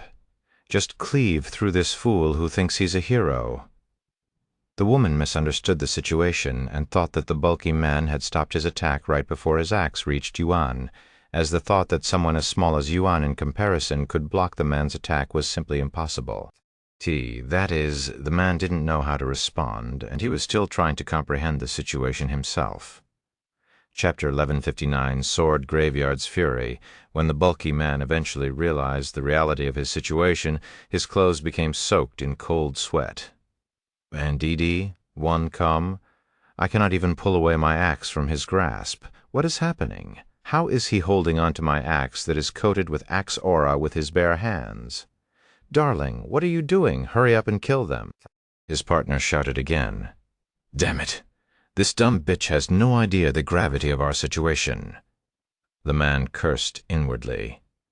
Yuan eventually released his grasp on the axe and lowered his hand. What should I do with them? Senior Tian. Yuan asked her for suggestions. I don't care as long as you get rid of these eyesores, she said. Yuan nodded and looked at the couple. Those who are prepared to take another's life should also be prepared to have theirs taken from them, right? Yuan asked them. Arr! The bulky man that had been frozen for some time now suddenly roared like a wild beast. He lifted his axe and swung it again. Swift execution. The man's aura exploded, and the axe suddenly seemed 10 times larger as it flew closer to Yuan and Tian Suyen. Let's see if this sword body is truly untouchable by weapon auras. Yuan decided to just stand there without any thoughts of blocking the strike. This fool must be frozen with fear. The woman laughed out loud when she saw him standing there like a statue. Whoosh! The massive axe that was aimed directly at Yuan's neck eventually reached its destination. However, forget about severing his head. The axe couldn't even cut his skin. From the onlooker's eyes, the bulky man had once again stopped his axe right before it struck Yuan. I cannot cut him. When the bulky man realized that Yuan didn't stop his first attack by mistake, he felt all of the strength in his body disappearing from his body. This caused him to lose his grip on the axe, letting it fall into the ground. The bulky man then fell to his knees shortly after. Wang Xuan, what the fuck are you doing? The woman began cursing at him. Forget it. It was a mistake to rely on you. I will take care of them myself. The woman decided to take matters into her own hand and retrieved her weapon. Now, with a sword in her grasp, the woman rushed forward while performing a sword technique. When the sword was close enough, Yuan closed his hand into a fist except for his middle finger. He then casually lifted his arm, blocking the woman's sword with his middle finger. What? The woman's eyes nearly popped out of its sockets when she felt an immovable force colliding with her sword, her gaze glued to the single middle finger that was blocking her sword. After blocking the attack, Yuan coated his middle finger with his sword aura, and like knife-cutting tofu, his middle finger sliced through the heaven-grade treasure without any resistance thud. The woman looked at the sword with a broken blade in her grasp with a baffled expression on her face. The spectators present shared similar reactions. This show-off, Jin Shi muttered in a low voice after witnessing everything. After a moment of dead silence, the woman suddenly turned to look at the Silver Moon Soul Blade beside them. Perhaps she had experienced such shock that her mind became roasted, but the woman was no longer thinking clearly. In one swift movement, she extended her arm and grabbed onto the hilt of the sword. When the cultivators around them saw this, their immediate reaction was to flee the area, and it wasn't just them. That crazy bitch touched the Silver Moon Soul Blade. Run if you don't want to get caught up in her punishment. Every cultivator inside the sword graveyard quickly scrambled to get out of the graveyard. Huh? The woman snapped back to reality after hearing such words, and she immediately released the sword. The woman had barely touched the sword for a second, but it was already too late, as the sky above them quickly darkened. Seeing this, Yuan grabbed Tian Suyen and pulled her away as he distanced himself from the couple. The woman attempted to flee as well, but she remained still, as if bound by invisible shackles that rendered her utterly immobile, her very essence paralyzed by an unseen force beyond her comprehension. A profound and eerie silence blanketed the graveyard, broken only by the faint rustle of wind through the trees, until suddenly, as if stirred by an otherworldly force, The thousands of swords resting within the graveyard began to tremble, their ancient blades resonating with a palpable and ominous energy that reverberated through the very air itself. The swords stopped trembling after a few seconds before erupting from the ground and soaring into the heavens. Astonished gasps could be heard from those that were witnessing this for the first time. "Hetch! Help! Someone, please, help me! I will do anything!" The woman began screaming her lungs out as her body was still frozen in time. Unsurprisingly, nobody there even dared to take a step towards the graveyard at this moment. A few seconds later, the swords hovering ominously in the air began to stir once more, their gleaming blades shifting in unison with an eerie grace, until they finally came to a stop with their sharp tips pointed at the terrified woman. Despite the horrifying scene, nobody there could tear their gaze away from the scene, almost as though they were all trapped in a powerful charm. In the end, they all watched as the swords descended upon the woman and the man covering their figures. In that fleeting, heart-stopping moment, the very air itself seemed to come to a halt, suffocated by an all-encompassing dread that left a single soul present able to draw even the slightest breath. And then, as suddenly as it had begun, the nightmare ended with the swords returning to their resting place, the graveyard once again peaceful. As for the couple, not a trace remained, as if they never existed in the first place. Chapter 1160. The Sword Graveyard Trembles Again.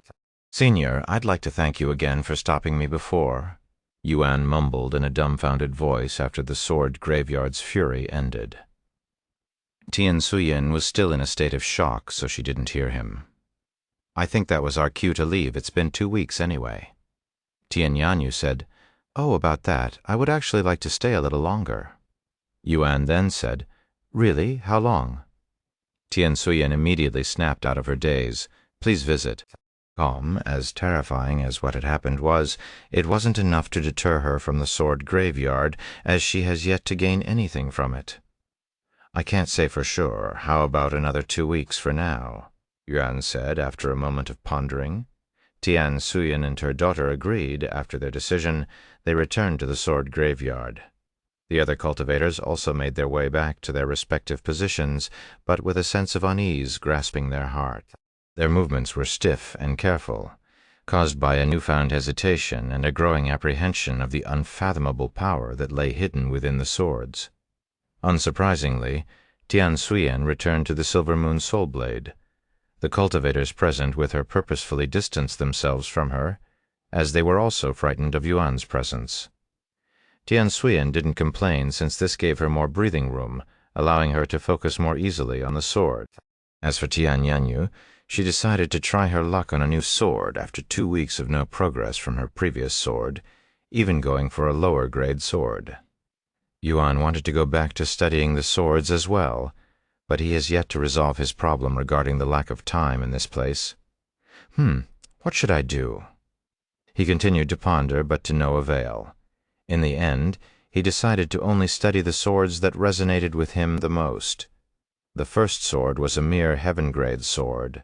Heavenly Ice Sword, Yuan mumbled its name as he sat before it. Pada? Band CM, the sword emitted a chilling aura, and as it brushed past him, Yuan felt a sudden, inexplicable shiver race down his spine. Then his earliest memories with this sword began appearing inside his head. A woman stood before him. She was stunningly beautiful, with a commanding presence that made her hard to ignore. She has sharp, angular features that gave her an almost sculpted appearance, and a cool, unapproachable demeanor that only adds to her allure.